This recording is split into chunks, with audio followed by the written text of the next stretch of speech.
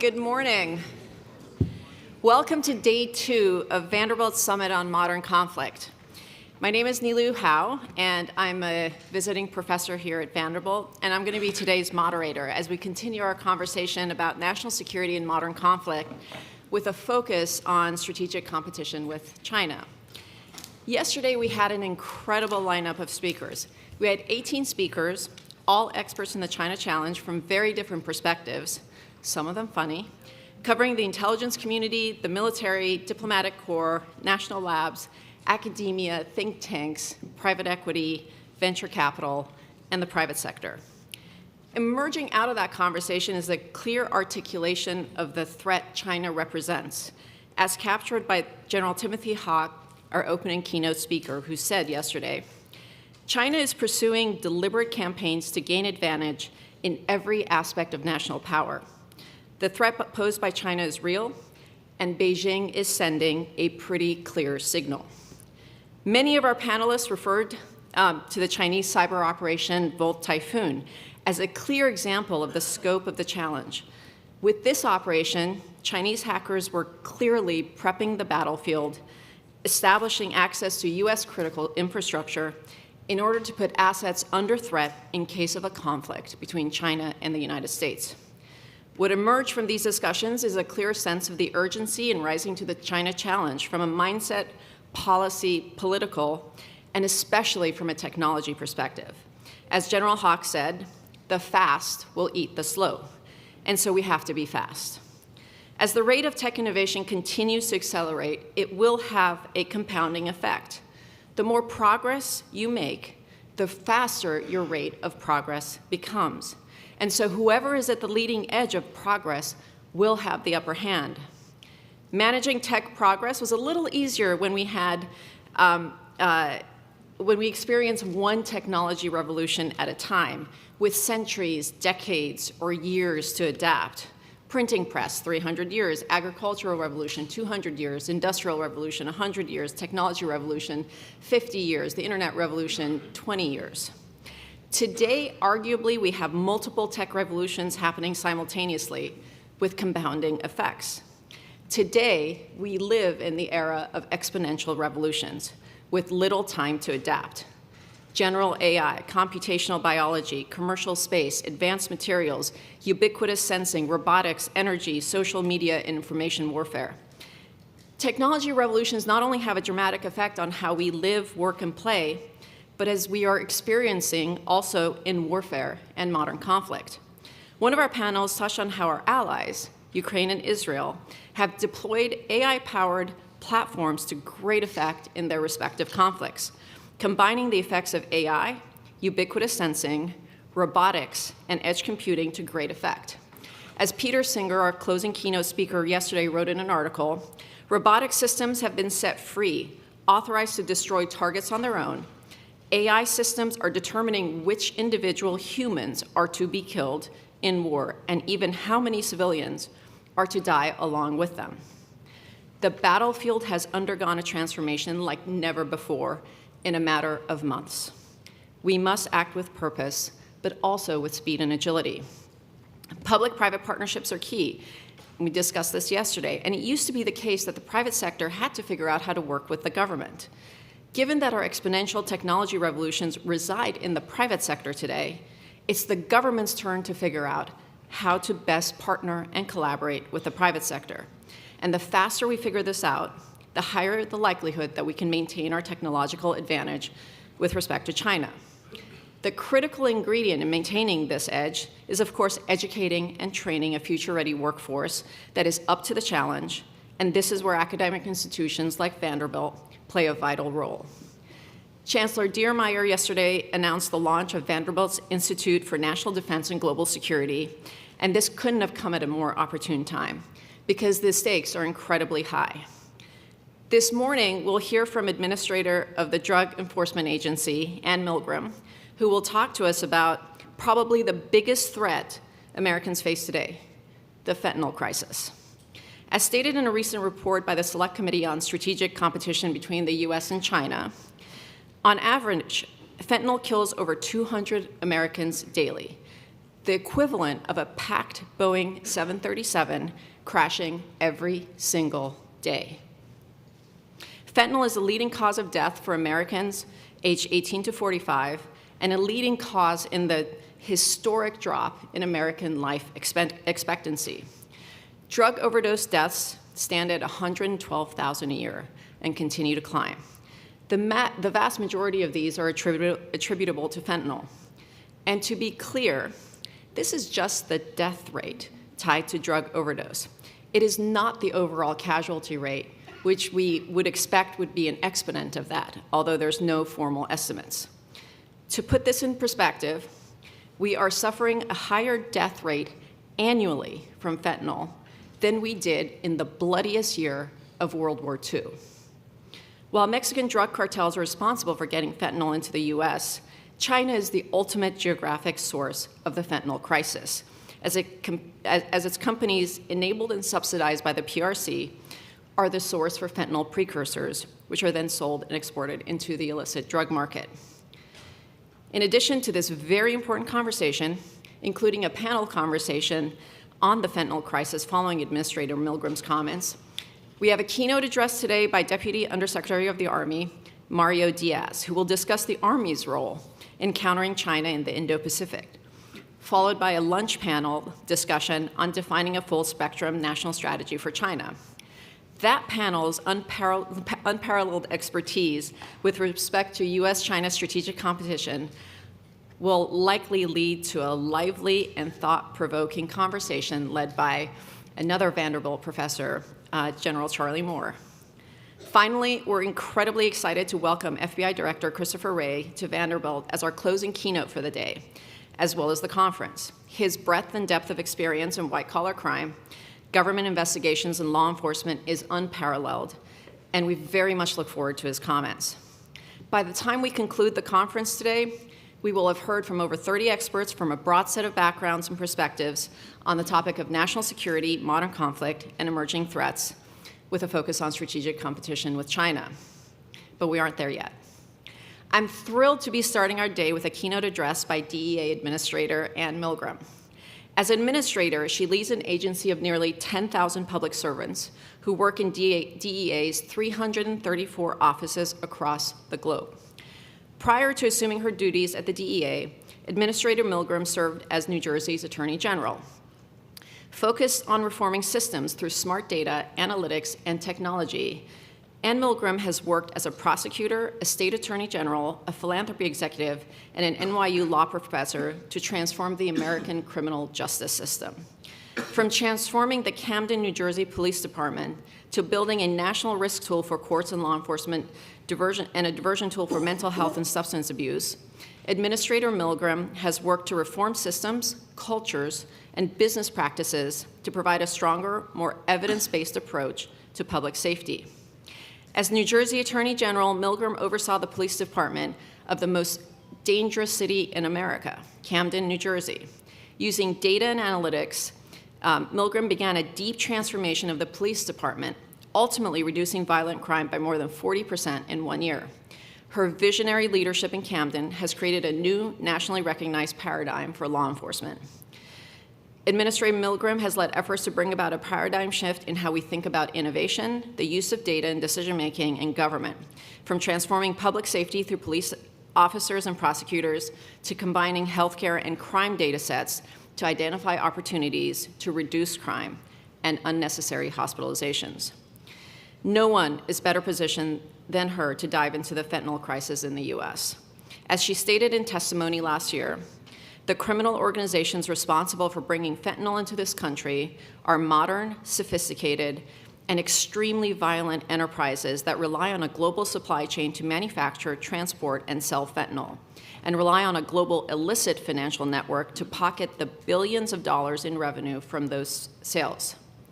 To meet this moment, Administrator Milgram is leading the DEA through a transformation to set a new vision with clear-eyed focus on the global criminal networks most responsible for the influx of fentanyl into the US, while raising public awareness about the scope and scale of the problem.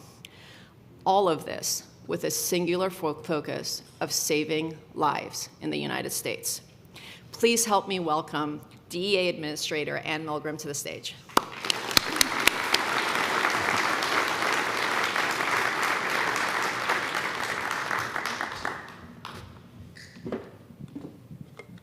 Good morning.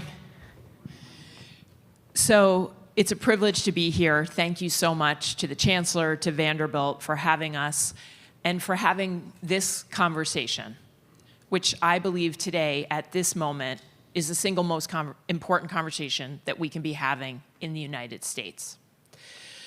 I'm going to start by talking about a Nashville native. His name is Ford Ray. Ford grew up just down the street from here. He was a state champion swimmer. He went to SMU. He excelled at academics, at swimming. He played football. He's described by his family as kind, gentle, authentic, and humble. And on April 4th, 2021, Ford took a pill, one pill, that he thought was a Xanax. And he died within hours of taking that pill. Because that pill was not Xanax, it was fentanyl. Even though it looked exactly like a real Xanax pill, it was fentanyl. And he died that very same day.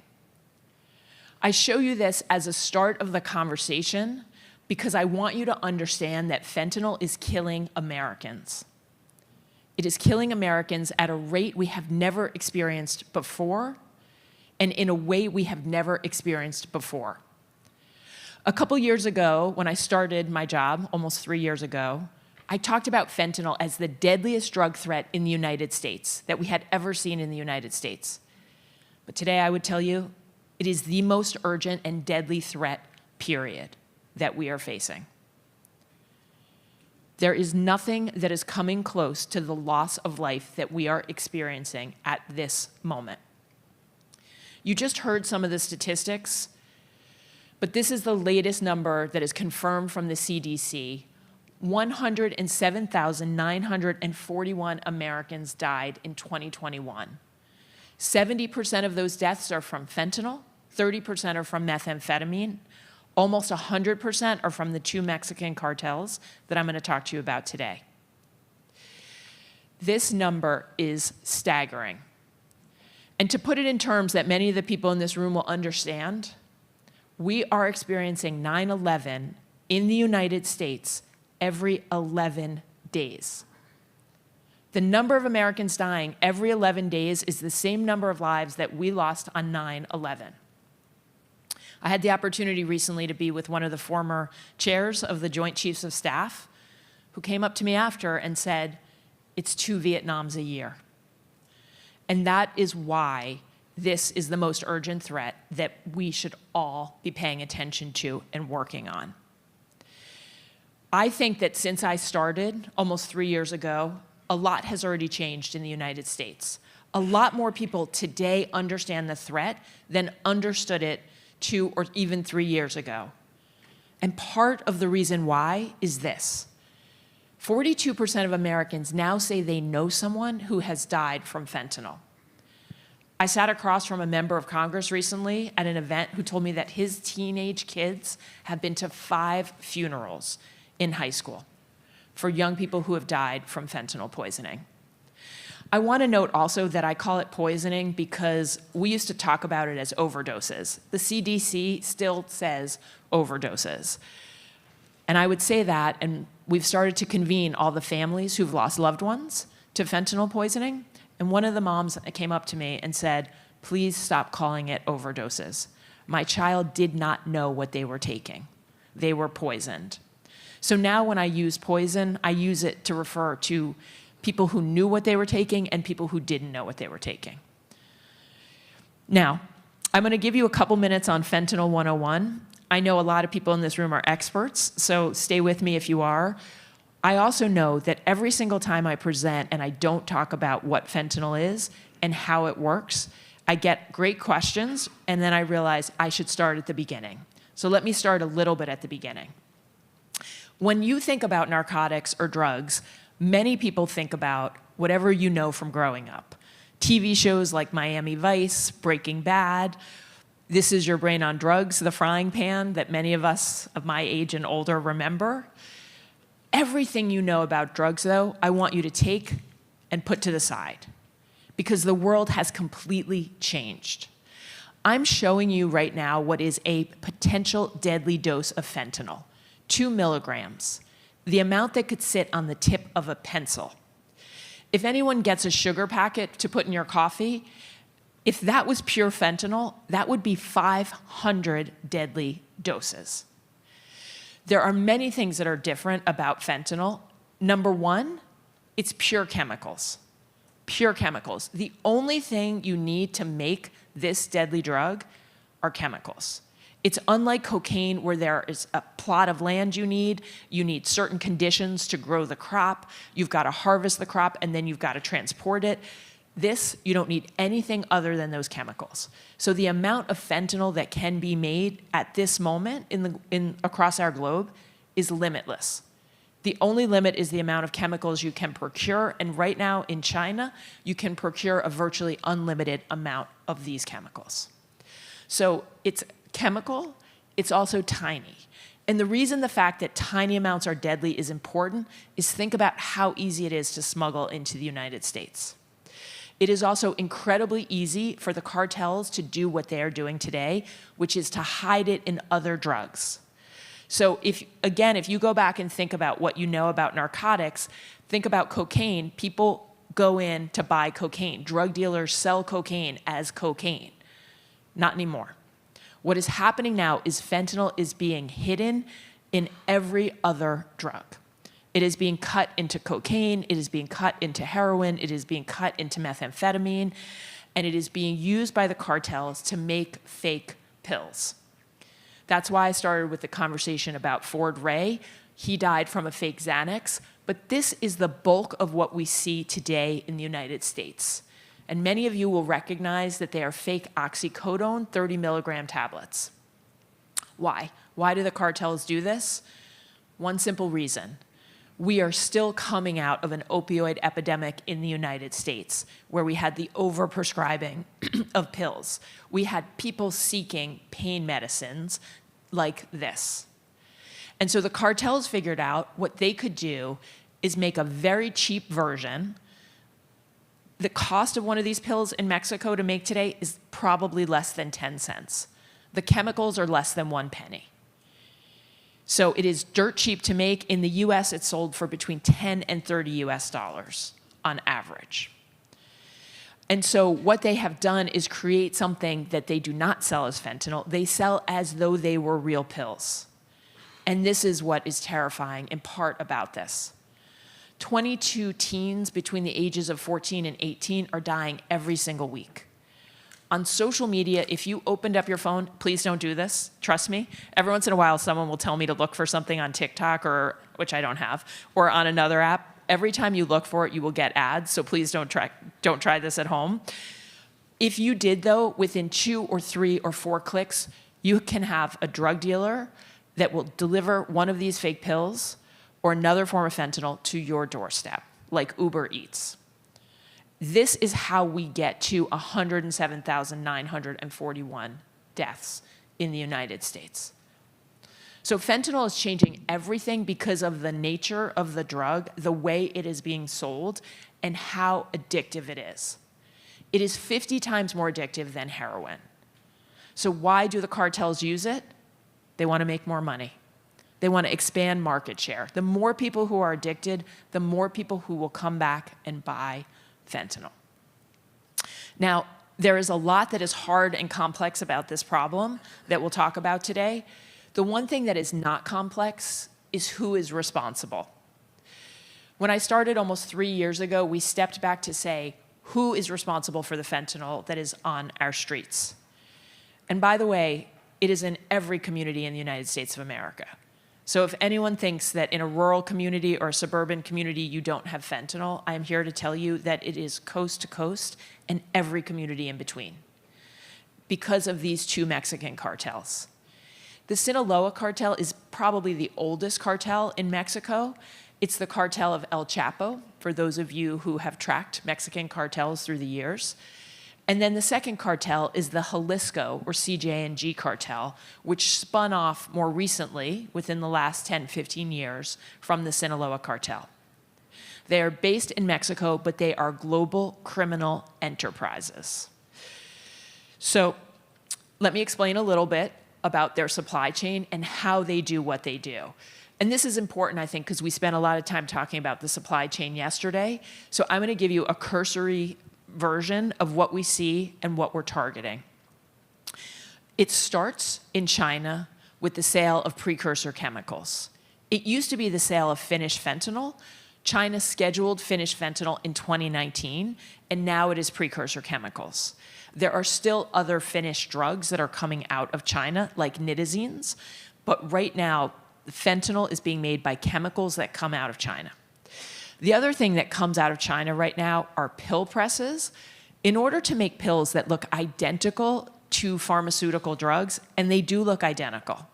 I should have showed you this on the pill, but I often ask people to guess which is real and which is fake. And I ask you that because at DEA we run we have 10 labs across the country. We have chemists who do drug testing every single day, and they cannot tell the difference visually. They have to take the pills apart to figure out whether there's fentanyl inside. Here, I won't make you raise your hand. The pill on the right is actually the fake pill. A lot of people think that that would be the real pill because it looks a little bit cleaner and neater, but it's the pill on the left that is the fake pill. And again, no one, including someone purchasing 1 or 2 pills online, would ever know the difference. So these two cartels, how do they do it? They go to China, they buy pill presses in China, they buy chemicals, and they also buy dyes and molds that let them make pills that look identical to the real thing, to Oxy, to Adderall, to Xanax. And we seize pills like that all over the United States that are actually made of fentanyl. They then ship those chemicals and those materials to Mexico. We can talk more about this later, how that process works, but they're obviously not clearly declaring in many instances what they are shipping. In Mexico, the two cartels operate labs that make fentanyl and methamphetamine, and they are mass producing quantities of these drugs. Once they've made the fentanyl, most of the fentanyl is then pressed into pills in Mexico or sent in powder to the US. To give you a sense of this, last year alone, DEA seized almost 80 million fake pills. And that doesn't include our partners at the FBI, who also seized a lot. That doesn't include our partners at CBP, who also seized a lot. We also seized about 12,000 pounds of fentanyl.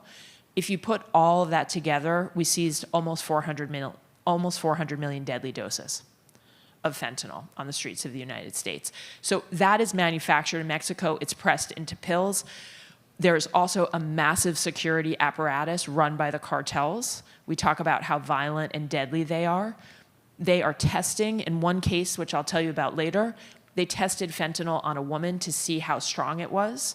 She died, and then they sent that batch to the United States.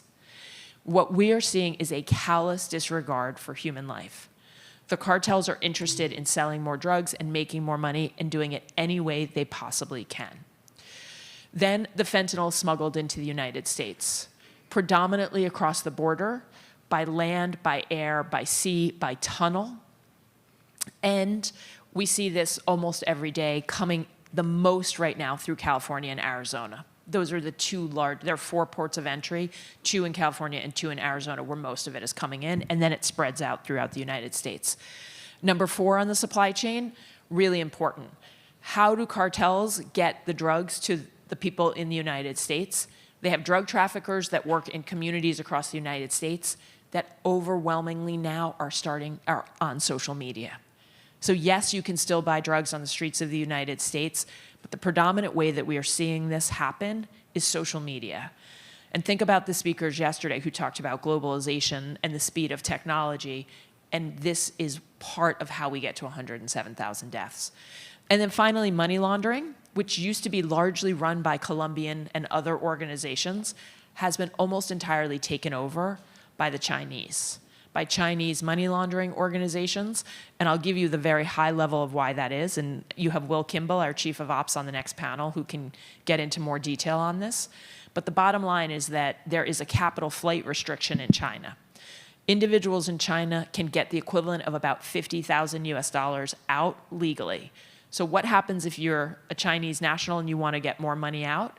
You go to a money broker who will help you get assets, whether it's real estate or money or cash, in the United States or in other countries.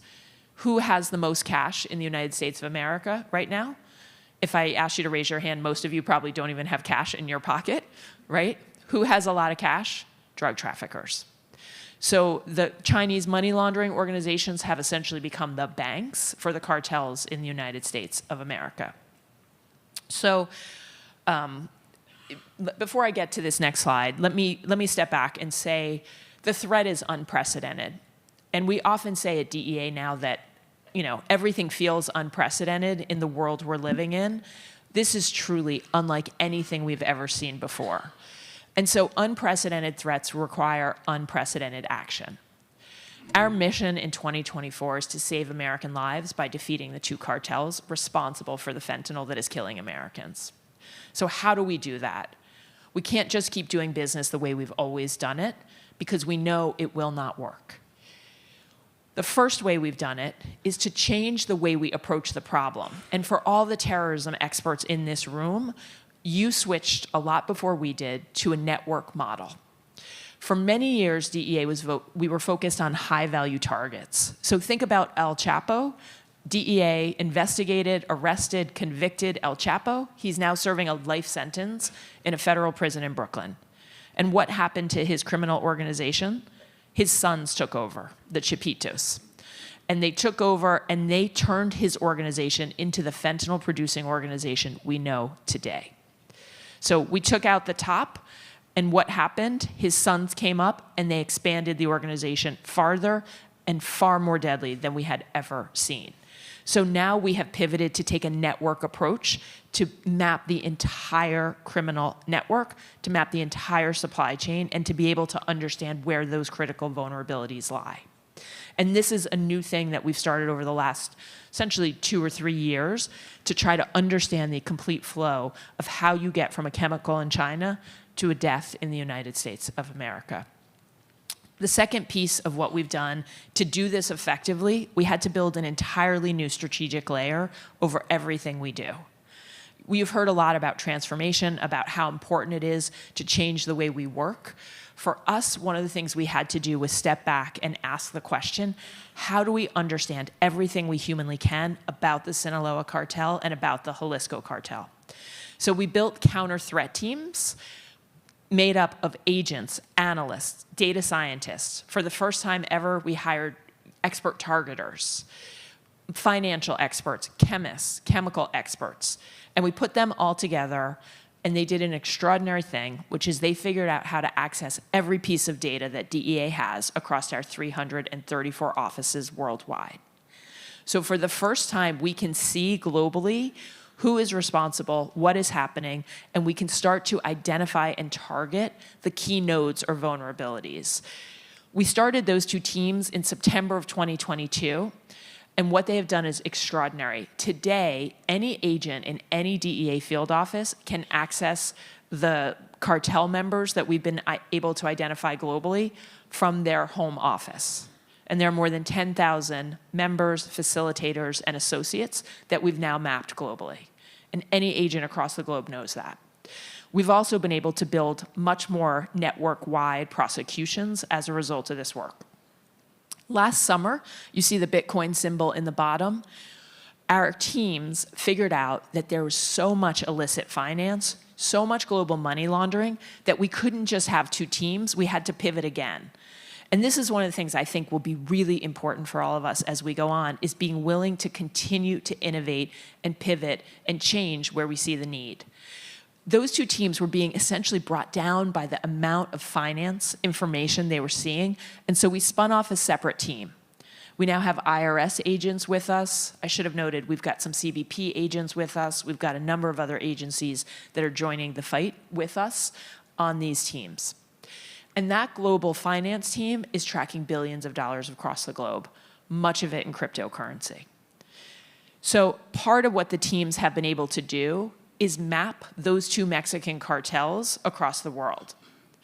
I show you this because I think a lot of conversations about fentanyl are China, Mexico, US, and in a certain way that's right, but what is really important to understand is that these are global organizations.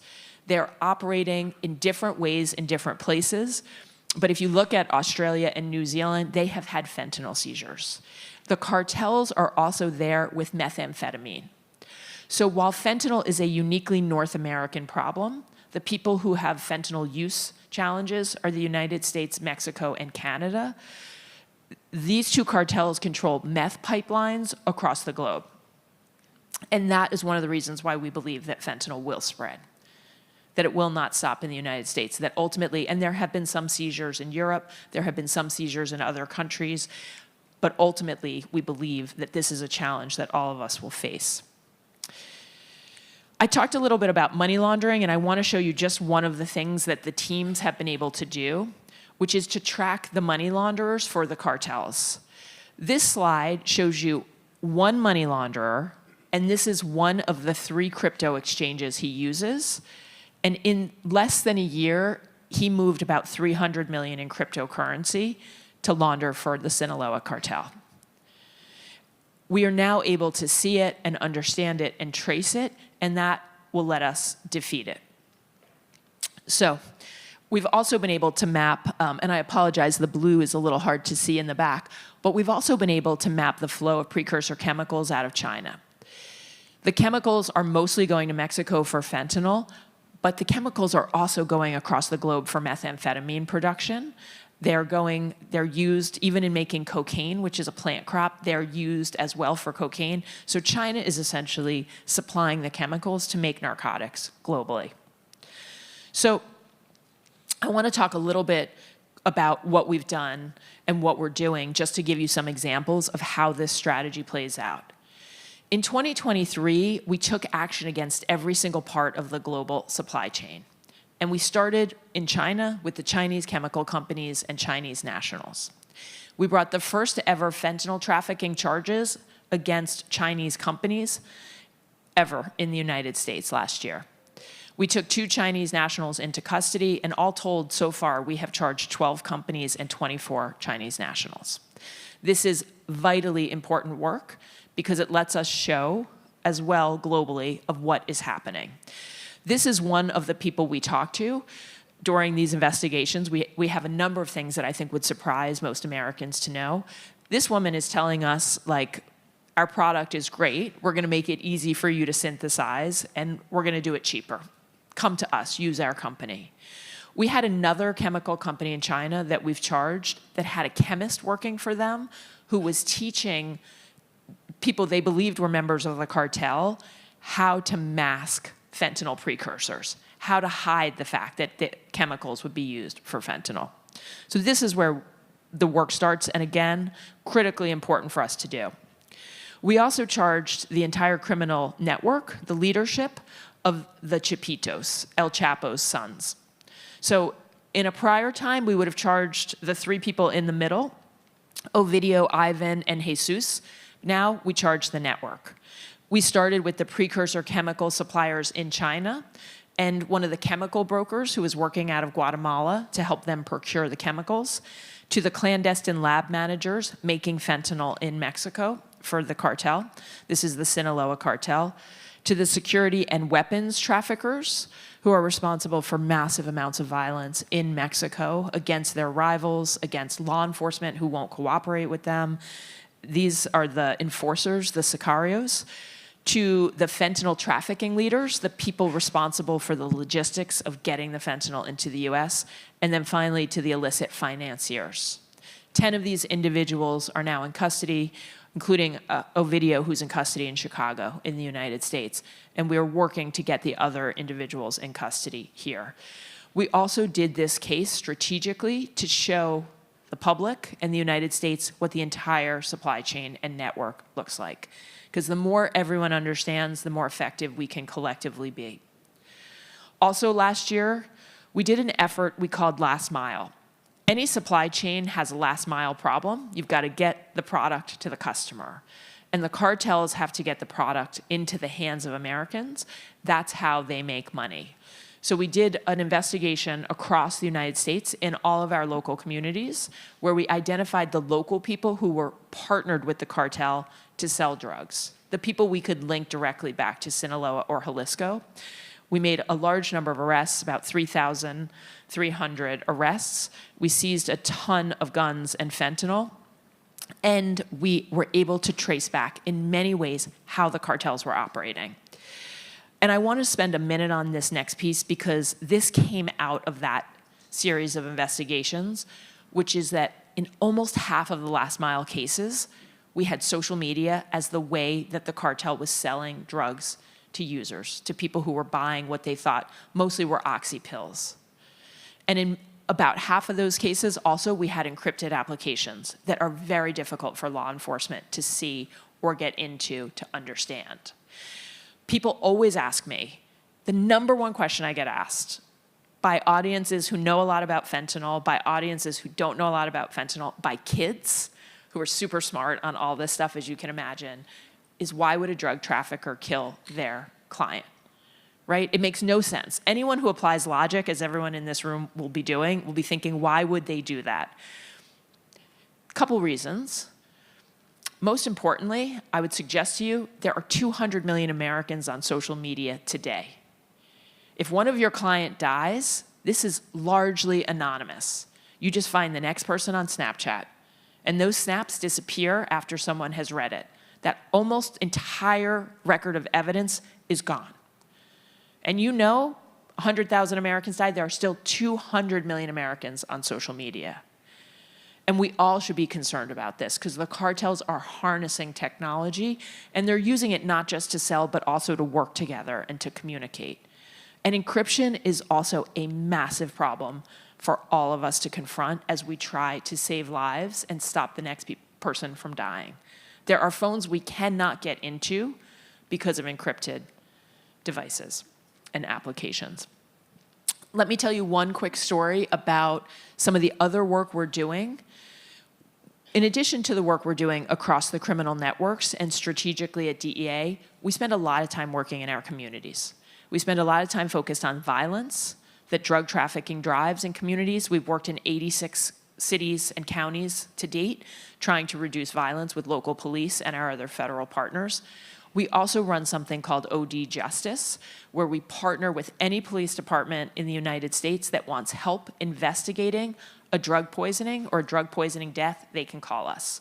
And we've now done hundreds of these cases, many with our federal partners at the U.S. Attorney's offices, and that lets us identify who is responsible for selling the pill that killed someone or selling the fentanyl that killed someone.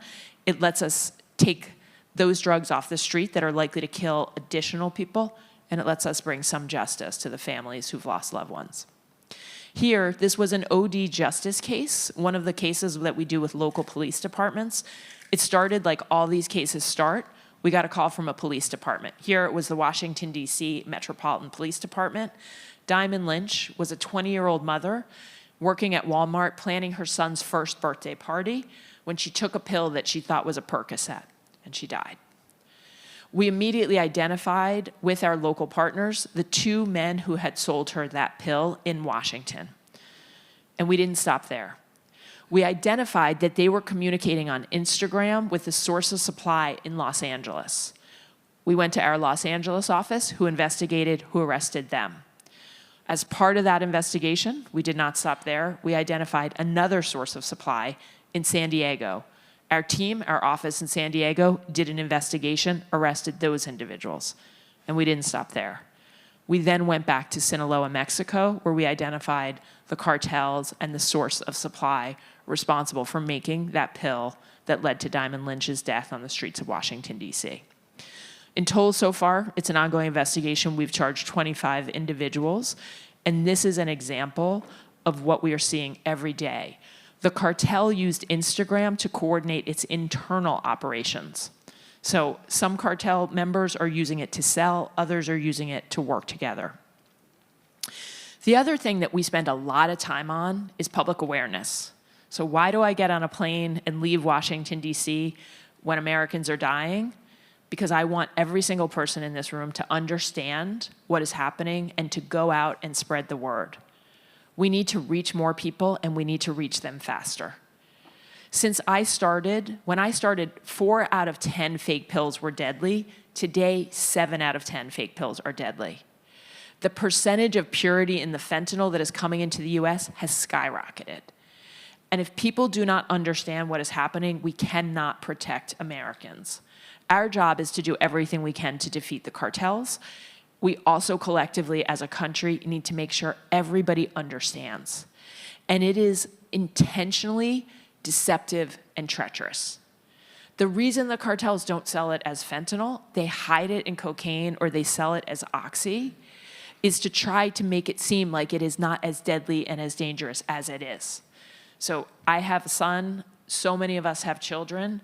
We spend time with the families who've lost loved ones.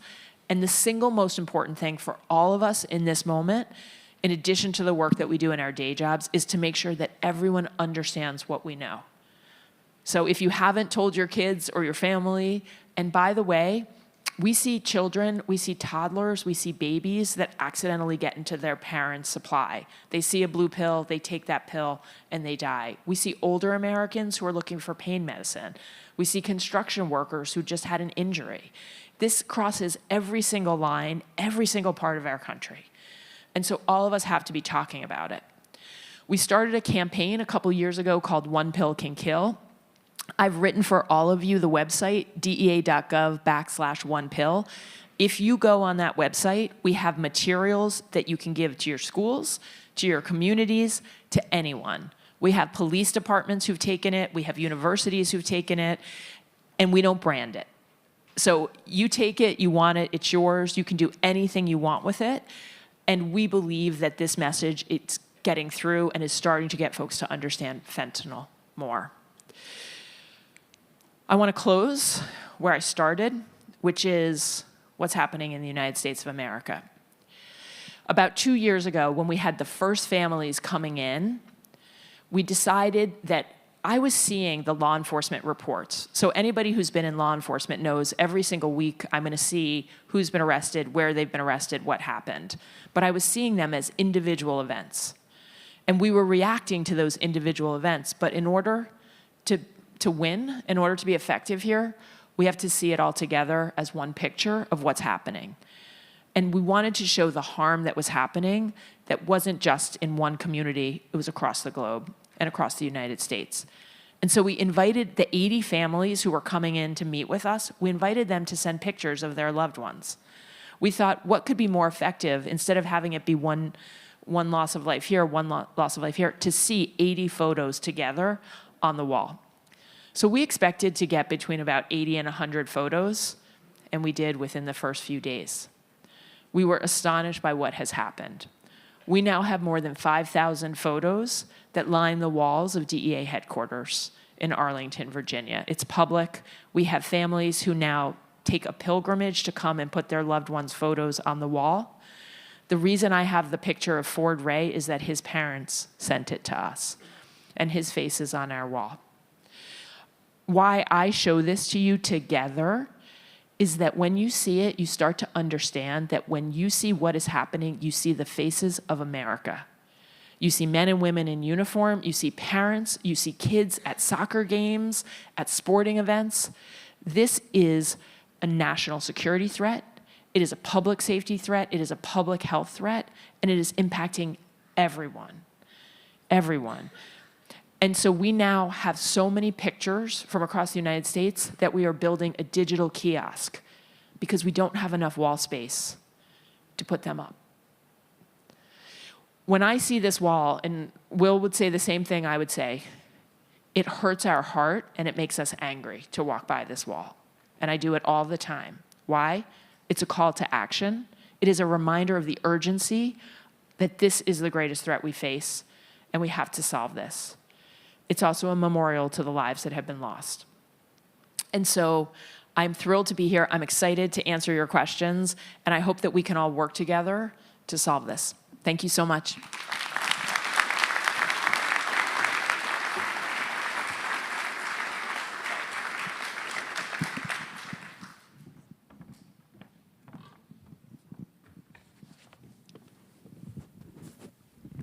And thank you so much for everything you do. It's with so much passion and purpose. And as you said, there is no community that's immune from this crisis, including mine.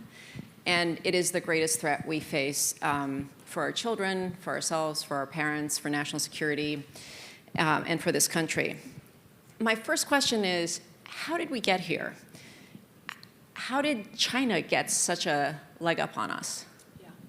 So we talk about this a lot, and we particularly talk about it with our foreign partners, because if you look at what happened in the United States, we had an opioid epidemic with doctors overprescribing prescription pain medicine, like oxys. Then the United States pulled back on the amount of oxy that doctors could prescribe.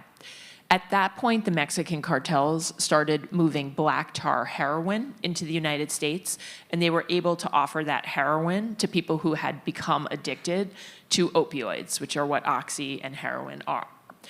What happened in the US, this started about a decade ago, 2014, is that they started lacing a lot of the drugs with fentanyl. We did not know that. We were not looking for fentanyl. And so if you look at the graph, you would see fentanyl sort of heroin slowly going down and fentanyl slowly going up. But the fentanyl was hidden in other things. So if you think about this, and this is what we tell our foreign partners all the time, you have to start testing for it. Because by the time we realized what was happening, we were very far along a path where we were testing for heroin, we were finding heroin, but we weren't testing the entire substance. We now test every single substance, every part of it. In the last year, also in 2023, we opened a joint lab with CBP and the FDA for fentanyl along the border, one of our border offices in El Paso. We're testing everything, and we'll be able to identify what chemicals are used, which cartel we believe has made it. But again, I think we weren't looking for what was there. And I just want to remind the audience that you can send questions in. So if you have questions, please send them to the email that's up there. You recently took a trip to China, which must have been fascinating, given that we've been pretty clear and precise about identifying the problem that China is sort of behind. Can you tell us a little bit about that trip? What happened? How was it? How were you received? So let me start by also stepping back, because I mentioned that we'd brought the criminal charges against the Chinese chemical companies and the Chinese nationals. We also work across government. The Treasury Department issued a number of sanctions against those companies.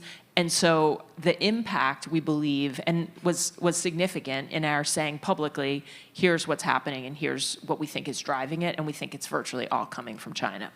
So the President of the United States, who is in the executive branch, my boss, met with the President of China, President Xi, in November in San Francisco at the Woodside Summit. There was one area where they agreed to work together and cooperate, and that is counter-narcotics. So within a week, I was sitting in the Roosevelt Room at the White House having a conversation with the President and others about where do we go from here. The reason the President is focused on this is that if you look at the supply chain, it's very clear that if we could stop what's happening in China, we can have a significant impact on the fentanyl coming to the US. We understand that there are other countries that make a lot of chemicals like India and others, but right now the locus of this problem is absolutely China. So I went over with a delegation led by the Deputy Homeland Security Advisor, Jen Daskell, and we did a day of meetings that I think were very important to sort of reset what this conversation is, which is a very vital one for the United States and I believe a global problem. What we also, in terms of, and so we've begun the effort to have some law enforcement cooperation, and we'd had none since I started. So these are the first sort of aspects of any cooperation. I will tell you as I sit here, we don't yet know whether this will be effective. I also have said, and I will say, every single day in this job, that there is no lawful tool I won't use to protect American lives, and there's nothing we won't do as an agency to do that, including if I have to get on a plane and go to Beijing to try to convince them to stop and to start arresting chemical companies and individuals. There was one highlight, I think, that we should focus on just for a second. The one place I think we've seen some progress is the scheduling of chemicals. And so China has agreed to schedule any chemical that the UN schedules, and that's very important because there are critical fentanyl chemicals that China has not scheduled that are essentially only used for fentanyl. And again, I don't think it's enough, but I do think it's an important part of what I hope is an ongoing conversation about scheduling substances across the globe. Can you tell us why scheduling a substance is important? Yeah, so with scheduling, what happened when China scheduled finished fentanyl in 2019 is that it stopped. It basically stops coming out of China. So if China schedules all of the fentanyl chemicals and the nitazines, which are finished opioids, they are not fentanyl, but they are as, if not more deadly than fentanyl, and we are finding them in the United States. If they schedule those drugs, they stop. Now, can the cartels come up with other ways to do it? Of course, but those ways are harder. They might be easier also for us to stop or interdict. And so it's a one piece of what we do, but it is an important thing. The global community, this is led by the UN, agrees there are certain chemicals that just should not be in use. And again, if we can get those off, it is a small piece of what we need to do in the bigger picture. China has claimed that they're aligned with us from an interdiction perspective, and yet their activities don't really underscore their commitment to interdiction. What's their true economic incentive here to be partners with us on this? So I would say a couple of things that are important for us and that we have conveyed, which is first, yes, right now fentanyl is a North American problem, but the same cartels are also active in other parts of the world. There is a meth issue in China, there is a ketamine issue, and there is some heroin. My own view is anyone who has any opioid is very much at risk for fentanyl. Anyone who has the cartels, and the cartels, again, you saw the map, are global, is at risk for fentanyl and the cartel methamphetamine. And so I do believe that there is a global risk for every country, including China. The second piece is that we have been very clear in saying we will not stop doing the work we're doing in China. We'll continue to investigate. We will continue to prosecute. We have a long-arm law that lets us charge individuals abroad. If you followed the recent conviction of the former president of Honduras, that was a DEA case. We have very strong capabilities globally, and so, we'll continue to do the work we need to do. And if they're willing to work with us, shut down bank accounts, stop chemical companies from exporting, that would be a good thing. Question from the audience. Have you looked at ways to disrupt the cartels through non-kinetic means like cyber and through information operations? Is this an area where the DEA can partner with other agencies? Yes, let's talk. One of the things I was really excited about yesterday is that I think sometimes, one thing we're doing, I showed you the work on the teams. We're sort of trying to evolve to the next level to build a cross task force that will be law enforcement, IC and DOD, which is what happened with terrorism, and my view is this is where we need to go. So we're very focused on how do we get everybody in the same room together, going in the same direction. Unlike in terrorism, I think most of the information was classified, and so we should talk about this for a minute. In narcotics, most of it is not. Most of it is law enforcement. And if you take the law enforcement information that we at DEA have, and you couple that with open source information, you have a pretty incredible picture of what's happening. We do need assistance, though, from the IC on a number of things, and they have capabilities that we don't have. So this is a partnership that I think for all of us collectively we need to build. And what I loved about being here yesterday is it got me thinking about what the capabilities are in the IC and DOD that we might not know. And so we would love to have these conversations with, Will Kimball is here, he'll be on the next panel. We'd love to have it with anyone, and any of you want to grab me after, the answer is yes. We'd love to have the conversations and find ways to work together. Well, we have great representation from the IC community, so hopefully we can help facilitate that. Do the drug cartels compete or cooperate? That's a great question. So yes, they both. So in Mexico, there's a lot of competition for example, the plazas where the drugs come across the border, right? If you control that plaza, you control the drugs coming into the United States. So there is competition. There's also competition in the Mexican states. The cartels are in the vast majority of Mexican states. For turf, there's often, they try to corrupt local officials. And so there is a lot of competition. There are brutal rivalries. We talk about the violence, but one of the things we saw in the Chapitos case is that they kept tigers that they would feed their rivals to, both dead and alive. So there is a level of just raw violence between them. When it comes to the United States, there are communities that are both Sinaloa and CJ&G. There are also many that literally two communities next to each other. One will be Sinaloa, one will be CJ&G that is providing the drugs. The one other thing I would just say that I worry a lot about is if you think about it, it's not a monopoly, it's a duopoly or whatever you call it. There are two criminal organizations, the two Mexican cartels, that control virtually the entire U.S. drug supply. They are polydrugs. So they're not just bringing fentanyl and meth in, they're also bringing heroin and cocaine. And what that means is that within like a very short amount of time, they can put any substance they want into essentially any community in America. And that, to me, is something we should all be worried about from a national security and a homeland security perspective. We are getting a lot of questions. Here's an important one. Is there evidence that fentanyl is being hidden in vaping products? Many children are turning to vaping based on perception that it's safe. So this has come up with us a lot recently. We had a series of takedowns we just did in North Carolina with our local partners where there were a lot of teens that were going to the emergency room. And they were essentially, probably marijuana, we think, was being preloaded into the vapes. We are very concerned about this because you can load fentanyl into a vape. We do not see it widespread, but we do know that smoke shops across the U.S. are now selling pre-filled vapes, and nobody knows what's inside, right? And so, again, we just shut down about 60 of them, I think, and we're having conversations with the U.S. military as well around bases where the smoke shops are setting up right outside. But this is something, and again, some of this is talking as parents. This terrifies me, right? We see kids with vapes all the time. Your kid could be in a room and you wouldn't smell it, you wouldn't know it was happening, and your child has no idea what's inside. You told the tragic story of the woman who was killed by the cartel as they were testing their drugs before shipping them, and explained why there's complete indifference from a numbers perspective. But how is it in the cartel's economic interest to be indifferent to killing their customers? So the way we think about it is that the main goal of the cartel is to expand and reach as many people as they can and to drive, essentially they use fentanyl to drive addiction because if someone is taking fentanyl, the likelihood that they're gonna come back and buy again and again is very high.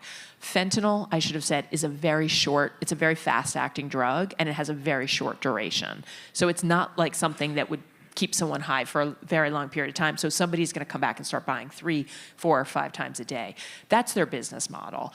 Part of their business model is also understanding that we will interdict millions of their pills, and that some of their pills will kill people. And we believe that the reason that they're okay with this is, number one, they will find another customer if someone dies. And number two, the cost of that pill to make is so cheap. The cost of fentanyl, the chemicals, again, are less than 1 penny per dose. And so if they can get even, a percentage of the pills and the powder that they make into the US that's then sold for $10 to $30 per dose, think about that markup, right? Think about that profit. And so we think that it's part of the business model to have people die and to have a lot interdicted. It's pretty hard to process that when they're killing 100,000 customers a year. There's no other business that could survive a fraction of that. And at some point, they're going to run out of customers. Sadly, tragically, they might run out of customers. So one of the things we're seeing, which concerns us a lot, I realize I'm like the bad news presenter. I'll give you a couple pieces of good news in a minute. We're seeing more. We've never seized more fentanyl than we seized last year. Every year we're seizing more, and we're seeing the prices go down, and that means they're making more, right? So there is almost a glut along the border. There is so much that they're pushing in. And again, you would think that the loss of lives would cause them to do something different. We have not seen that. at this point. We have not seen that. If anything, we've seen them making more to try to, get more into the United States. I'll tell you a little bit of good news, I think, and I do think, first of all, I think public awareness is at just a completely different point than it was 3 years ago. A number of states have passed laws to do education in schools, which we think is vital. And so we do see some of that moving. We also have incredible agents. Like I've seen in the last couple months, some of the most, I can't talk about a lot of it today, but I've seen some of the most extraordinary work I've ever seen in my law enforcement career. And so we had, I'll give you one example that is public, the India murder for hire case recently in New York, where we charged an Indian national with the attempted murder of a Sikh in New York City. That case was made by an agent in less than 30 days, and we had someone in custody for that attempted murder. When I was briefed on that case, I sat across from the agent, and he said, "You gave me my badge 2 years ago," right? That's an extraordinary thing. We have remarkable young agents who are innovative and creative and are seeing what we're doing with data and technology, and I think we're just beginning to scratch the surface of what we're able to do and how we can defeat the cartels. You talked about having a new network-based approach to solving the supply chain problem here and disrupting it. Are you seeing positive effects of that, or is it too soon to tell? So there are a few things I think. Yes, we are making progress. We have changed largely the conversation nationally, and also the focus. When we named the two cartels 2 years ago, no one was talking about them. And to me, this is a really important thing. Think about Al-Qaeda, think about ISIS. We talk about them all the time. We put the X on them as these are the networks we need to defeat. It is very hard to just say we're going to defeat fentanyl, right? And the more we looked at this at DEA, it was two organizations that are responsible. And so we are seeing a number of things that are happening as a result of naming them and targeting them. We are now at the point that we can do even more disruption because of our mapping of the network and doing some of the financial work, which you will see in the next month, 2 months, 3 months, that I think will have a huge impact globally and in the United States. What I also think is that we have to do more, right? And we talk about this a lot, like how do we meet this moment? We've transformed. We're not doing enough yet. None of us are doing enough. This is the most urgent moment. And so to me, how do we work more with the IC? How do we do more with DOD? How do we collectively get the funding to do this? The top 2 causes of death in the United States are cancer and heart disease. Next. It's not COVID. It's not car accidents. It's fentanyl and methamphetamine that is killing Americans. And there is no cancer moonshot equivalent for stopping fentanyl.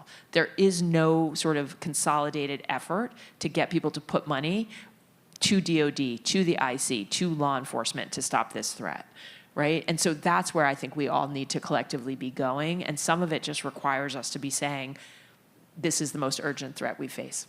That's so interesting because unlike the first 2 issues, this is not a science problem we have to solve. This is committing to solving the problem and putting all our resources against it. Yes, that's right. And these are global organizations that are using fentanyl today. But I always think, we have to be proactive in looking ahead. It is fentanyl today. It could be something else tomorrow. So we need to learn how to do this and stop this threat from the 2 cartels now, because I do think we heard a lot yesterday, all the threats are evolving.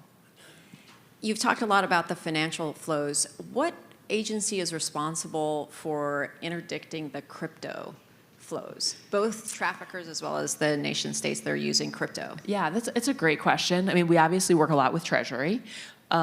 We have started this team. We have extensive cryptocurrency data and information from the cartels that we are now able to use to map and to identify the money launderers.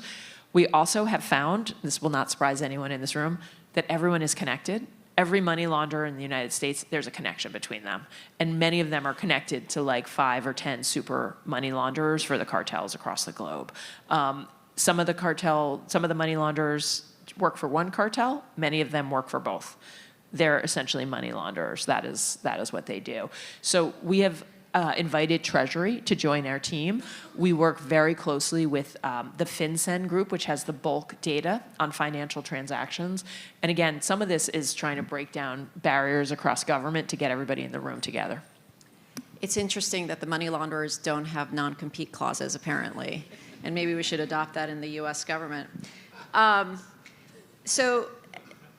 made a really powerful case around social media, and as you know, there's a national debate going on with respect to banning TikTok. Would banning TikTok make a difference in the fight against fentanyl? So we do see sales of fentanyl on TikTok. One of the things I've done with some of the leadership of social media is walk them across our memorial, the memorial we have in DEA headquarters, because I can show you who died from a pill on Snap. I can show you who died from a pill on TikTok or Facebook, and it is a very powerful thing to be able to say, you claim you have a platform and you're neutral, but look at what you're doing, right? Look at what's happening. And the thing I would say to all of you in this room who understand the terrorism context of social media, remember that this was an issue initially after 9/11 of all the recruitment that was happening on social media. And social media companies made it zero tolerance for terrorism, right? That is the practice today. There's a group of social media companies that essentially work together to stop terrorist activity on any platform. There is another area that's also zero tolerance, which is child sexual exploitation, CSAM. So terrorism, child sexual exploitation, those are the two zero tolerance. If you were to pick up the social media terms of service in almost any social media company, you will find that there is not a zero tolerance policy for the sale of fentanyl or other illicit drugs. Everyone in this room knows this. You cannot buy a legitimate pharmaceutical on a social media company, period, right? I think you know this. You should remind your kids of this. You can't buy a real Xanax. You can't buy a real Oxy. Like, that is illegal anyway. That cannot happen. And so they shouldn't be on those sites to begin with, and they're fentanyl. And it's essentially what we have said to the companies is any pill can kill someone. It is an emergency situation. It is a security threat. So we are basically saying to them, you got to make a zero tolerance policy. Right now, it's sort of at the bottom of many terms of services along with other crimes, right? Don't do all these bad things, and that's how it's sort of operating. That's really interesting, because what it says to me is that the social norm around the fentanyl crisis isn't well defined, right? The social norm around the fact that child pornography is unacceptable is well defined. The social norm that terrorism must be stopped is well defined. And as a society, we haven't yet embraced this idea that there has to be a social norm that selling drugs through technology platforms is killing Americans and is not okay, which is why your call to action earlier was so important. I would also just add, just to sort of put an exclamation point on what you said, in the 5 years from essentially up till April of last year, the 5 years before that, every single social media platform, Snap, Instagram, TikTok, Facebook, you name it, all totaled had sent DEA less than 50 referrals of drug trafficking. Right? At a time where 100,000 Americans have died every year for the last 3 years, less than 50 in 5 years. So some of this is around social norms. Some of this is also getting folks to understand that we know they don't intend for people to die on their platforms. We know that's not their goal, but it's happening, and everybody's got to get together and stop it. General Barry McCaffrey, who was our first drug czar, famously said, if you want to fight a war on drugs, sit down at your own kitchen table and talk to your own children. And it's a powerful quote, but it sets the context of this problem as an issue of morality, and that it's about drugs. Is this about a war on drugs? So I like to say, and I say this almost every day, it is not a war on drugs, it's a fight to save lives. And that is what we're facing. And that's the conversation I think we need to start having across the country, is that this is different. When I walk in a room with our Mexican counterparts or in China, the talking point that they give us is always the same. This is U.S. demand driving.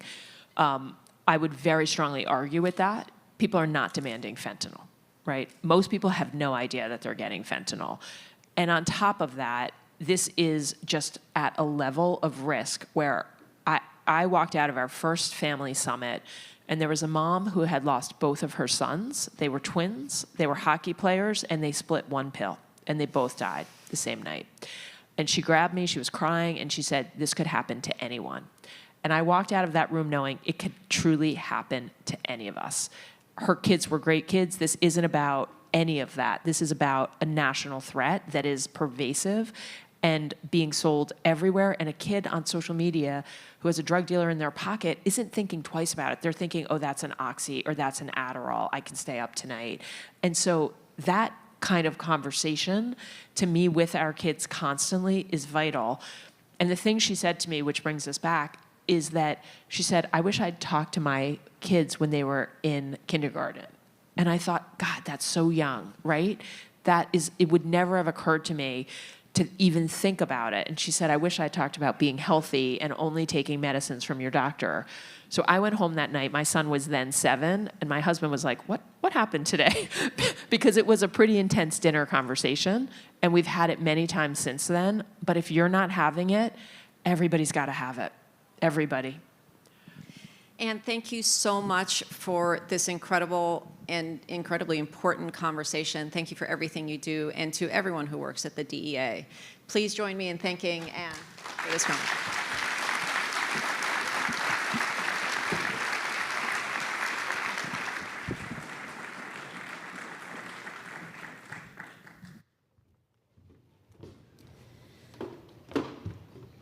To continue the conversation, we want to welcome to the stage our first panel of the day on China and the fentanyl crisis. This panel, please come on stage. Oh wait, we need to change the seats, the chairs, don't we? All right, I need to talk a little bit while we add chairs to this. So I will talk a little bit about the incredible moderator of this panel, who is Dr. Erin Calipari. She's a director of Vanderbilt's Center for Addiction Research and associate professor at Vanderbilt's Department of Pharmacology.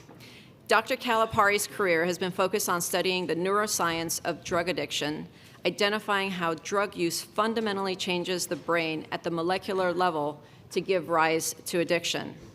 She's a clear leader in the field of the science of addiction, and she's a perfect moderator for this panel. And it just goes to show how critically important the role academia plays in this crisis, and why this has to be a partnership between government, between the private sector, between academia, and everyone who's sitting out there. At the end of the day, unless we can convince our congressional leaders that this is a national priority, DEA will not get the resources that it needs to solve this crisis and to save American lives. So with that, and I think our chairs are set up, I'd like to welcome the panel to stage.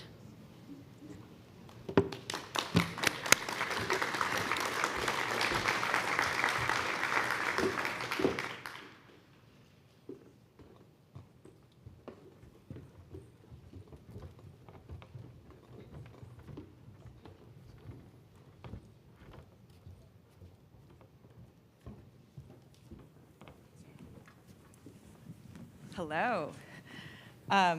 You know, this panel is such a perfect example of, should we move? We have one extra chair. Should I move this way?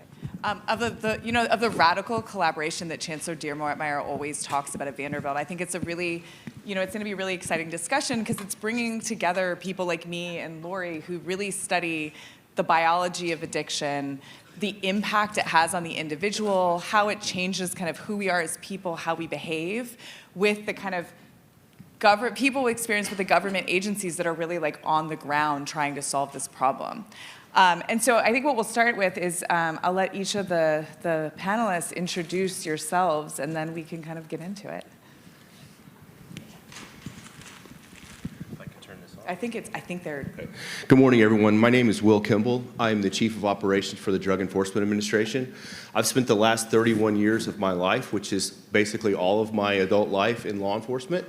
And I've been blessed to be with the DEA since 1998, so 26 years.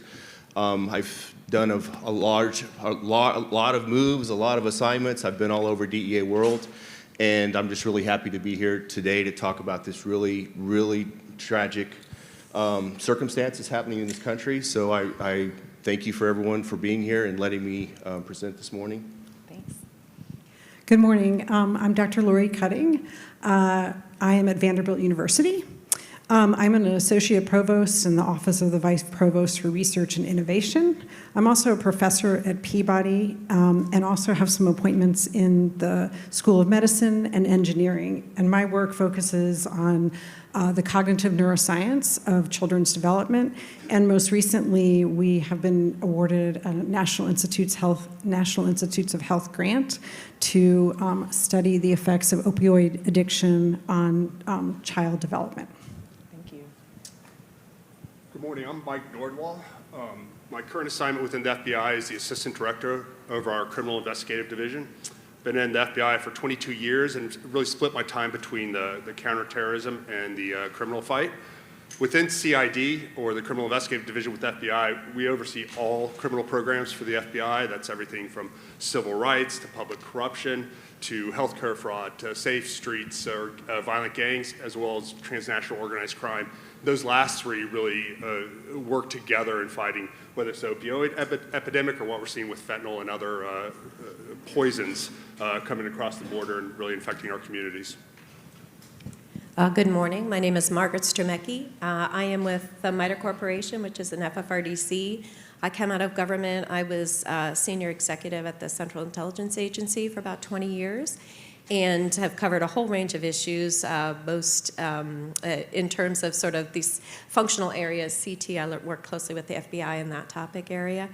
At MITRE, I lead what we call the Counter PRC Cell, which is looking at supporting the intelligence community and broader DoD efforts in countering the China threat and looking at issues like fentanyl, like illicit money laundering, like social media and disinformation and propaganda manipulation, and of course many of our economic and technological challenges that we face with China. Okay, so we cover kind of all the bases. Okay, so first things first, if you have questions, you can email them and they will come to me. But I think, so what we're talking about today is kind of fentanyl in China and the impact this has on the United States. And so I think what's really important to start with is maybe some historical context. And so I'm looking at you, Margaret, because I feel like you are probably best equipped to answer this question. So maybe you can kick us off talking a little bit about the historical context of kind of how we got here. Yeah, and in conversations in preparation for this panel, there was interest in talking about the Chinese long-standing history with opioids and how that has affected their perspective on this topic area. So it was mentioned yesterday, the opium wars in the 19th century and how they have shaped Chinese thinking on this topic. So back in the day when the East India British Company governed India, they intentionally shipped opium to China and developed addiction and broad usage there through that shipment. Additionally, after Britain took over, there were the British were involved in that. British companies, the United States companies got involved through shipping opium through Turkey. There were two wars, the Opium Wars in the 19th century, both of which resulted in major losses for China. That was when Hong Kong was transitioned to the British. That was when many of the ports, I don't know if any of you have been to Shanghai, but it's the historic quarters were governed by Western European powers. So the Chinese have responded to this particular conflict, which is, or tension area with the United States, one that is asymmetric, I would say. It's a national security threat to us for sure. To them, it's something of an annoyance. By looking at their past history, by lauding the fact that when Mao came into power, he really was able to eradicate the opium usage and kept the country relatively drug-free for many years. When Deng Xiaoping came in and liberalized the country a bit, that's when there started to be a little bit more drug usage, but the Chinese still maintain that they are a country that does not use drugs, does not produce drugs, and is not part of this problem space. The problem lies with U.S. demand. As our DEA administrator noted, it was in the time period when opioids became such a problem in the United States. The Chinese noted that, started to produce synthetic opioids, and that's where the fentanyl production started as they as they pivoted to the precursors that led to the production being in Mexico, but as our DEA Administrator Magrum pointed out, they still make a lot of pill presses. They advertise on social media. They make it very easy to gain access to their precursors. And a current problem now, of course, is the dual-use precursors. There's a lot of transitioning among the different precursors that help them avoid the scheduled issue of the chemicals. Okay, so this is, I mean, this is an interesting issue, right? Because they're shipping these precursors, and it's causing kind of a lot of different problems. So we have people from DEA and FBI. Maybe you guys, for me as scientists, can start by talking about a little bit maybe how you guys are collaborating. Like, where do you guys differ? Like, what kinds of things are you handling separately, and what things are you doing together to work on? Either one of you can take that. Well, I mean, I'll start out, and then I'll let Will talk, but I will say there's no daylight between the FBI and DEA on our focus on the fentanyl epidemic, what we're seeing with Sinaloa and CJNG, and we work together through certainly at the headquarters level, but also in the field, out in those offices internationally, through task forces, through strike forces that come together where we bring state, locals, tribal elements together where we can collectively use our authorities, our capabilities, and just our reach to have as much, be able to inflict as much risk and consequences on these individuals that are involved in the whole supply chain, from precursors all the way to the actual dealing on the streets. I will say on the FBI, and I mentioned that there were 3 fronts or 3 programs that we really focus on as we address this. Of course, there's the healthcare fraud, whether it's counterfeit prescription pills, whether it's diversion or overprescription of opioids without medical necessity.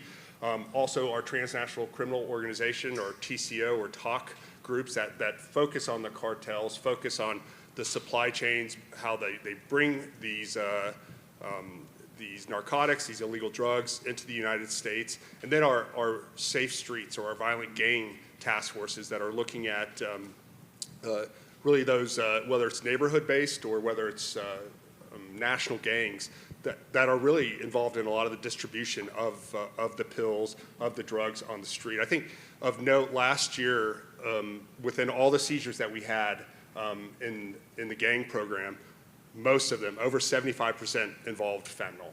I mean, this is it's in the hands everywhere.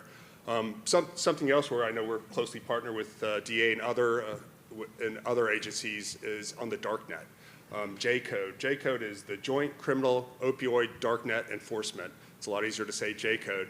But it's really an alliance, a partnership that was stood up within DOJ by the AG back in 2018. There are currently 12 federal agencies that are part of this, but it's really using all of our technical expertise and working with other experts to not only on the darknet, on the clearnet, go after these darknet marketplaces, these prolific vendors, and the people that are buying a lot of this fentanyl and other synthetics for further distribution, throughout our communities. And I think one of the things that we focus on really heavily is identifying the chemical manufacturing companies in China that are responsible for the precursors and other drugs now, such as xylazine and nitazines. In May 2019, when China outlawed all the fentanyl and their analogs, it dried up the amount of fentanyl that we were seeing imported into the U.S.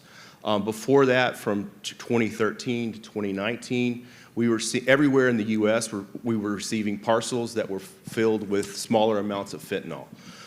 300 grams was a typical shipment. And so China is very effective when they want to be at stopping the problem. So it's not on their part that they can't do it. It's that right now they're not willing to. So we're identifying the Chinese companies, and we're infiltrating them through undercover means. We have special teams that they do nothing but this. They search online. Generally, what we find is these companies through Google searches. It's on OpenNet as well as the darknet.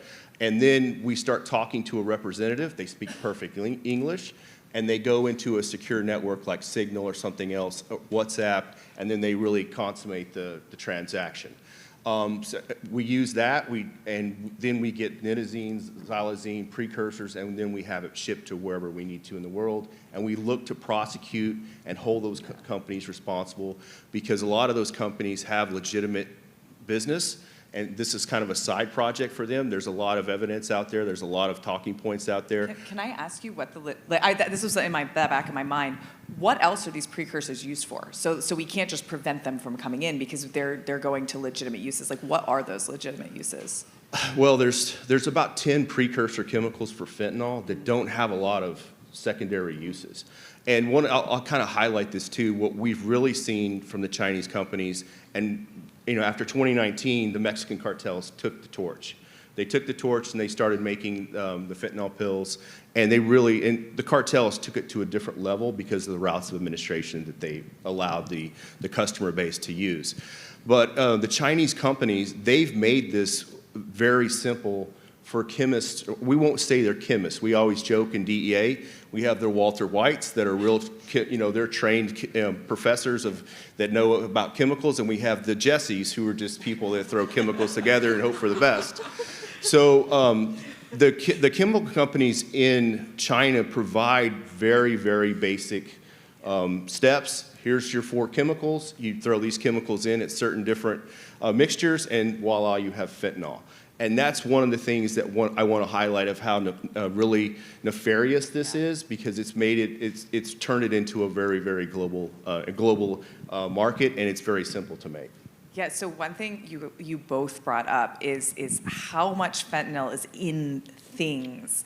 And so this really brings up a problem that we're seeing in the kind of things we study, is that in the past, people were taking drugs intentionally, right? They were trying to take specific drugs, and now fentanyl is in everything. And so we're seeing a lot of what I think people are starting to shift their language around this and call it fentanyl poisoning instead of overdose, because it was not intentional. How does that fit in? Is putting things in all of those things intentional? Is it kind of like a supply and demand thing? Is it trying to get new populations of people addicted, or like kind of what was your guys' take on that situation? Yeah, it's absolutely, it's done with purpose. Mm-hmm. It's done, the powdered fentanyl that came in from China initially broadened the user base because it was easy to inhale, it was easy to ingest in multiple different forms. And if you think about the old heroin, the old heroin users, it was all needles and back alley stuff. That went away with social media, and it went away with the routes of administration that the cartels were able to really utilize. Pills, it looks just like the pills. We've seen kids that thought they were getting an MDMA tablet or an Adderall, which is very popular with children today, and it was fentanyl. And so it's really masked, and that's opened the door for a whole new set of users that would have not been there in 20 years ago. Right. Yeah, no, and just to go on that, expanding the user base, I know we've seen in recent months and years where they're pressing pills that look like Skittles. It's multicolors, looks like candy, and all that's to get it out. And these kids, our vulnerable youth and citizens are taking these pills, whether they think they were manufactured by a foreign bio company, or whether it's candy, and they're not knowing what they're taking, not intentionally taking it, and they're dying. It's tragic. Yeah, and I think one thing that's really important to note about substance use disorder is that we really don't have a cure. So when you're creating a new population of people who have this disorder, we don't have an effective way to cure it. We have some interventions, like you've probably heard of methadone and Suboxone, to reduce kind of overdoses or prevent relapse in people who are treatment seeking, but there isn't a magic bullet right now to solve this issue. So this is an issue that's growing, but it's not one that we're going to be able to solve really quickly. It's a thing that's going to be lasting a very long time. And actually, so that actually brings up something. So Lori and I know each other because we both are faculty here at Vanderbilt. And one of the things that she's been studying is the impact of fentanyl on, the next generation, on children that are born from mothers who actually have taken this drug. And so I guess maybe you can talk a little bit about, the impact that this has, not just on the government, but the individual. So, we have talked a lot about fentanyl deaths, and Ford Ray that was brought up this morning, really, I have to say, it really sort of jolted me thinking about how all the conversations that I've had with my children about the fact that these things are hidden in lots of things that they may think that they're taking something completely different and have fentanyl in it. So I'm appropriately freaked out again, thank you. And it'll probably be a moment of dinner conversation again, which my kids will roll their eyes. But when you think about deaths, of course, you're thinking about that also, affects an enormous family system, right? You've lost a child or you lost a parent. But then there's also the situation where you have a lot of families where, there isn't death. And as was pointed out this morning, the 107,000 deaths, it's magnified by many in terms of the impact on the whole family. And so right now, about 40% of children who are in foster care have been taken away because of drug-related issues, drug-related neglect. And then when you get down to the things that we're studying in terms of impact on brain development, the children who are born from mothers who are addicted to opioids, they show sort of lifelong developmental impacts. So they're sort of at a disadvantage from the start in terms of their cognitive development, their academic development, and their motor development. So we know that this has, really adverse effects all the way from disrupting a whole family system in terms of death to children being taken away from their caregivers, because of drug use, and then impacts on the brain and development. Okay, one thing I want to remind you, if you have questions, you can email them so that we can answer them. But what Lori just touched on, I guess this is more for everyone else on the panel. Do you think this is intentional? Like, is this part of the goal? Is part of the goal to kind of disrupt, American life and families for long term? Is that something that you think is kind of the reason that some of this is happening? You mean China? Yeah. That's not my assessment, but I do, hearkening back to their troubled history with opioids and their resentment to the against the West. I think they have lack of will in tackling this, and a couple other points to raise on that front. And I know excuse me, I do have a cold. I know my colleagues will weigh in on sort of sanctions and efforts that the United States has taken to try to bring China more into the fold on this issue. One is that their pharmaceutical industry is very powerful. It's one of the major producers, along with India, of pharmaceuticals globally. The United States alone imports $10 billion of pharmaceuticals from China. So the dual-use chemicals, the scrutiny, the willingness to enforce and monitor behaviors in the pharmaceutical industry is not something that the Chinese government is particularly interested in doing. That's a very powerful contingency in their ecosystem. And I think that has, so the intentional no, negligence, absolutely, and unwillingness to be helpful is a huge component of this. Yeah, so I guess, we're talking a lot about the impact on individuals and addiction, but this has impacts on communities, and I think we talked before about kind of gang violence and things like that. And so I guess how is like the FBI looking at how to kind of tackle some of those issues, and kind of how bad is it, and what is the impact there?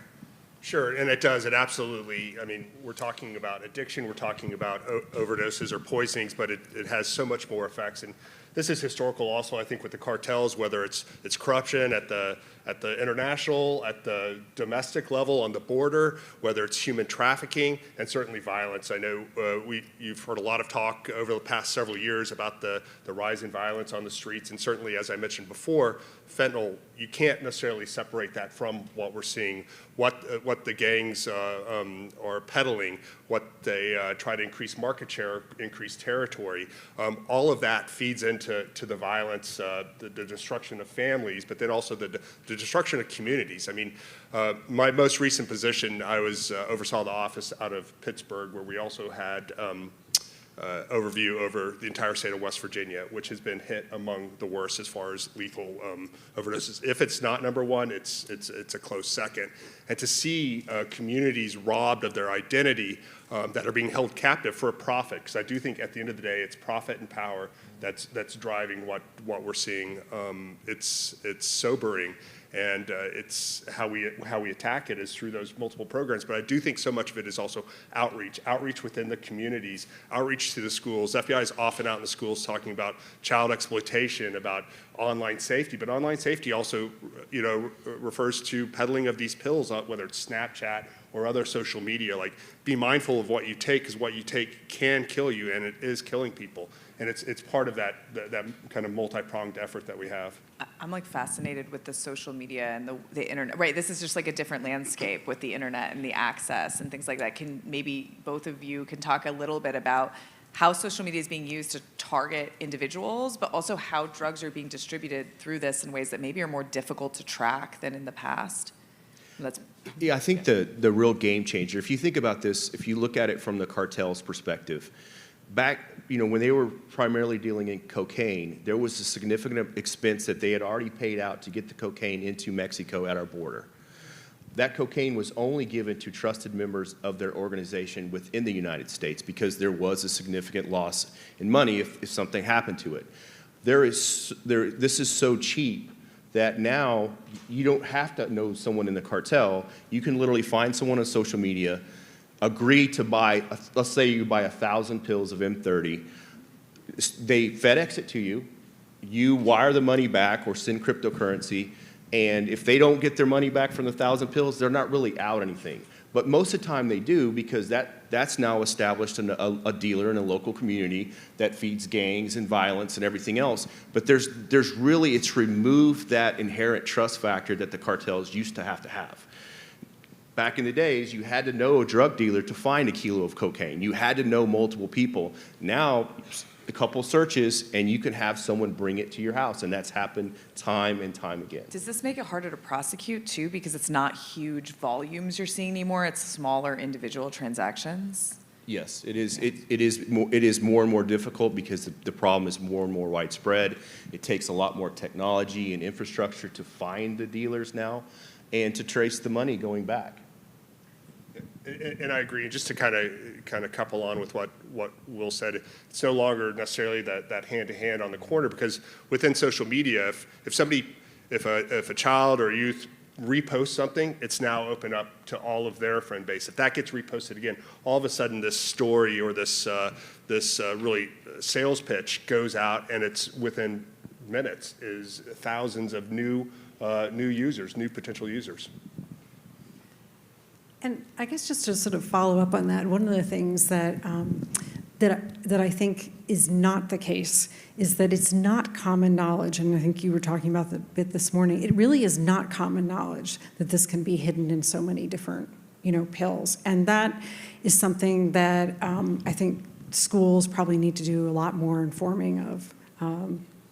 Because people are surprised. Right. Like, kids are surprised, at least mine have been. Well, and one thing, that we maybe haven't clearly touched on is kind of why the high potency of this drug is actually making it more difficult. So all of these drugs, heroin, morphine, oxycodone, fentanyl, they all act on your mu-opioid receptor. That's what I do in my lab. But they do it at different potencies. What it means is that some of these drugs are much stronger than others at doing this. And what that means is you need much less drug. So fentanyl is so potent that the amount you need is really small. And so what this is doing is shifting how these things can be distributed, because the volumes that you're distributing have gotten smaller and smaller and smaller, and it's way easier to hide it in pills, ship it different places. And so not only that, it also has, you're more likely to overdose, and it has a higher addiction potential. And so, it's this kind of complicated problem. As that drugs get bigger, they're impacting our society in all of these ways. That's not just making it more difficult for the individual, but it's also making it difficult for all of us to kind of interfere. So I guess, not that this is a good question, what do we do? How do we solve this problem?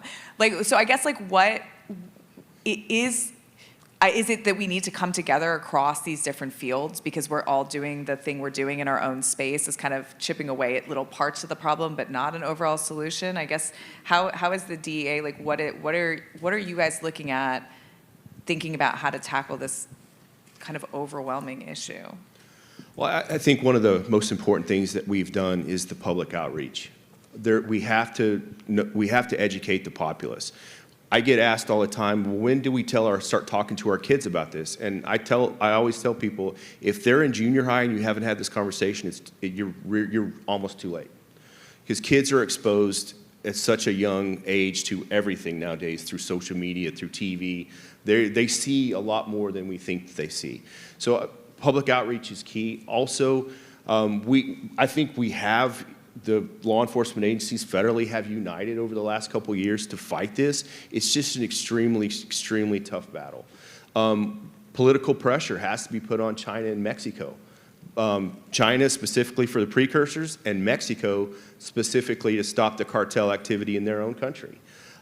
That's a significant challenge. We have a significant challenge with corruption in these countries.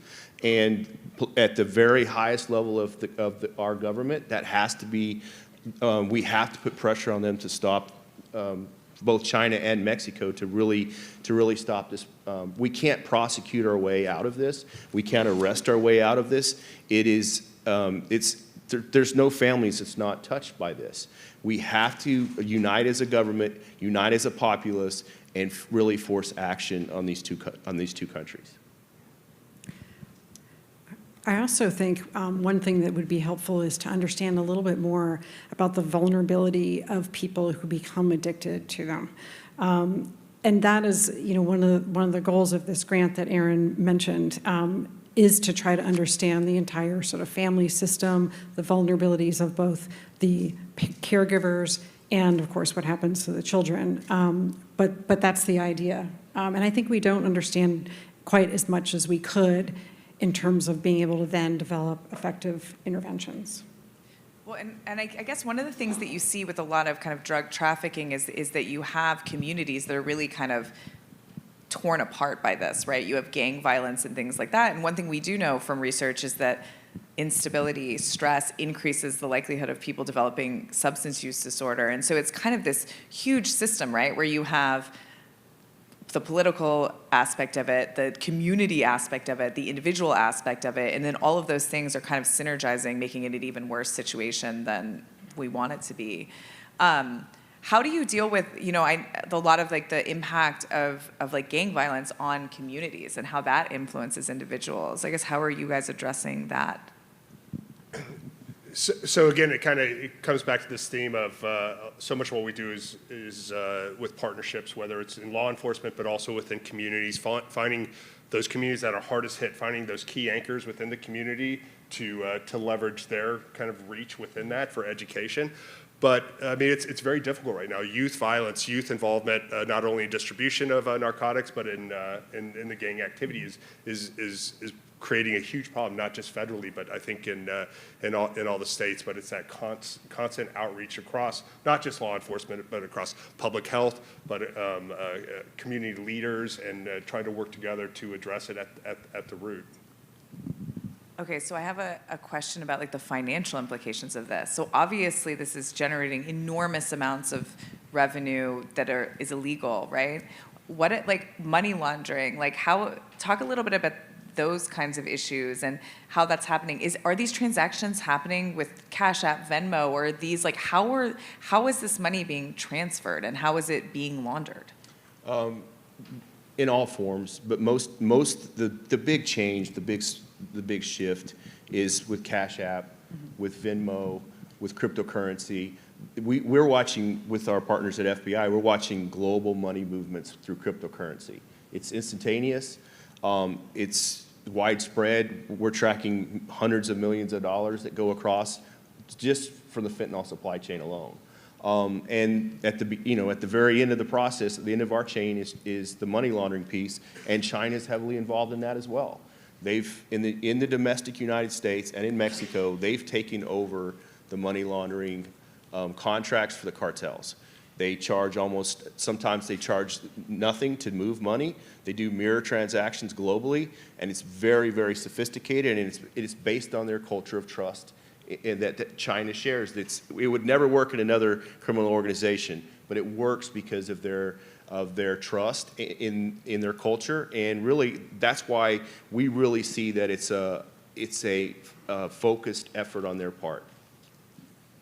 So when you're dealing with these kinds of things, this DEA, FBI, like who else needs to be involved in these kinds of things? Because you're talking about, information and collecting information on other countries, on our country, on individuals. Like how are we finding out this information, and like how are we tracking people, and what are like the limitations like legally of like who you can track and how? I mean, this is obviously a really complicated issue.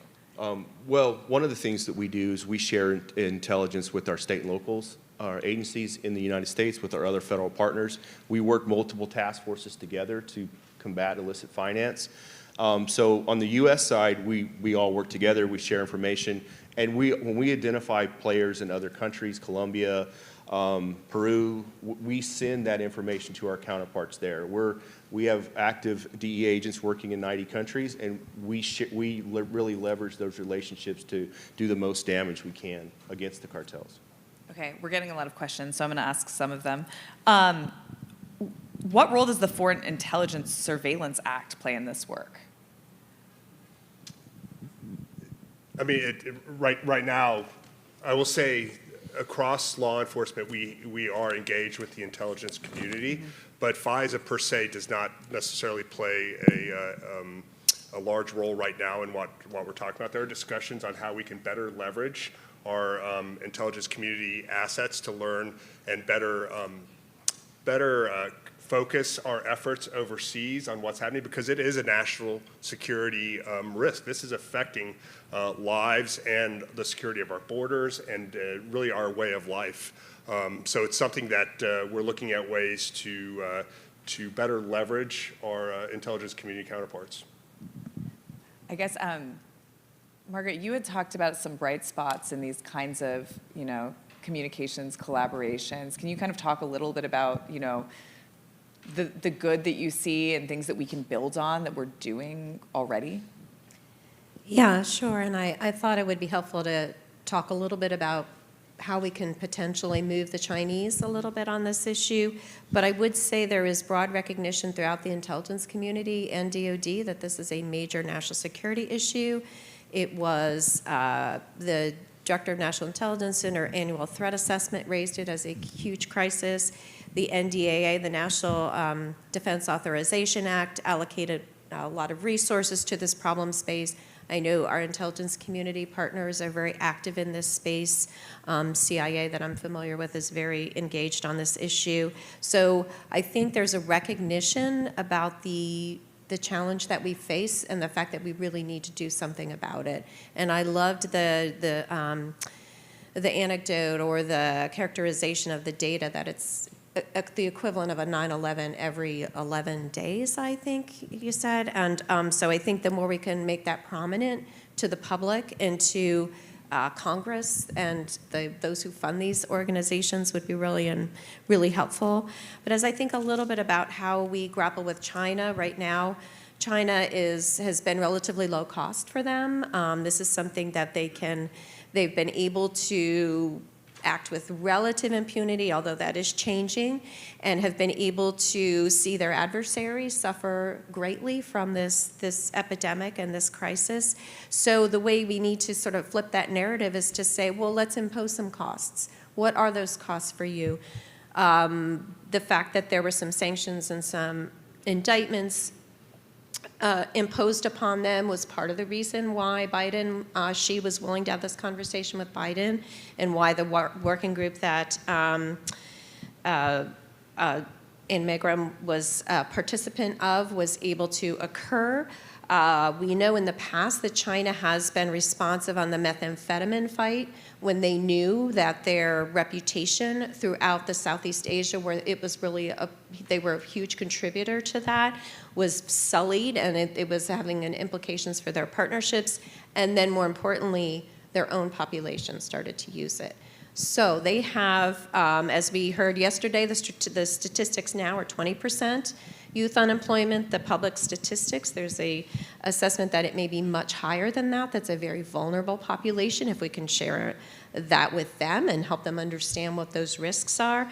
If we can help remind them that they have promoted themselves as a anti-drug force for good in the world, and that reputation is definitely under threat.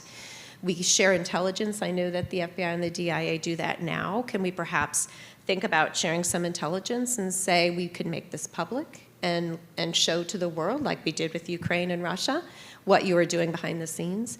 And another thing that we may have in our favor right now is that there's certainly conventional wisdom is that the Chinese are going to try to lower the temperature in advance of the presidential election to avoid becoming a talking point and to avoid having either of the candidates affirm their stance against China in a way that they will need to execute on when they get into that position. So that's something to think about.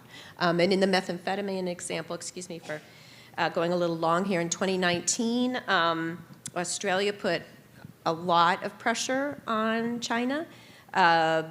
Abuse within China started to rise significantly, and China got very active in controlling the precursors that they were responsible for disseminating. So there is precedent for this.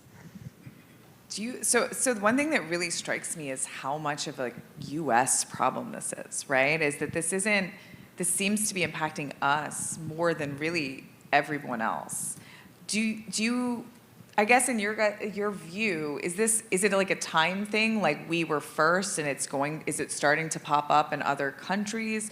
Or is this just because we were prescribing opioids and doctors were doing this and we developed basically a population of people who had dependence and substance use disorder, and then it's just purely, that was the start of supply and demand? Or do you think there's some other geopolitical issues that are driving that? No, I think the overprescribing in the U.S. really set the stage for what's occurring now. That was the starting point. That's what opened the door to thousands and thousands of people that now suffer from opioid abuse. And that's really why, if you talk to other countries, they did not have that problem to start with. So they don't have that big opioid user population that fentanyl really plays into. Okay, that's really interesting. One point I might raise on that score is that when we want to collaborate with our European partners, it's only a matter of time for them. This will become more global. And so that's an opportunity for us to work with them and say, help us prevent this from becoming this really deadly crisis. So Narcan is one of the drugs that you use to actually, it basically counteracts the effects of opioids. Do we get that from China as well? So one of the issues with Narcan is that some of the pharmaceutical companies that created the opioid problem were also providing the drug that solved the problem, right? And so you have this kind of interesting situation where they're profiting off of the problem they created to try to solve the issue. And is China involved in shipping us any of those drugs as well, or it's only the precursors for fentanyl? I don't know. I'm sure that some of the naloxone and Narcan is produced in China. Yeah. I couldn't tell you what the #1 country for that product is. Okay. Yeah, it's just something I'm always interested in, is that the kind of, addiction's such a complex problem, and some of the people who are prescribing the drugs that cause it are the same people creating the drugs to try to solve it, and then they capitalize on that, and it's a really complicated I do think issue. it's a good time to bring up, because with Narcan, and we talk about some of the medical interventions that are out there to prevent death. We heard mentioned earlier, I know during the DEA administrator's speech, then also here with the nitazines and the xylazines, and although the overdoses present the same, they're not responsive to Narcan. So if it's they're non-opioids and they're synthetics, and I think we'll start to see more and more of those out there, whether it's adulterants and the drugs that we're seeing coming up, or just straight up across the darknet or other marketplaces. But I think it's very concerning. So obviously this is the challenge in research as well, right? Is that we're researching things and new things are coming up and keeping up with the evolving landscape of these drugs. And so another big thing is that meth use is on the rise as well, right? And so you have interactions between meth and opiates. You're seeing xylazine pop up, which we haven't seen before. how do we, as like the U.S., stay ahead of kind of these trends, and how do we get on top of them before it's too late? Well, one of the ways is we monitor what's being sold. Okay. And we buy chemical substances just to test, just to see what it is. We send it to our forensic labs just to see what it is and what the potential results are. The other thing is we employ a wide and vast group of informants that they pretty much keep us apprised at what's going on in the street, why it's happening, where it's happening, and that's another kind of a warning system we have. But no, it's ever changing. It's amazing what they're coming up with time and time again. And it's sad to say, but some of the users in our country, they're seeking these things like xylazine to be mixed with fentanyl because they're searching for a new experience.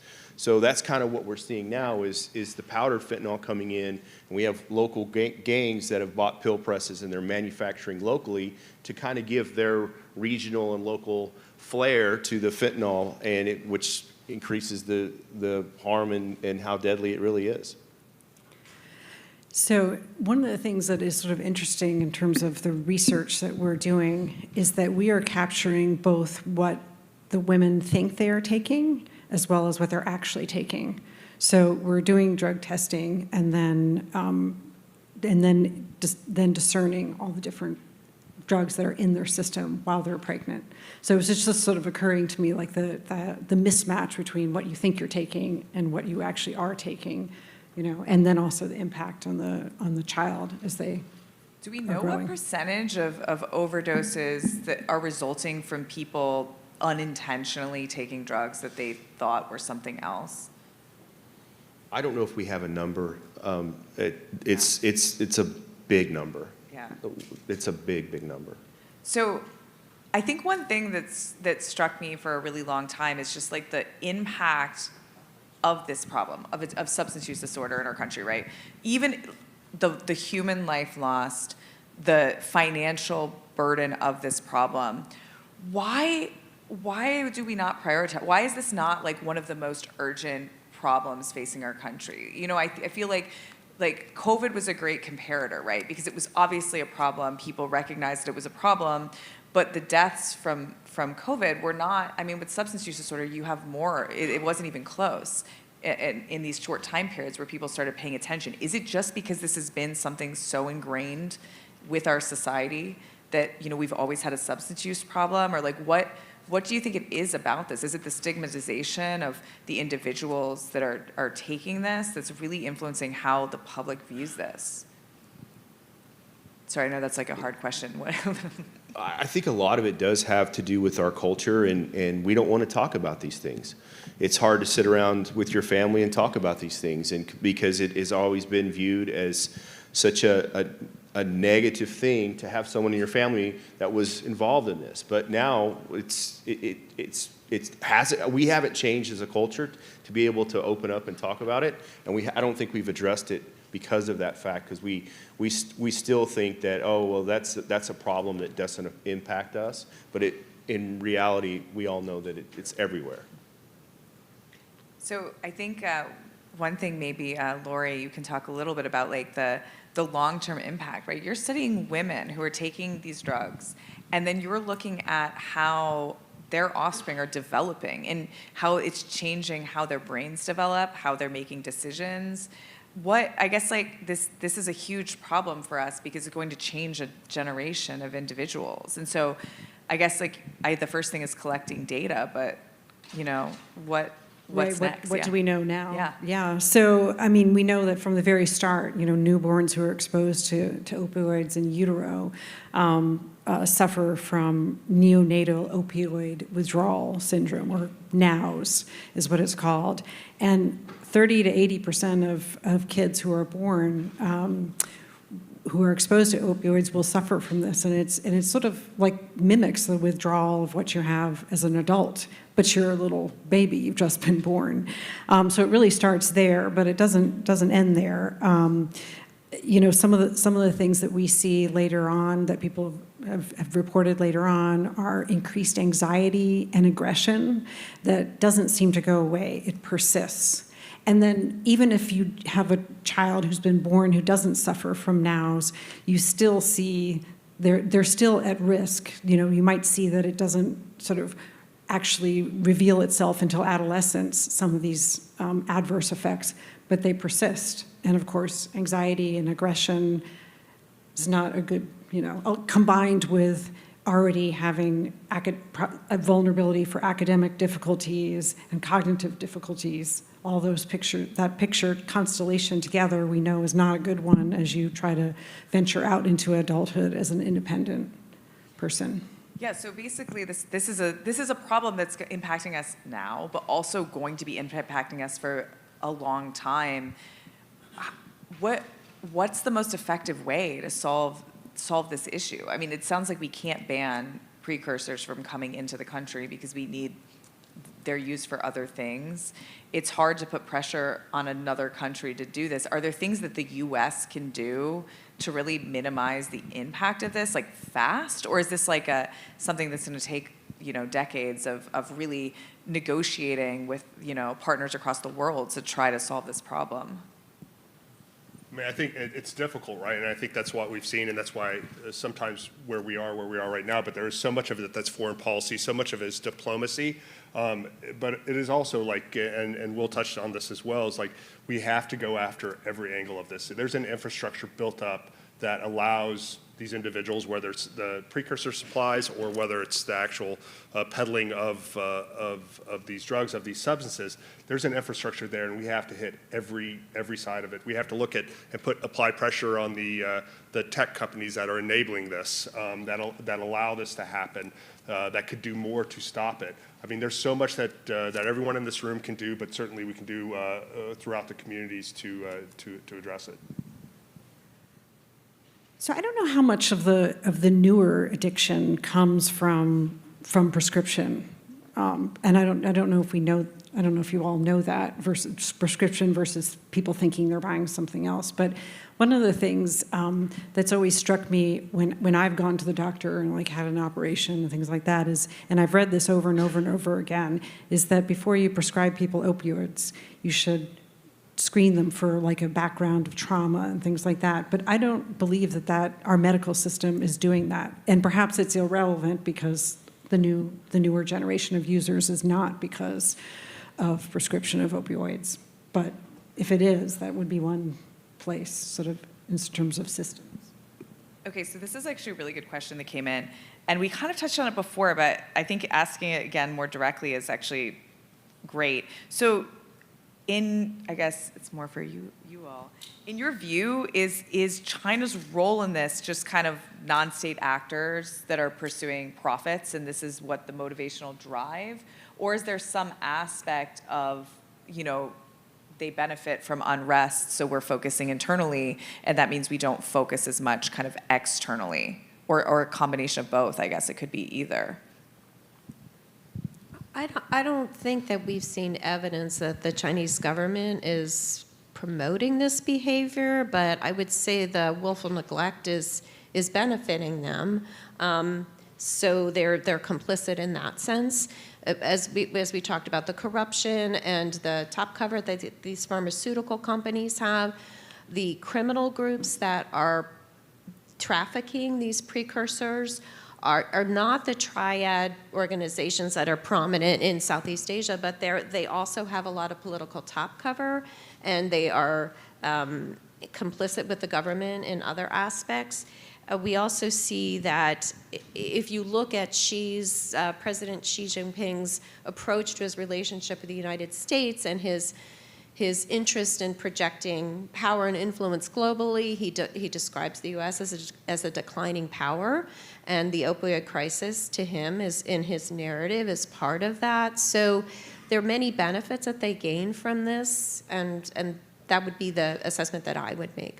Yeah, and I think it goes outside just the precursors, but to other crime, whether it's fraud, but also money laundering. I think there's an allowance. They maybe are aware that it's happening, maybe aren't directing it, but allow it to happen, which is frustrating our efforts. So.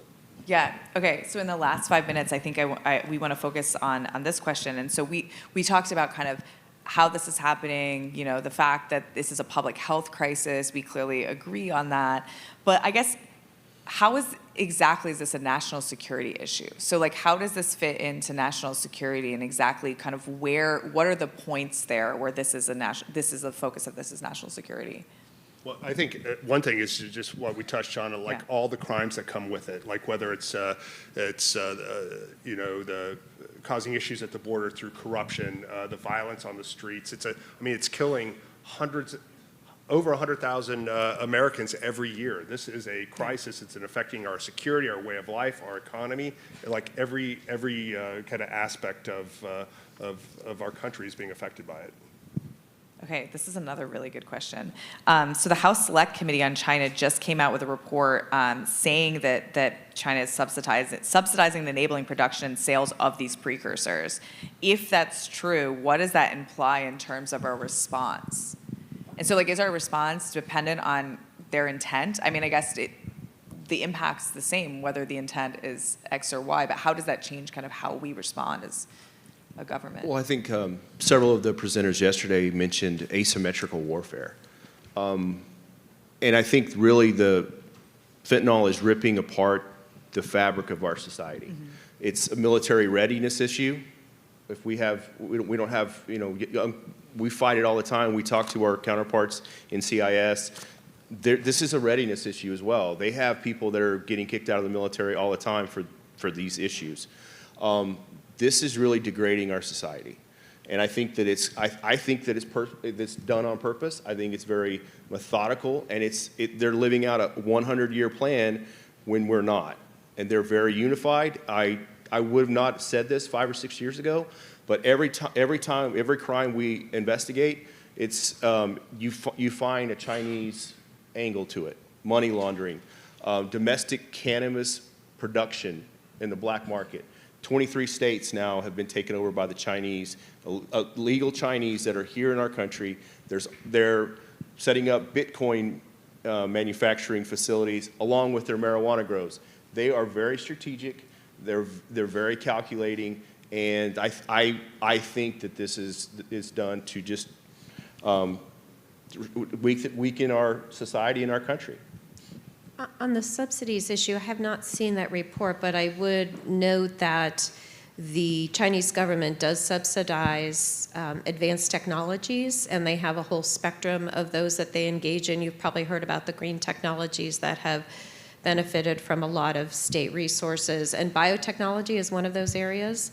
So certainly money is fungible. If they're funding biotechnologies in these pharmaceutical companies, that is to their advantage in producing precursors.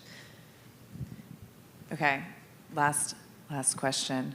So we're at Vanderbilt University, right? And I think the really cool thing here is you just saw a bunch of people come together across all of these areas with different perspectives. But what role do academic institutions or places like Vanderbilt have in solving these kinds of issues? And I guess, like, from your perspective, like, what kinds of conversations need to be happening, and like, how can we as a community facilitate these kinds of the advances in these areas? Like, that's right. Well, I think the most important thing that I've witnessed over the last couple of days is just us all getting together to discuss these issues. Mm-hmm. I think that's very powerful. I'm always amazed when we do these type of events, the questions that we get asked, because I don't think people really truly understand how dire the problem is. So I think just by broadcasting this and putting us all up here, I think that's a very, very good first step. Yeah, I also think just like this audience as being leaders in the community and your fields, and being able to take the message out. But there are things that we can do to help in this fight. It was touched on before, but encryption, like the law enforcement, we have no ability to lawfully access messages that these criminals are using to exploit everything we're talking about today. We know that it's being used, but there's no court that we can give us access to that content. That is something that needs to change, and it affects our crimes against children, children exploitation, sextortion, and certainly what we've been talking about here today. And I think just getting the message out, what the problem is, why it should be a priority for everyone, not just in this room, but everyone throughout our communities and through our nation. I would just offer up there's still a dearth of China expertise in the government. So I'm always encouraging academic institutions to build their cohort of professors, Mandarin teachers to build out that expertise. The government can really use those up-and-coming scholars to help us understand the Chinese thinking and the Chinese problem space. And Lori and I are over here trying to find a solution to this problem by studying drug development, trying to find drugs and things that change the problem of drug use. And so, it's kind of an interesting space because, drug companies haven't been as excited to go into these neuroscience-based disorders and things that don't have a huge return on investment. And so we have a really cool kind of situation where we're investing in just discovery without thinking about necessarily the outcome. We do well when things are developed, but it's more for kind of solving societal problems. And so I think it's a really neat space to come together and really realize the impact of that work. Yeah, and I also think that, universities that are able to sort of function without silos and really work together across different fields, because if one thing that's very evident from this summit is that you need all sorts of different expertise to come to the table. And, surprisingly, that's not always easy in an academic institution, but there are some where there really are able to have a flow of information and teams, interdisciplinary teams that are built. So I have to be biased here and say that I think Vanderbilt is especially good at doing that. I think it is too, and it's not just because they pay me to say that. So, yes. Nobody paid me to say that. This was so fantastic. I think we can thank our speaker, our panelists, and thank you for listening. Thanks.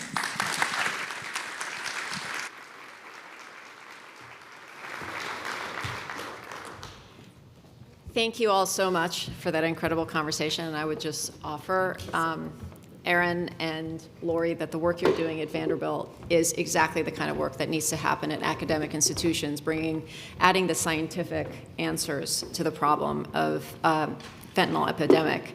We are now at a break, so we are going to take a break from now till 11 a.m. Please try to be back exactly at 11 so that we can listen to our next keynote speaker.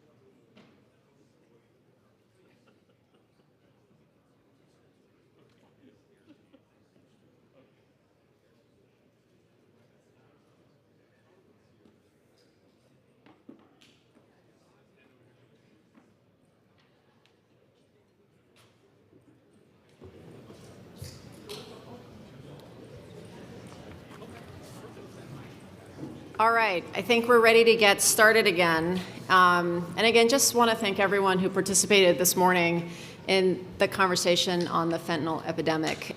It's really important to shine a bright light on that. And now it's my distinct pleasure to invite Deputy Undersecretary of the U.S. Army, Mario Diaz, to provide a keynote on the Army's role in countering China in the Indo-Pacific. We often think about the Navy when it comes to the Indo-Pacific, but the Army also has a tremendous role to play. In this role, Mr. Mario Diaz is the Principal Civilian Senior Advisor to the Secretary of the Army with management and oversight of civilian leader assignments. The Army's mission is to deploy, fight, and win our nation's wars by providing ready, prompt, and sustained land dominance as part of the joint force of all U.S. military. As it turns out, this is a critical component in the rising China challenge. So please help me welcome Mario Diaz to the stage.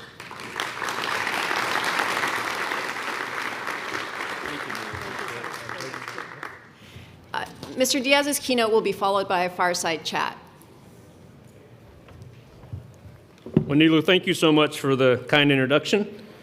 Good morning, everybody. I think there's still folks trickling in, so I'll go a little slow and get things started this morning.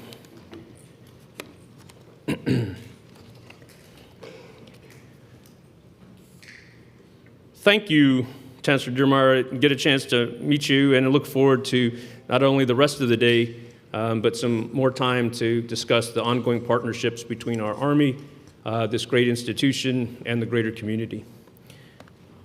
This is an important seminar and summit, I believe, for very many reasons. It's critical for our young Americans in uniform, out of uniform, and I had the opportunity to speak to an ROTC class this morning early. They got me up early, and first thing was some bright-eyed, bushy-tailed cadets and one midshipman. We had to have a token midshipman in there. It was great.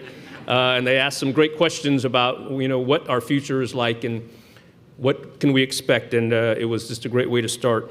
That aspect of it, but also the fact that we're having this discussion about national security at this esteemed institution and in this state. Geography-wise, we have a lot of our dialogue on national security focused, whether it's on the East Coast and the Beltway or on the West Coast.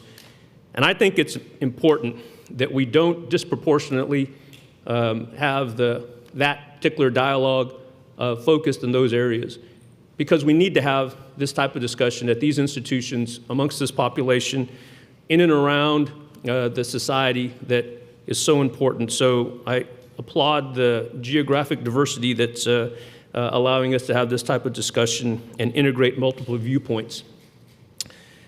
I'm honored to join such a great list of distinguished speakers that have been here thus far and that will continue to be here. Again, we see these types of dialogues in other locations, but I just want to commend the fact that I happen to have some roots in Tennessee. My wife is from Tennessee. We've been married 32 years, and after 30 years in the Army, she got to pick where we retired, so we have a home in Knoxville.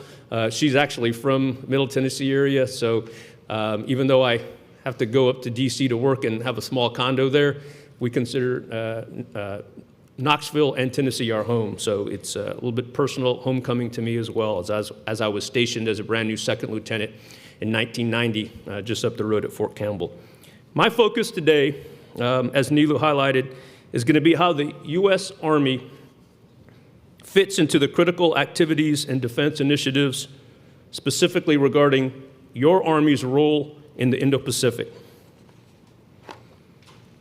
The United States Army is at a pivotal moment of our history, and after 2 decades of what we considered ground-based, low-intensity conflict in Iraq and Afghanistan, and as well as other locations like Syria and to a lesser degree, hotspots in Africa, we have been the lead service focused on operations.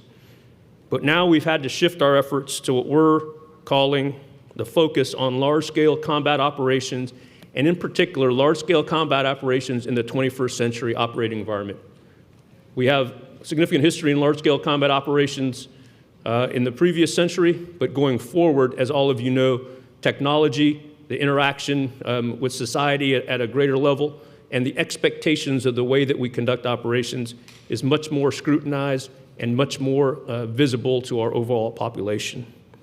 To be precise, today I'm going to talk about what we call in the Army the Title X responsibilities. And as the Deputy Undersecretary in the service, like other services, we focus on our Title X responsibilities, that is manning, training, organizing, and equipping our total force, active guard and reserve, our civilian workforce, and to make sure how we fit into supporting our combatant commanders, those geographic and functional combatant commands that actually do the war fighting.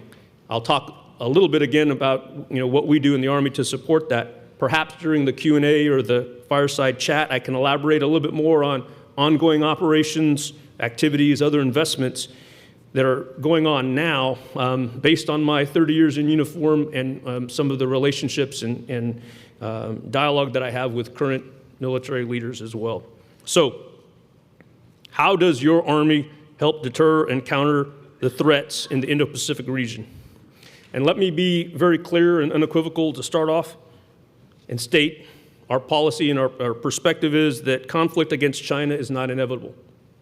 There are numerous avenues of appropriate competition and even areas of cooperation where in the region, the United States, the People's Republic of China, and our allies and partners can interact. But it must be within the established rules and norms of the international system because, as we all know, a free and open Indo-Pacific, which has enabled unparalleled economic and economic growth and prosperity for generations, is what we should all be focused on and nations should strive for. So, your Army. First and foremost, we're part of a joint force, as you all know. And we'll continue to focus our efforts along three broad efforts that I'll highlight today. The first is by modernizing our equipment and our capabilities while maintaining relevant capabilities into the future. Secondly, by developing new operating concepts that confront these 21st century challenges that I spoke about leading off my comments. And there are challenges and opportunities in this environment. And thirdly, by conducting enduring campaigns. What we need to be able to do by conducting these enduring campaigns, forward positioned in the Indo-Pacific, is to blunt any efforts by the People's Republic of China on any malign actions that they may do or may plan to do, or any posture that they have in the region that is negative or not reinforcing the good established rules-based order. So I want to talk a little bit about some of the ways that we've done this. A foundational effort, if some of you are aware, that we were able to do in 2018 was establish Army Futures Command and really rethought and reorganized the way that we both develop and prioritize emerging and modernization technology and capabilities. I also want to highlight the great work that is being done here at Vanderbilt through the partnership with Army Futures Command in the Pathfinder program. It's incredible. I got an update on it today. I look forward to spending some time this afternoon. Pockets of innovation where there's a partnership at the local level with academia and our Army is critically important. It's helped moving the needle, and frankly, it's making us better because, as you know, there's a lot of bureaucracy in the way that the acquisition process takes place. And being able to fast-track some of this stuff and these capabilities has really been able to help us be more effective, especially in the areas of emerging technology. Why are we doing this? Because we can no longer assume that we'll have secure supply lines. We can't ever assume anymore that there'll be a permissive operating environment. We can't ever assume anymore that the enemy won't have equal or more capable long-range fires against us. And we have to be able to plan against near-peer adversaries. The ability to stand off, to collect, to build our combat power, and then to fight on the time and place of our choosing is probably gone. So over the last years during the establishment of Army Futures Command, we've been able to make some impressive gains in certain areas. One of them has been in the areas of long-range precision fires, where we just fielded the first increment of the precision strike missile. And like any good Army or other military organization, we have an acronym for that. It's called PRISM. Those of you may be familiar with the PRISM missile. Because in the vast regions and distances of the Indo-Pacific, we needed to up our game in long-range precision fires. And I'll talk a little bit more about what we've been able to do in that portfolio. But needless to say, the PRISM has given us the ability in the Army to strike at targets up to 500 kilometers. And we'll see additional increments of the PRISM give us increased range and the ability to strike even at sea-based targets in the future, in the near future, with our organic artillery systems. And also in the Indo-Pacific, we've been able to field the multi-domain task force. Now, we have a couple of them fielded. We have one in the Indo-Pacific based out of Hawaii, and we also have one based in Europe. You know, the multi-domain task forces give us, at the theater level, the ability to synchronize our effects, some of them lethal, some of them non-lethal, but primarily through our long-range fires, to reach out and touch the enemy in a way that we haven't been able to do before, and to synchronize it at the speed across multi-domains that we haven't been able to do in our previous past. Some of that capability now resides in long-range fires through our HIMARS system, so you're very familiar, I'm sure, with what HIMARS has been able to provide to Ukrainians and their ability to put at risk Russian assets to which they normally thought were protected. But needless to say, as we go forward, we know, and many of you know, that if you can be seen or if you can be collected on, you can be targeted. So we have to extend out our ranges. We have to provide our warfighting formations an increased capability to sense at distance and then to be able to target at distance. I also want to talk a little bit more about a recent fielding that we had. I spoke about PRISM, but their spectrum of the long-range fires portfolio or the strategic fires portfolio is pretty significant. So at the low end, we have the HIMARS firing Gimler's rockets now, our ATACMs. With the PRISM coming on board, we have increased capability. And just this past week, through the multi-domain task force that we have been exercising in the Indo-Pacific, we've been able to deploy what has been called before the mid-range capable. So we came up with a little bit better name. We call it the Typhoon. It's the Typhoon Strategic Mid-Range Fires capability. Smurf, I know that's funny, but you have to have something like that. But I didn't come up with the name, but it's memorable, right? The Typhoon fires both the Army-Navy Standard Missile 6 and the Tomahawk land attack missile, and that provides a mid-range capability. It's on the ground right now in the Philippines, taking part in exercise Salakanib. So we are demonstrating, and I'll talk a little bit more about what that means to be able to exercise capabilities, what that impact has on the region with our allies and partners, and how that is viewed by the People's Republic of China in terms of a capability that puts things that they value at risk. Also, we're taking advantage of the existing capabilities and making sure we are able to employ them and demonstrate them not only to the region in Indo-Pacific, but to a broader world scope. As we speak, a contingent of 5 specialized Army sea vessels, you heard me right, Army sea vessels, are steaming from Virginia to Gaza. They're going to be establishing, as you know, in the open press, a modular causeway to deliver humanitarian assistance to the Palestinians in the upcoming week. These 5 vessels are approximately part of 130 other Army watercraft that we maintain, and we keep them poised to sustain the joint force in the maritime and littoral regions, not only of the Indo-Pacific, but the rest of the world. That's a key capability that the Army provides, and maybe during Q&A, if you have any follow-up on what we else have been doing with Army watercraft, which is an increased capability that we're putting investment on, happy to discuss that.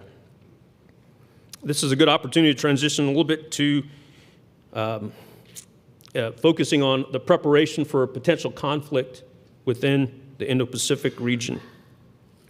Because what we've had to do is, again, change some of our paradigms, because as I alluded to, conflicts in the 20th century, the world wars, Korea, Desert Storm, we have been designated the main effort to primarily establish the end state and achieve the national objectives or our objectives of our coalition partners in various military operations.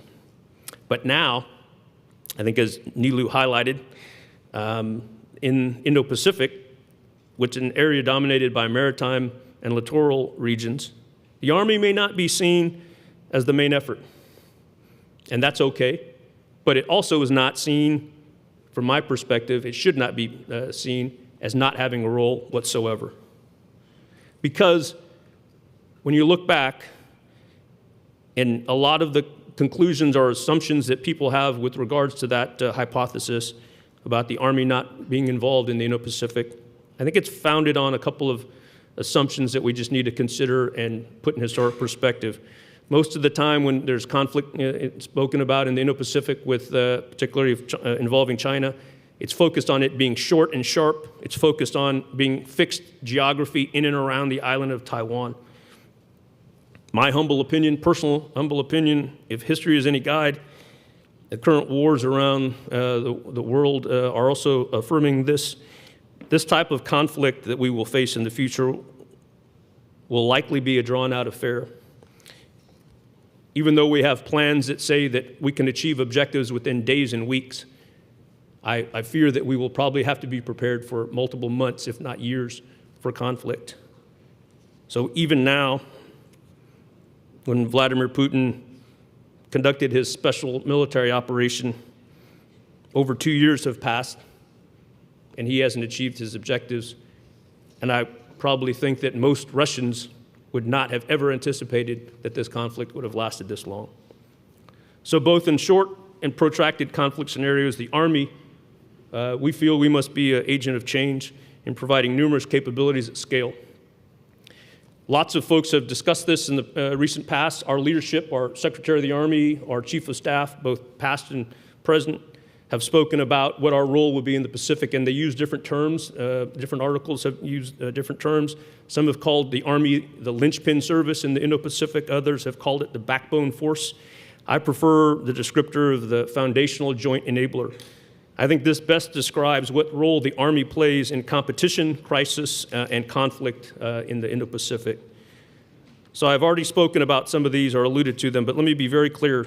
The Army's role in the Indo-Pacific, if we ever were to have to fight in and around either Taiwan or on a greater scale, will be to provide joint logistics at the theater level and sustain those operations across the joint force in a contested environment at scale. We haven't had to do that in over 70 years. We'd also be focused on protecting key assets, primarily through integrated air and missile defense networks. And as recently as last weekend, you see what a 21st century air onslaught with drones, cruise missiles, ballistic missiles can do in a very short period of time, and what type of capabilities would be required to defend assets at scale. So as you saw what happened last week in Israel, a very fixed area, we had very good early warning.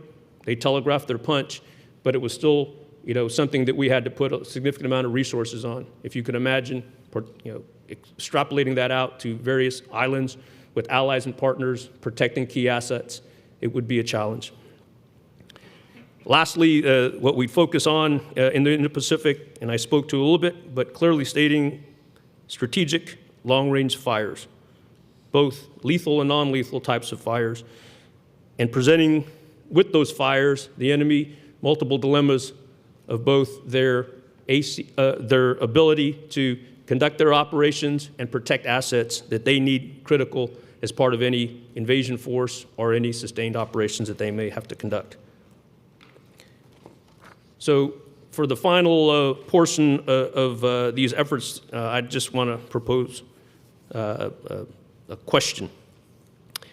How does the Army position distributed and dispersed land-based forces in and around sovereign nations within the Indo-Pacific region to be able to do those functions that I spoke about? The way we achieve that, I believe, and the way that we have been focused on is through what we're calling enduring campaigning.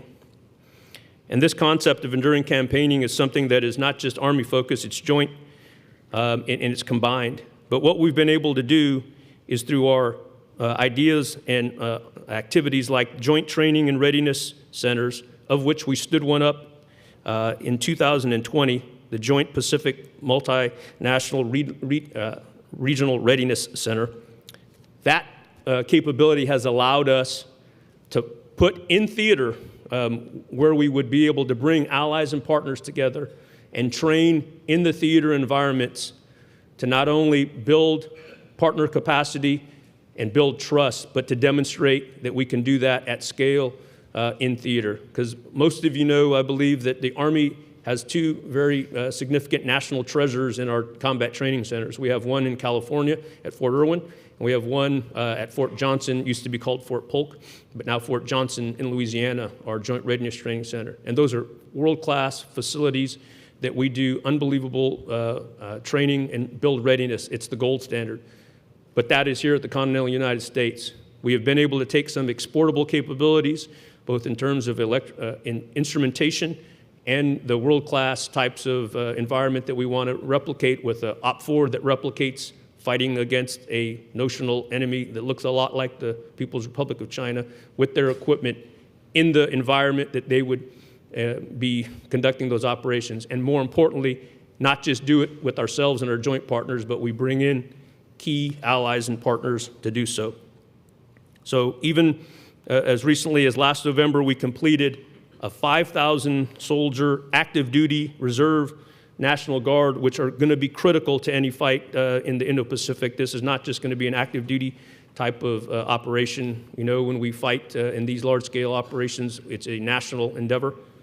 So we were able to bring in 5,300 all compos of the Army together. But we also brought in New Zealand, the United Kingdom, Indonesia, Thailand. So we built a capability and we built trust, which is the coin of the realm, frankly, in the Indo-Pacific. So again, despite the region being dominated by maritime environment, what the Army also brings is an unbelievable network of relationships. And this may seem kind of, doesn't really pass the common sense test, and you wonder why this is. Well, the Army's relationships with our fellow allies and partners is because most of the regional leaders within the Indo-Pacific, their national forces are led by Army officers because the preponderance of their forces are land-based forces. So, for example, the heads of Thailand, India, the Philippines, Republic of Korea, and Australia are all led by Army officers, and that's why we have a great network and we get a chance to work with them. And this kinship that we've developed over years that I've personally participated in exercises in each of those countries builds a level of trust and interoperability, because as we know, interoperability is more than about ones and zeros in our equipment talking together or the procedures working together.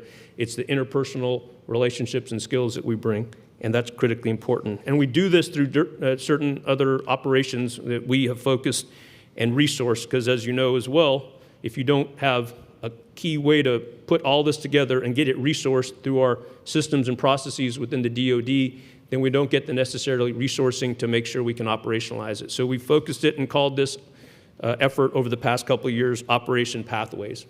And some of you may be familiar with that. What we've been able to do with Operation Pathways is be able to upgun some of our exercises to a level that we haven't been able to achieve before. So over the past couple of months, we've been able to do Talisman Sabre within Australia. It involved not just US and Australia, but 11 other nations, 35,000 military personnel taking part on multiple locations within Australia, back to Hawaii and other locations. We have something called Super Garuda Shield, which again takes place in the theater with 17 nations, primarily based on the bilateral relationship between US and Indonesia, but we expanded that to 7 other nations, and it was focused on a lot of multi-domain operations. And you heard what I spoke about with Salakanib and what we're able to achieve in the Philippines. But this just isn't where we're stopping. Over the next year, in fiscal year 25, as we're building out our budget, we're going to increase the exercise scope and scale twofold, 200%. We're going to have 11 additional exercises that will be focused primarily in the Indo-Pacific. Okay, we can't just talk about it. We can't just say we're resourcing it. We have to be in the theater focused. There's a concept that some of you may be aware of called the Navy in being. The Navy is meant to be sailing and being present, showing the flag, having the fleet forward. We believe that an Army in being is equally as important, to be out forward. We can build readiness, we can train at home station, but if we're not forward working with our allies, demonstrating capabilities, then we're not fully utilizing the deterrent capabilities and what we bring to our nation. I'm going to highlight a couple other things before I conclude. One of them is AUKUS. I don't know how many of you are familiar with the trilateral security partnership between Australia, the United States, and the United Kingdom. It's critically important going forward to the region. These are major players, and I know the UK may not fit exactly into the Indo-Pacific, but they consider themselves rightfully so, just like us. They're an Indo-Pacific nation. Now, most of the attention from AUKUS has gotten, rightfully so, I think, focused on what they call Pillar 1, which is building capabilities within the submarine fleet and a trilateral partnership to build increased nuclear capable submarines and undersea capabilities. That's great, but that's going to take not just years, but decades to operationalize. Where we've seen a lot more movement and where the Army's been more involved has been what we call Pillar 2, which is focusing on multi-domain capabilities and technologies. So that reads long-range precision fires, deep sensing, resilient autonomous technologies, counter-UAS, contested logistics, and I think the signature aspect of this is the stand-up of a combined multi-domain task force, which we are building now, and we have officers from Australia and from the UK that are in Hawaii building a combined multi-domain task force. Because what we've been able to understand with what we've learned from our multi-domain task force is a lot of it comes from the authorities that are developed within that task force. And as you operate across the spectrum, in conflict, there's very clear authorities. But when you're in competition, some of the abilities to do things are based off of national caveats. And together with these three nations working together, we can get after a lot more capabilities, especially in that contested period prior to conflict. I don't want to focus too much on it, and maybe in Q&A we could talk about a concept of joint interior lines. But what also we have learned is you've got to be present, and you've got to be present in the right locations. And if you're familiar with the Clausewitzian concept of interior lines, it's having the ability to short circuit both logistics, command and control, and overall maneuver within an area quicker than your enemy because you have the ability to maneuver inside that space. Right now, the PRC has solid interior lines. What we're trying to do through our increased posture and working with our allies and partners is hot loop some of those interior lines, make sure that we can take advantage of our capabilities to move in and around, and then put some aspects, again, of what the PRC values at risk because of those relationships that we have with our allies and partners. We also have been able to continue to modernize with other experimentation. And I don't know how many of you have been able to either read about or participate in what we call Project Convergence. It's sponsored by Army Futures Command. And Project Convergence is an iterative annual experimentation. It's been going on now for 4 years, and it now includes multiple nations. And we're able to fail fast at certain types of innovation activities. We're able to bring allies and partners together and let them put their ideas on the table and then be able to integrate quickly, whether it's having software-defined capability within our radios and making sure that we can interoperate better, or tackle the challenges of targeting in a congested environment, or the role of AI and ML as we go forward. So happy to talk about what we're doing in the field of experimentation as well. I think that it's also important to talk about what we've learned from watching the way that operations are currently ongoing, not necessarily in the Indo-Pacific, but what we've observed in other locations. So there's two current, very helpful, illustrative examples. The first one is what the Houthi rebels have been able to achieve by denying sea lines of communication in the Gulf of Aden with relatively meager and some would argue no true military capabilities. So this irregular force with minimal cost and capabilities has truly threatened the interest of the entire international economy. Another clear example is what the Ukrainians have been able to do in the destruction of numerous Russian capital ships and a virtual sidelining of the Russian Black Sea Fleet by a nation that doesn't really even have a navy. Those two examples are really showing what 21st century conflict is going to look like, how we have to be able to adapt, and what we need to be able to bring if we're not necessarily the primary component, but how we can contribute as a joint and combined force.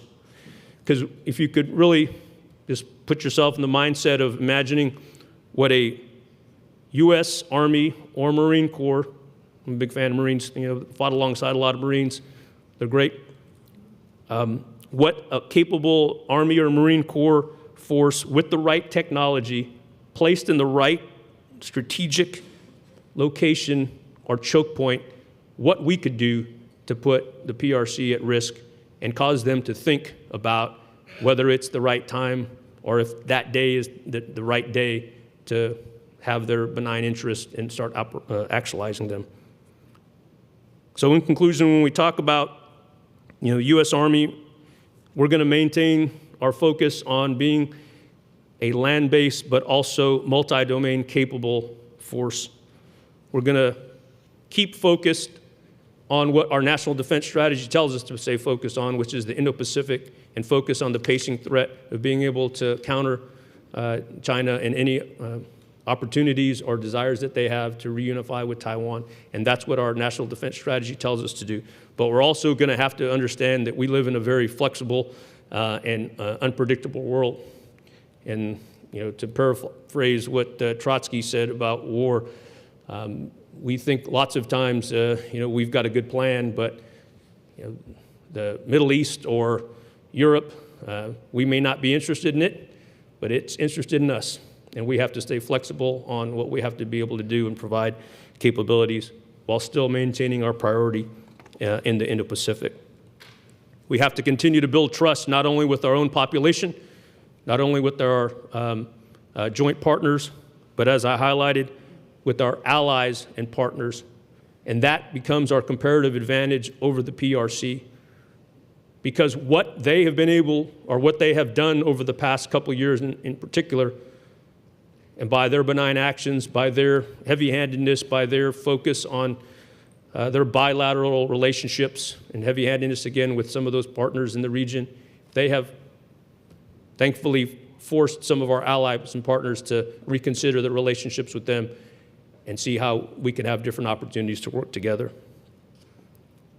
So through all of this, through our modernized capabilities, through our resilient forward posture, our strong network, the Army seeks to make PRC's calculations of aggression a losing opportunity, a losing calculation today, tomorrow, and into the future.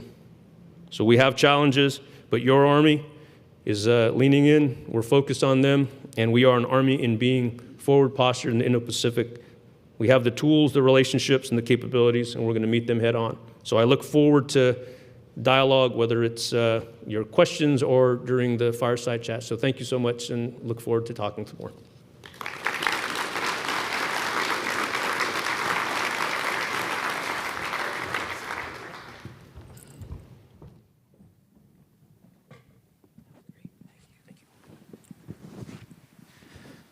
Well, thank you so much, Mauro. That was terrific.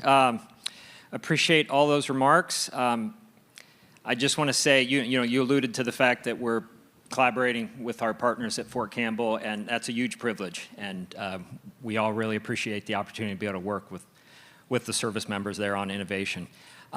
You talked about the Chinese Navy, you talked about cyber. You didn't mention space, but I'm going to mention it. And of course the Navy, so airspace, cyber, Navy. What about the Army?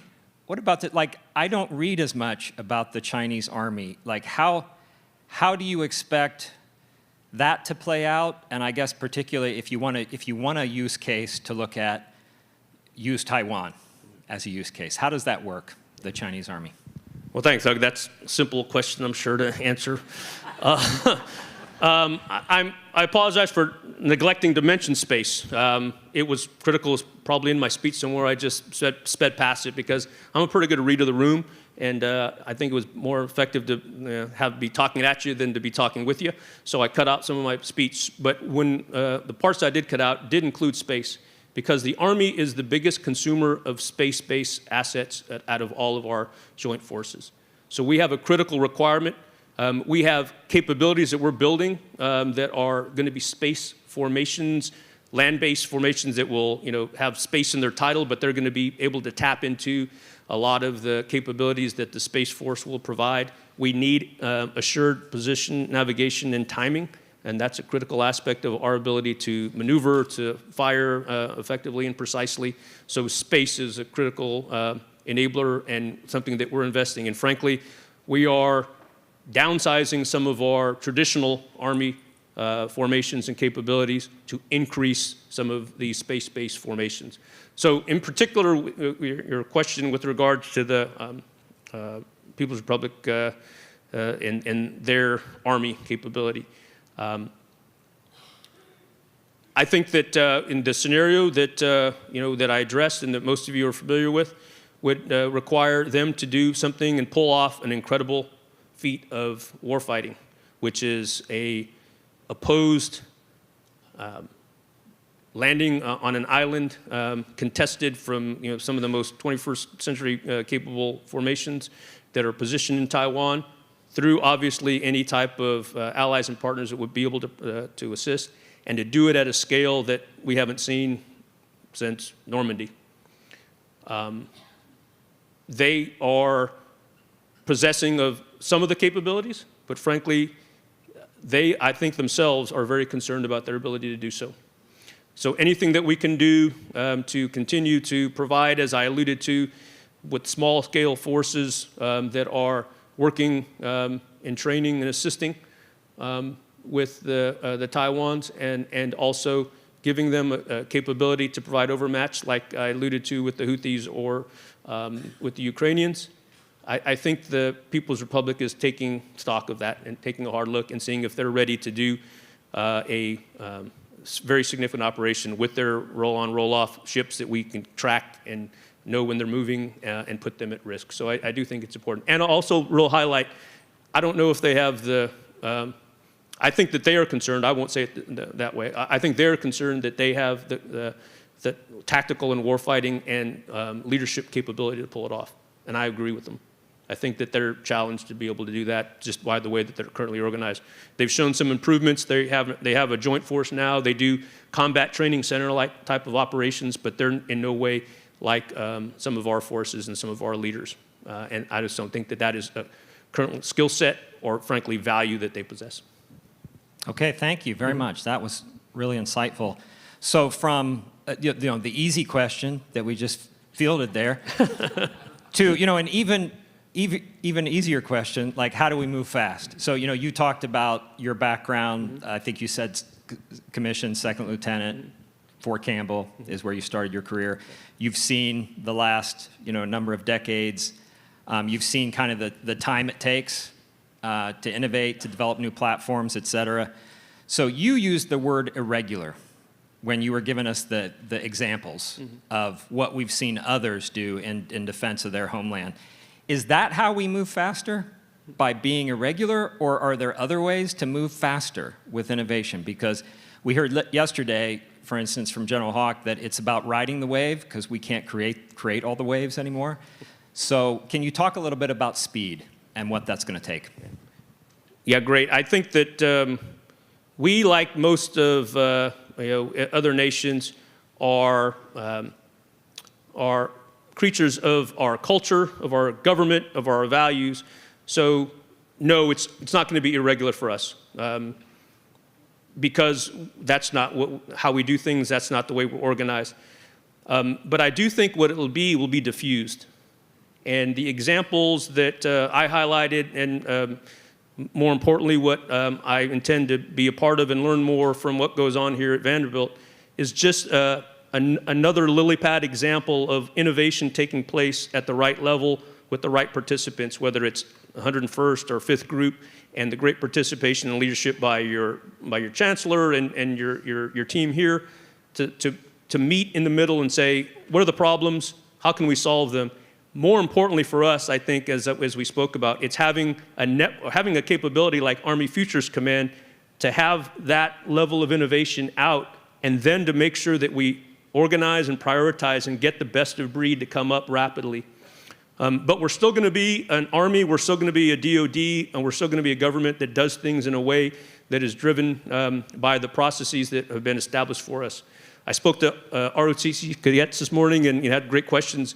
And one of the fundamental aspects is that we are not just responsible to our executive leadership, we're responsible for civilian control. The military includes the legislators. And they define how we do the acquisition process. So what I hope, and I think there's been a lot of consensus, and I think this gets to the diffusion, I think what we're going to see is more of a one-way approach to do that, and maybe have a bifurcated or trilateral approach to do something. So I would commend you, if you haven't read it before already, the book Kill Chains by Chris Brose. Chris Brose, staffer to Senator McCain, very significant graduate of SICE and great thinker. He really proposed that we have a traditional way to do things, but we also have a way to focus our kill chain and hot loop the process rapidly. And I think that that's what we're going to see with some of the reform that's going on in this process. I think there's growing consensus that we have to have an alternate path that's quicker, that's cheaper, more decentralized, and allows us to field things. Because technology is, especially in the software side, turns so fast. When we're seeing what happens with UASs, and we're seeing what's happening with drones, that technology, we can't have a 7-year acquisition process to counter those types of things. So that's what I think we'll see. Yeah, that's terrific. Thank you. Yeah, great answer. My takeaway from that answer is that Vanderbilt's the solution to faster innovation. I think you said that in there. I think I did say that, and Yeah. I think that Vanderbilt will definitely play a key role. Thank you, sir. Recruiting, retention. You talked about talking with our amazing ROTC student cadets. We're super proud of them. We have a question from the participants here. How are you thinking about addressing that challenge? I know you're thinking a lot about it, to ensure we have soldiers ready to fight a conflict, and I think you alluded to this, a potentially very drawn-out conflict. How do you think about the recruiting and retention aspects of the mission? Well, thanks for the question. I think that about 2 years ago, we were faced with some pretty stark data, and it was one of those problems that I think we knew at certain levels, but when it was confronted or when it was presented to us at the senior levels, it really hit us with the, like a cold slap in the face. And that was we were not going to meet our mission, and that we had no prospect of meeting it in the next 2 years. So we had, and I alluded to, we have great plans on how we're going to change our Army to be better, faster, more capable for the 21st century. It doesn't matter at all unless you have the right people or people at all to man those formations. So we realized that we had to go to work, and this has been both the Secretary and the Chief, the previous Chief, General McConville, and the current Chief, General George, their #1 focus is to be able to do this. And we've reorganized the way that we take a look at recruiting command as an entity within the Army structure, and we've made it more directly reportable to the senior leaders in the Army. Before, there was multiple layers that recruiting command had to go through to get changes in policy, to get recommendations approved, to get money allocated. Now they meet directly and work directly for the chief and the secretary. The other things that we've done is, we've taken a look at the recruiters and said, do we have the right people? Are they volunteers? Do they possess the skill sets to meet with and interact with the environment and the population in a way that we need to? So we've changed our recruiting, and not that they're bad people, but we just have now said, we're going to choose differently. and we're going to train them and educate them differently. So now we have a series of warrant officers that are going to be involved, and they're not only going to help with recruiting, they're going to help with market analysis at the local level.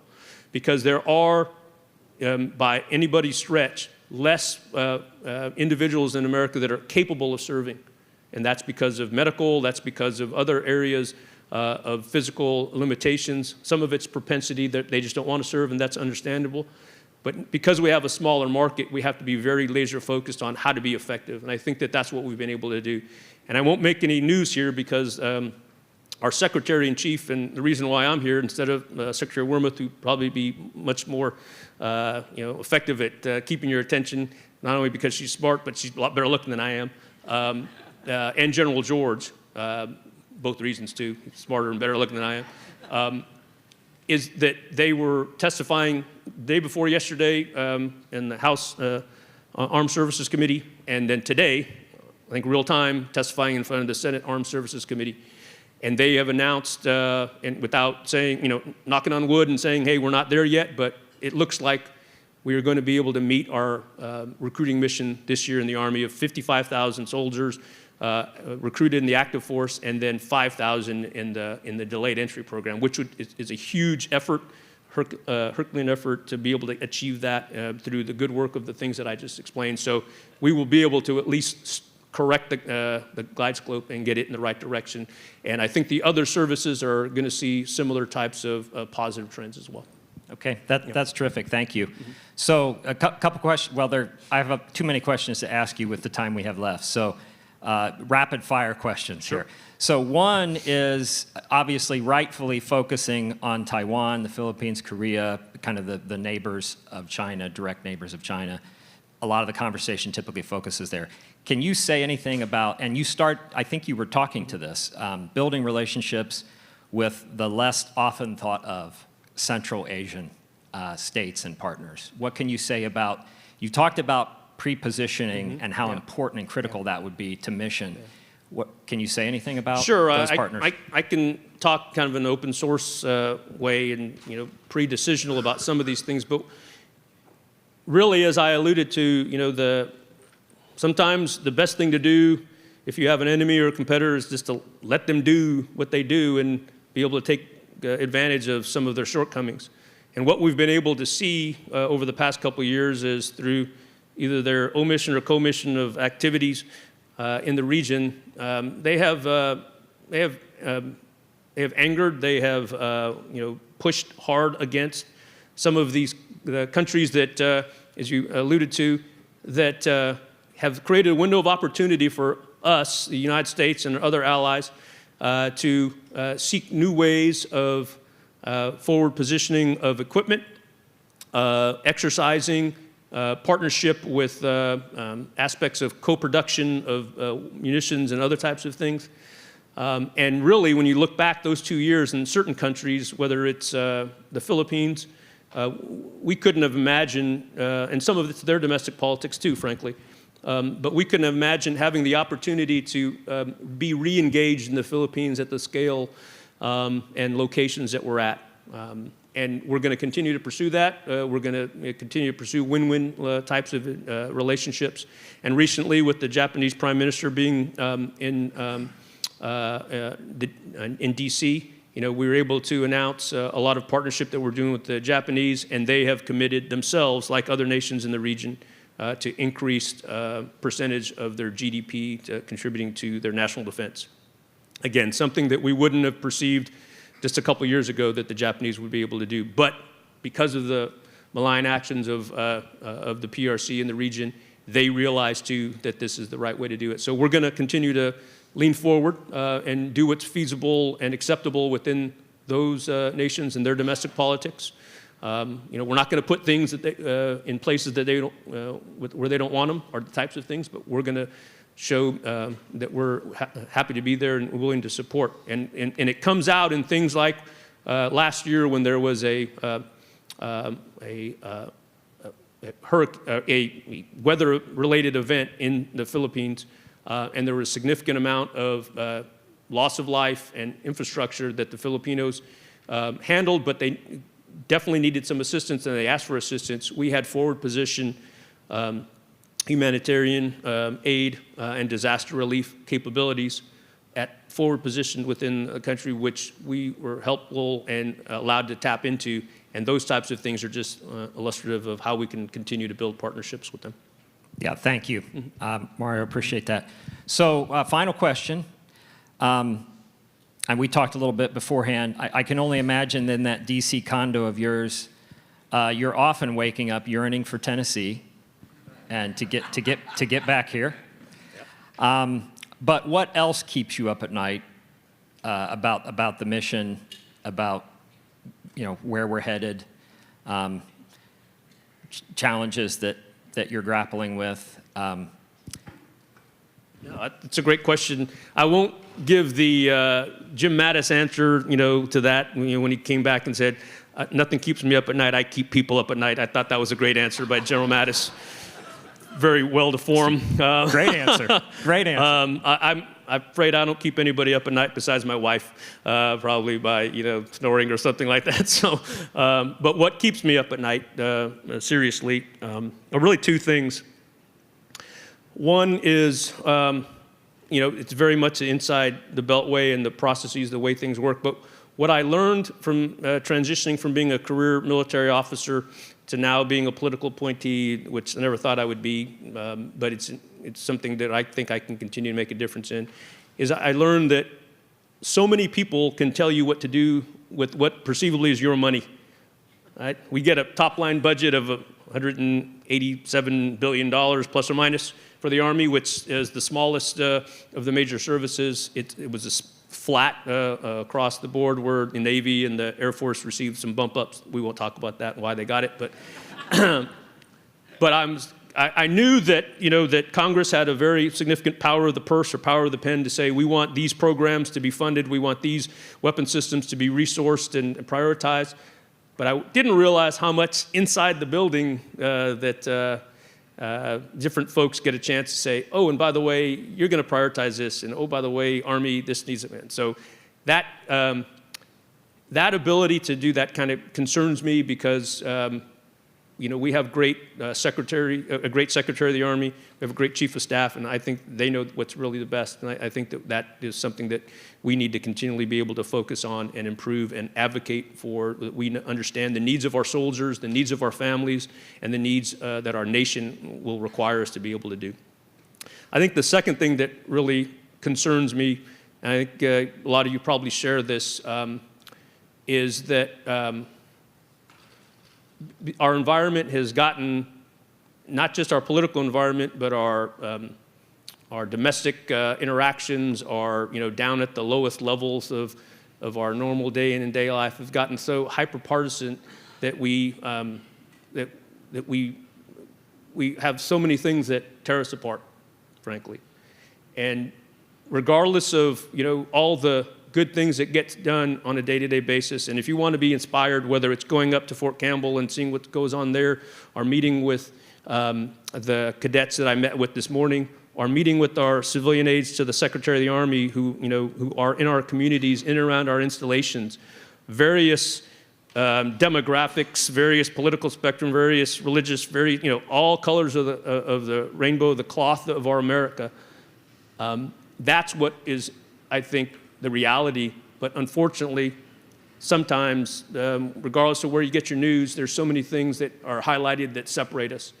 And I think that is a vulnerability for us. I mean, we talked about how we're trying to capitalize on the vulnerabilities of our adversaries or potential adversaries, and we're laser focused on that. I think that we need to be very cognizant of the potential areas that adversaries would be trying to exploit on us. So I get concerned that we have so many things that tear us apart. So events like this, where I can look across and see folks from all over, and the commitment and the relationship between the military and academia and local population, it may keep me up at night, but I'm reassured, and I'm ultimately a person that is a glass half full. So I think that that to me is encouraging, but it doesn't mean that we should rest or not be concerned about it and stay focused. So that's the two things I stay focused on. Yeah, so listen, that answer was much more thorough than Mattis's answer. And in my opinion, was a great answer. So thank you so much, Mario. So everybody join me in thanking Mr. Diaz.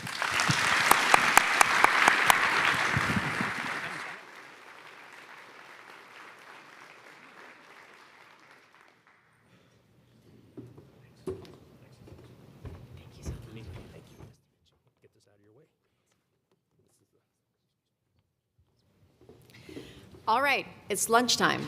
So we have a 15-minute break to grab lunch and come back here. Please try to come on time because this afternoon we have two incredible conversations happening. The first is a lunch panel on securing the future by defining a full-spectrum national strategy for China. This is sort of the culmination of all the conversations we've had, is how do we turn this into a national strategy? Followed by our closing keynote address by FBI Director Christopher Wray. So please go grab lunch, come back, and we'll start again at 12:15. Thank you.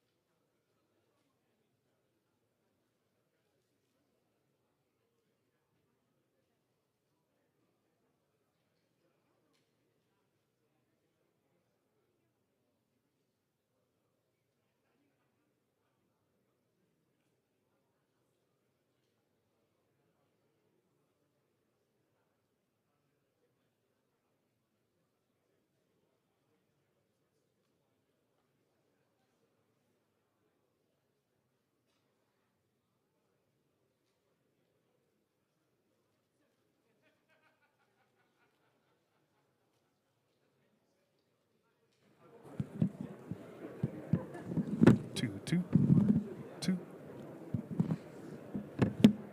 two, two, two, two.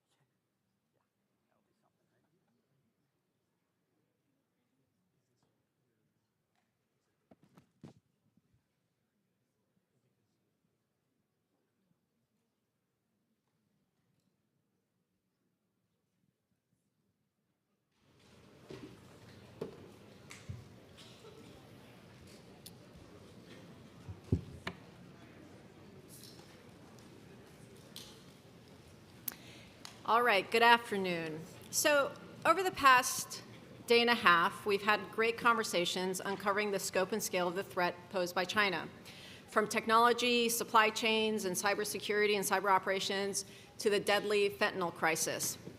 What remains is defining a full-spectrum national strategy to address these challenges. And there's no one better to lead this discussion than Vanderbilt's very own Lieutenant General Charlie Tuna Moore. General Moore is a distinguished visiting professor at Vanderbilt and formerly Deputy Commander of U.S. Cyber Command. General Moore rose through the ranks as a decorated command pilot with more than 3,000 hours in the F-16 and more than 640 hours of combat time. He's an expert tactician in and above the battlefield. As he rose through the ranks at the Air Force, General Moore's role became increasingly operational and strategic, including working with the chairman of the Joint Chiefs of Staff as Deputy Director of Global Operations, and at Cyber Command, where he executed the organization's mission to synchronize and coordinate cyberspace planning and operations. Even more relevant to today's conversation is that General Moore is an avid poker player. In case anyone's interested, Texas Hold'em is his game. Now, you might wonder, how is poker relevant? Well, here's the thing. To be a great poker player, you have to master the concept of conditional probabilities. Every single card that's dealt changes the probability of the right next move and forces each player to reassess their hand. Our unique challenge today is that the velocity at which these cards are being dealt has been increasing at a dizzying pace. We've spent much of the last couple of days talking about the speed at which the modern threat landscape is changing and how technology is impacting modern conflict. With these new conditions for modern conflict, we need to assume that making precise predictions is increasingly difficult. We're operating in a world of conditional probabilities. Each move the adversary makes will change our right next move. But that's not where the importance of being a great poker player ends. Importantly, great poker players don't just play the hand they're dealt. They play the players. Today, we're facing Xi and Beijing. Their game is tight, it's disciplined, and it's professional, and they're playing to win the World Series of Poker no matter how long it takes.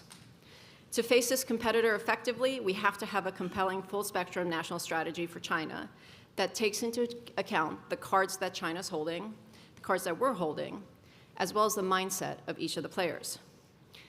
Given his deft poker game, General Moore is the perfect person to moderate the discussion. Over to you. Thank you, Nilu. I appreciate that kind introduction. I also appreciate you bringing up my gambling habits with all the members of law enforcement that are in attendance. I also want to thank everybody that came to Nashville to attend the summit, and also those that joined us online through the live feed.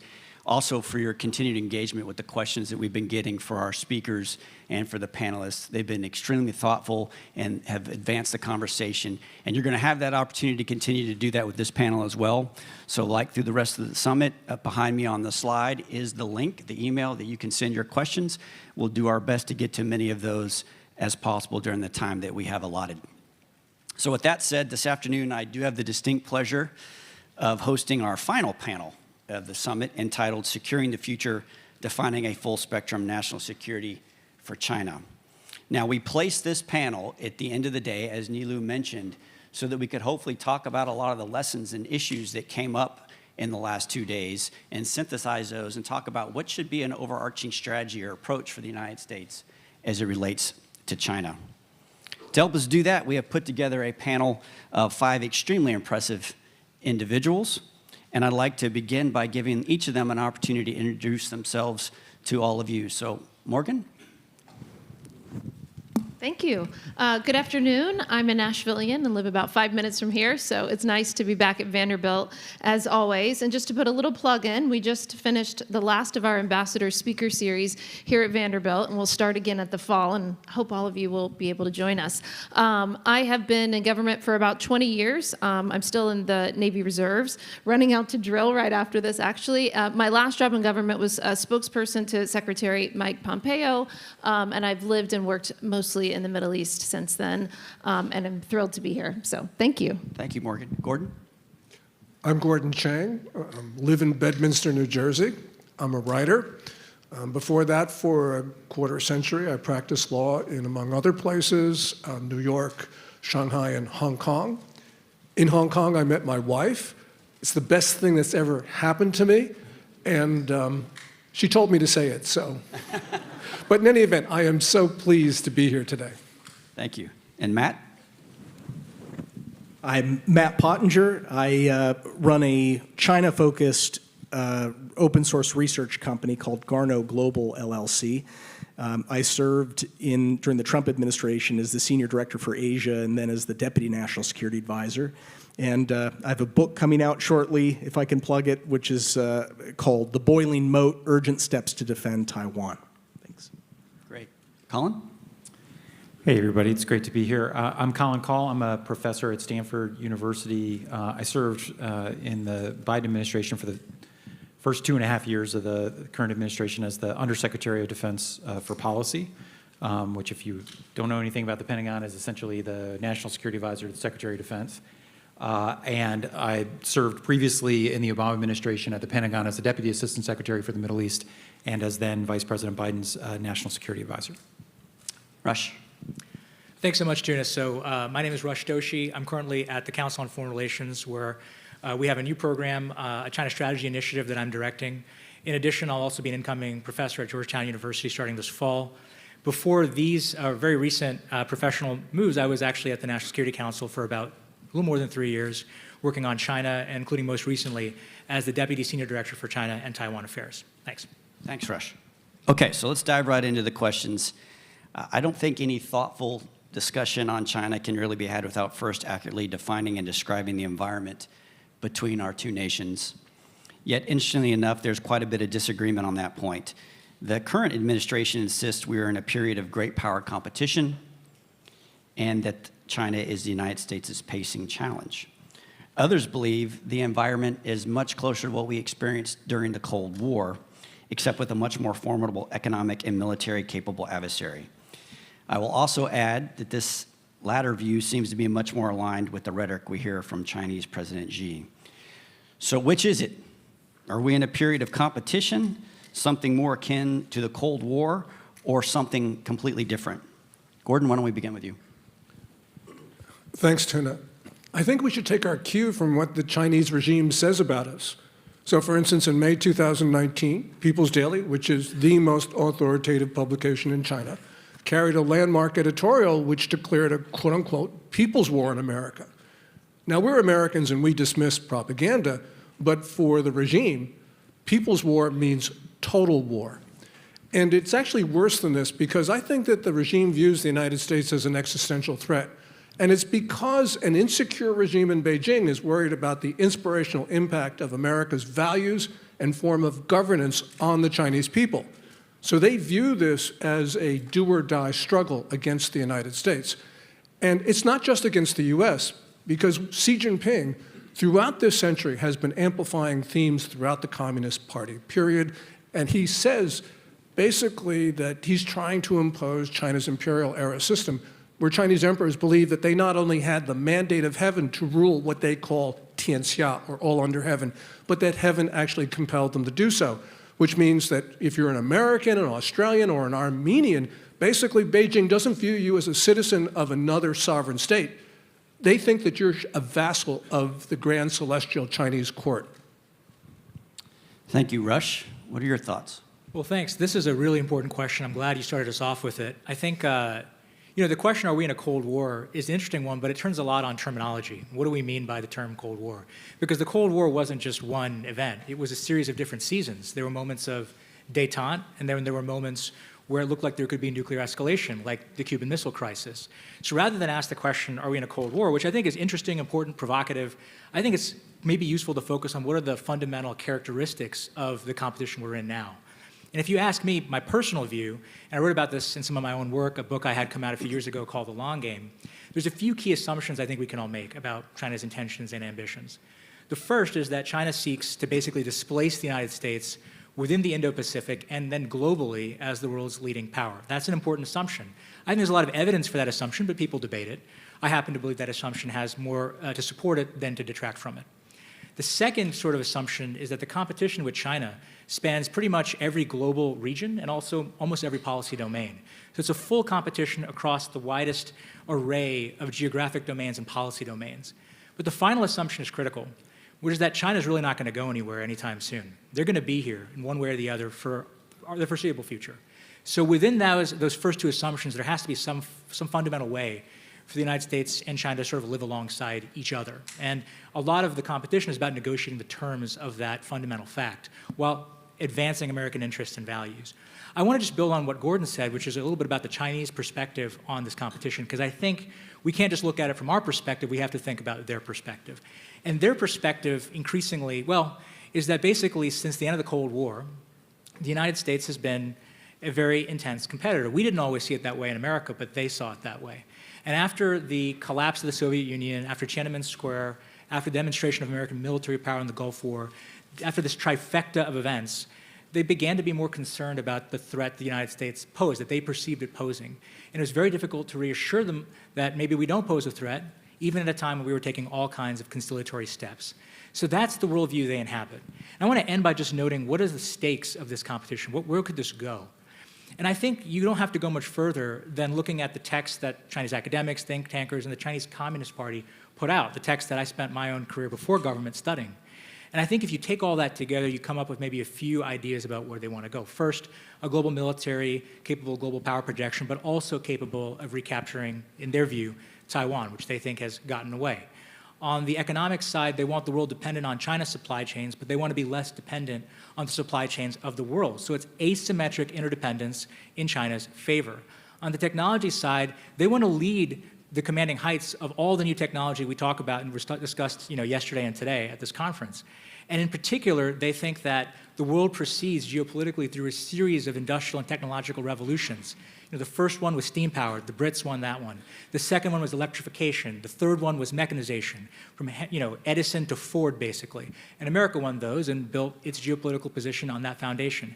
And now we've got artificial intelligence, quantum computing, biotechnology, and they want to win that.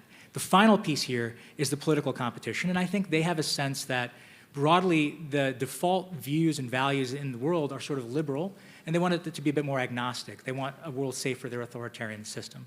So that's the broad stakes of the competition, and obviously for us, the key question is how do we advance our interests and values in face of their competitive approach? Thanks. Thanks, Rush. Colin, do you have anything to add? Yeah, I mean, look, I think both Rush and Gordon make important points. I think that there are elements of the current competition that feel like the Cold War. It's a very intense competition. It's a very global competition. There's a degree to which there's a blockification of a lot of ecosystems, security, economic, technological. So those parts of it feel Cold War-ish. The challenge is if it's capital C, capital W Cold War, this is not the Cold War. Because the differences are as stark as the similarities. We were never economically interdependent with the Soviet Union. We are extraordinarily economically independent with China, and while we can de-risk and decouple in some areas, we cannot completely disentangle our two economies without wrecking our economy and the global economy, and it's not going to happen. That was never a dilemma we had to face during the Cold War, capital C, capital W. The other part is that while China has territorial ambitions, it does not have the global territorial ambitions, nor the same view of how to manifest those ambitions that the Soviet Union did. China is a threat to Taiwan. It's a threat in the South China Sea and the East China Sea along the disputed border with India, but it doesn't have classic imperial territorial ambitions in the way that the Soviet Union did, nor is it looking to foment revolution around the world. What it is looking to do, rather than spreading communist ideology, is to spread its methodology of digital authoritarianism in a way to make the world safe for autocracy. And a world safe for autocracy isn't, by definition, not safe for democracy. And therefore, this is not to downgrade the threat. It's just that I don't know that we should conflate it with the ideological and territorial struggle in many respects that the Cold War was. The only other thing that I would caution is I do think that we have to measure our frame on China against the possibility of a self-fulfilling prophecy, because China's not going anywhere. And we're going to be in an intense competition. In fact, my office wrote the 2022 National Defense Strategy that defined China as the pacing challenge to the United States, because it's the only country that is capable of challenging us militarily, economically, diplomatically, and technologically, and increasingly has the intention to displace us as the world's leading power. But a conflict with China would be disastrous. It would be disastrous for them, for us, and the world, and we just need to measure our frames so that we don't unintentionally create a self-fulfilling prophecy of a conflict that certainly they don't want, we don't want, and the world doesn't want. Thank you. And several of you touched on the economic aspect of this relationship, and this was touched on a bit during a panel yesterday, in fact, the very first panel. But many are of the view that we have not fully acknowledged the demographic and economic challenges that China currently faces. They are no longer the world's most populous nation. Their population actually contracted by about 2 million people last year. Their one-child policies are coming home to roost. This has led to a rapidly aging population with a decreasing workforce. Additionally, the commercial real estate market that makes up about 25% of their GDP is facing serious challenges, and China's exports fell 4.6% last year. That's the first time that's happened since 2016. And foreign investment dollars, that was mentioned on one of the panels yesterday, are also down. What does all this mean to China economically, and how should the United States and our allies respond? Is it time to lend a hand, or should we be taking steps to take advantage of the situation? Morgan. Thank you. So, never want to get in the way of your enemy or your competitor or whatever you want to call them. If they are having a moment of weakness, let them have that moment. I think many of us would be concerned about the decisions that Xi Jinping makes in a faltering economy, right? That's when you start to wonder, does he make the calculus and make decisions about the Second Thomas Shoal or about Taiwan or other places because he needs to win over domestic support? I think that the best way to highlight the troubles of the Chinese economy is to highlight what's best about the American, the European, the system of the West, right? Our transparency, the fact that we have accountability, that we have reforms, that we have democratic processes. During COVID, I think we were all hearing some really incredible rhetoric that was hard for many of us to stomach when you were hearing that, well, maybe the authoritarian system is better. Maybe they're handling COVID better. Meanwhile, they're locking people in apartments and sealing up the doors and letting them die of COVID. But still, there was that naivete out there. And so I think in a moment of economic weakness in China, it's a good reminder to people who may have made decisions, for example, to be a part of the Belt and Road Initiative, or American corporations that have done business in China and have seen the intellectual property theft and have seen their margins and their sales go down every year. It's a good time to remind the world why our system of government in America and in the West, why our system of government, why our system of transparency, why these things are so fundamentally important when you're making investment decisions. I mean, listen, clearly, there needs to be massive reforms in both the property, real estate, banking sector in China. The economy is not necessarily Xi Jinping's forte, so I don't know if he's going to be able to make those reforms. But I think no matter if it's a Republican or a Democrat administration, we obviously have President Biden right now.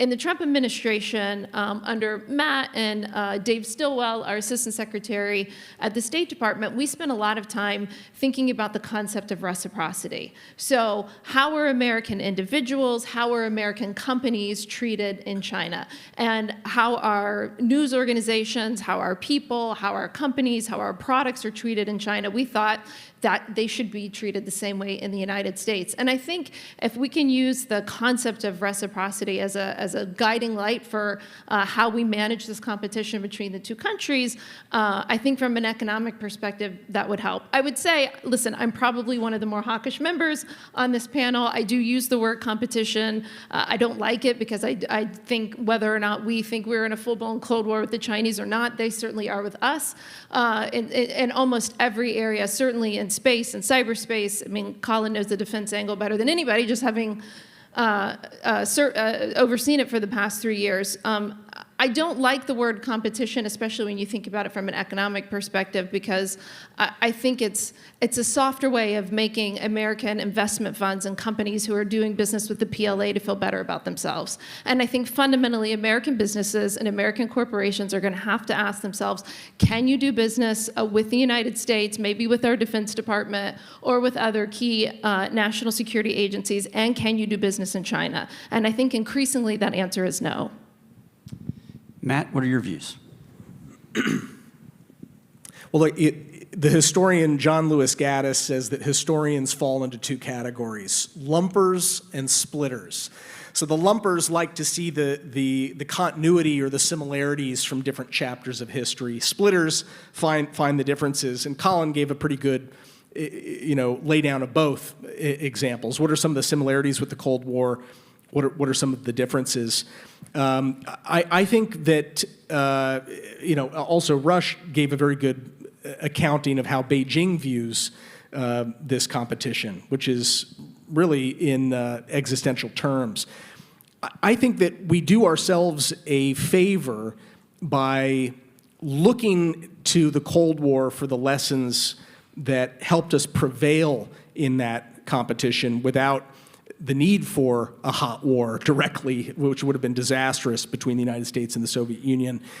The risk of not acknowledging those similarities, and that this is, to Morgan's point, more than just a gentlemanly competition that's taking place right now. We're in a serious struggle for the future soul of the world.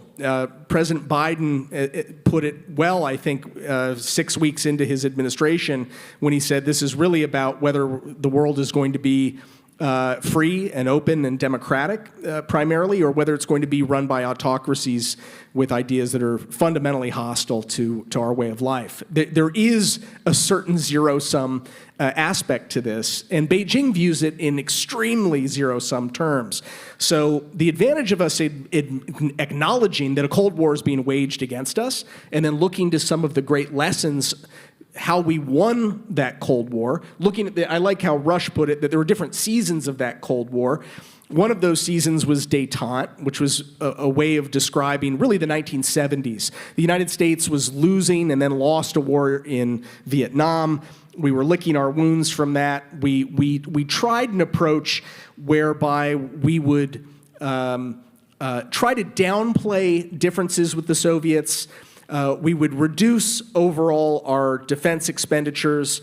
We would try to silo areas where we could cooperate with the Soviets off from areas where we could, where we really had to compete head on with them.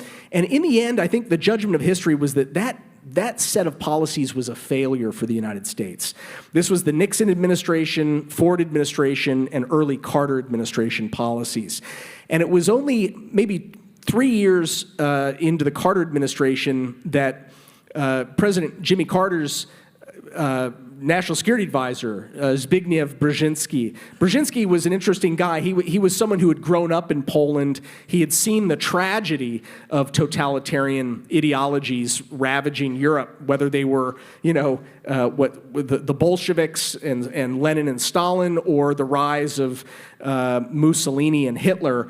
And he came to view détente as something that wasn't working, that the nature of this approach where we would really try really hard to get along with the Soviets was actually giving the Soviets a big advantage, because they would tie us up in things that we wanted while continuing to damage the interests of the United States and our allies by launching wars in Africa, in Latin America. They invaded Afghanistan. And so finally, Brzezinski said, you know what, after the 1979 invasion of Afghanistan by the Soviets, he said to Jimmy Carter, we're going to make this the Soviets' version of Vietnam. And they shifted away from the policy of a détente. And that really set the table for President Reagan's entry into the Oval Office a little over a year later. And within a decade, he had won the Cold War, not by soft pedaling or looking for areas where we might be able to cooperate, cooperate, but by calling out very candidly the things that the Soviet Union was doing, both to its own people, to repress them at home, but also their compulsive hostility towards us and our interests beyond their borders. I'll stop there. Thanks, Matt. I appreciate it. Let's shift a little bit and talk about the military. China continues to grow its capabilities at an alarming rate. It can be argued that setting aside the U.S. Air Force, the size of China's Navy, Army, Space, and Cyber forces already exceed those of the United States. Additionally, the technological qualitative edge the United States possesses continues to decrease. All of this military growth falls within the backdrop of an increasing tensions in the East and South China Seas. Confrontations on the sea and in the air between our two nations are becoming more common occurrence, and China's approach to Taiwan seems becoming more aggressive. So is a military confrontation between China and the United States inevitable? And if so, does China view their success as so existential to the CCP that nuclear weapons could be a possibility? Let's begin with Colin. So I don't think it is inevitable, nor do I think that it's imminent, but it is quite plausible. And I think that we need to distinguish those things. Look, a lot has been made about, whether Xi Jinping has a date on his calendar for invading Taiwan. I don't think he does. I don't think anybody knows except for him. He has certainly told his military they need to be ready by 2027 from a capability perspective. But that is oftentimes conflated in the public imagination as if they're going to invade Taiwan in 2027. I'm quite confident he has not made that decision yet. It doesn't mean he won't, but he hasn't made it yet. They are in the midst of the most breathtaking military modernization since the 1930s, and we should take that seriously. We describe China as the pacing challenge in the 2022 National Defense Strategy. We have been China's pacing challenge since at least the 1990s. Since the Gulf War, then the Taiwan Strait crisis of 95, 96, then the inadvertent bombing of their embassy in Belgrade during the Kosovo War. They have pursued us as their North Star against which they measure themselves militarily, and they've designed their entire military around that. And in practice, that meant that they have made massive investments in anti-access area denial capabilities to make it very dangerous for the U.S. military to operate within the first island chain and increasingly beyond the first island chain. And they've invested enormous resources in counter-network capabilities, especially in cyber and in outer space, because they know the American way of war relies on those domains, and they intend to hold it at risk. We are only now, starting in the Trump administration and continuing in the Biden administration, I think there's actually more continuity than discontinuity on this score, to take that challenge seriously. My view is we are perfectly capable of deterring China from making a move on our allies and partners in the East China Sea, the South China Sea, and in Taiwan, and that actually the conflict in Ukraine has been a quite sobering moment for the Chinese military, because it feeds a lot of the anxieties Xi Jinping has about his military, that he can't trust his military, that they might be corrupt, that they might look good on paper, but it turns out in real life, real war is real hard. That Russia looked like the second best military in the world the day they invaded Ukraine, and barely looked like the second best military in Ukraine a day later. And that a lot of the technologies that have manifest in Ukraine, a mix of old school firepower and new school commercial technologies, have been heavily defense dominant, to include in the naval domain, to the point that was discussed earlier about the Black Sea. And keep in mind, what China might have in mind for Taiwan would be the most difficult logistical and military joint expression of power that any military has engaged in since the Second World War. And in fact, more complicated than that, because it would include a lot more domains. I believe that the existing overmatch that the U.S. military has, especially in some key domains that are likely to persist, like undersea, the investments that we've made over the last several years across two administrations, the wake-up call that Ukraine has served to Taiwan itself, the possibility of asymmetric capabilities to make life hell, not just for China to get to the beach, but they have to get to the beach not just once. They have to get there every single day to put more men on the beach, more fuel on the beach, more supplies on the beach. They then have to crawl through the jungles and tunnels and urban areas. And Xi Jinping does not want to fight a 2-year war like the Russians He wants to fight a 2-week war. And we have the possibility of working alongside Taiwan and our partners in the region to convince him there is no 2-week war. This is a war he probably won't win, and if it does, even to launch this adventure would be to put the survival of the CCP at stake because the war will be a hard slog. So I think that the war is not imminent or inevitable. I think we have lots of opportunity to deter it from happening. I think Xi Jinping has a lot of doubts about his ability to pull this off. But, and this is the point I'll conclude in, there is a period of danger. And I think the period of maximum danger starts at the end of this decade, when China might be able to tell itself a story that they have the capabilities to defeat Taiwan and hold the US military at bay for long enough, where they have become a peer in cyberspace and increasingly in the nuclear domain. That window may open toward the end of this decade. But then I think it may snap shut by the mid-2030s, when a lot of our military modernization will have come online, and some of the headwinds, economic, demographic, and otherwise, put some constraints on China. So I think actually it's those years between the late 2020s and the mid-2030s that are probably the most dangerous years to navigate, because the window will open and then it might snap shut just at a time where Xi Jinping is going to be pretty old. And so if he really sees this as a legacy achievement. So nothing that I've said about it not being inevitable means that we can be sanguine about it. We have to treat the challenge urgently, and especially to navigate that particularly dangerous moment. But I think we have a lot of opportunities to do so. Thank you. Gordon, how do you see it? I was agreeing with Colin all the way through that until the last moment when you started to talk about when is the window of opportunity. Because I think that the window of opportunity is open now, and it probably closes when the 2030s start. And the reason is, you have a China right now that is in turmoil. You have Chinese people who are going through, for the first time in their lives, for most of them, a downturn.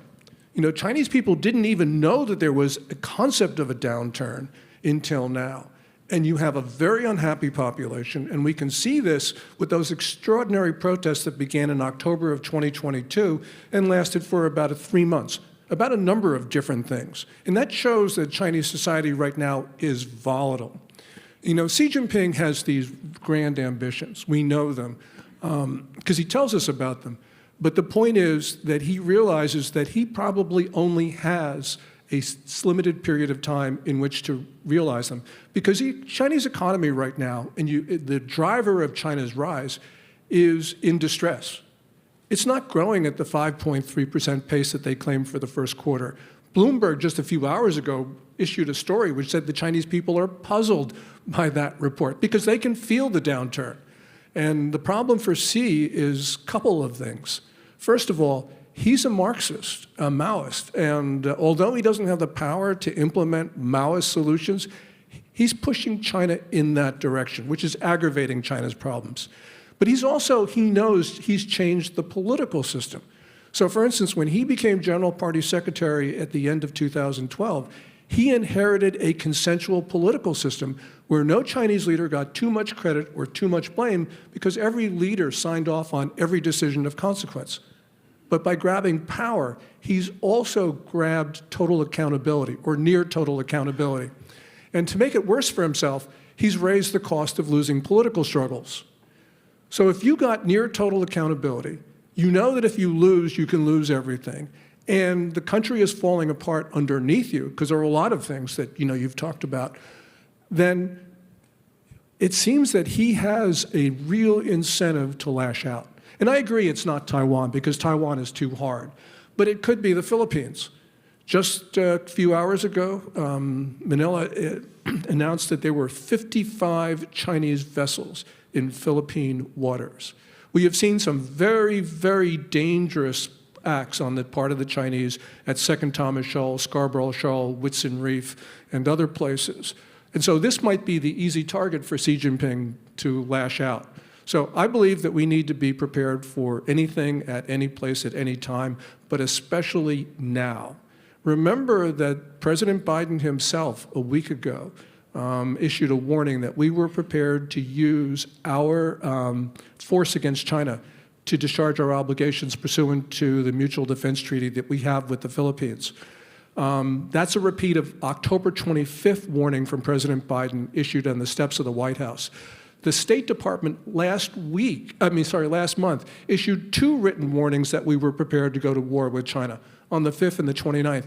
The Chinese are ignoring all of these, which says that probably something is very wrong inside the Chinese capital. We don't know what it is, but we know all the problems in the rocket force, which controls almost all of the country's nuclear weapons. We could see the problem with the former defense minister who was picked by Xi Jinping last year and was sacked almost immediately. Something is very, very wrong in China right now, and that means they can lash out. Because Xi Jinping, one final point, the Chinese people don't want war, but Xi Jinping might want a war because that's the best way to prevent his opponents in the political system from deposing him. Morgan, what are your thoughts? Yeah, so I actually just got back from Taiwan a couple of days ago, and I will tell you, I was last there 6 years ago, and the difference in the heightened sense of urgency from the leadership. We met with the outgoing President Tsai, incoming President Lai, and his top team. It was markedly different from when I was there 6 years ago.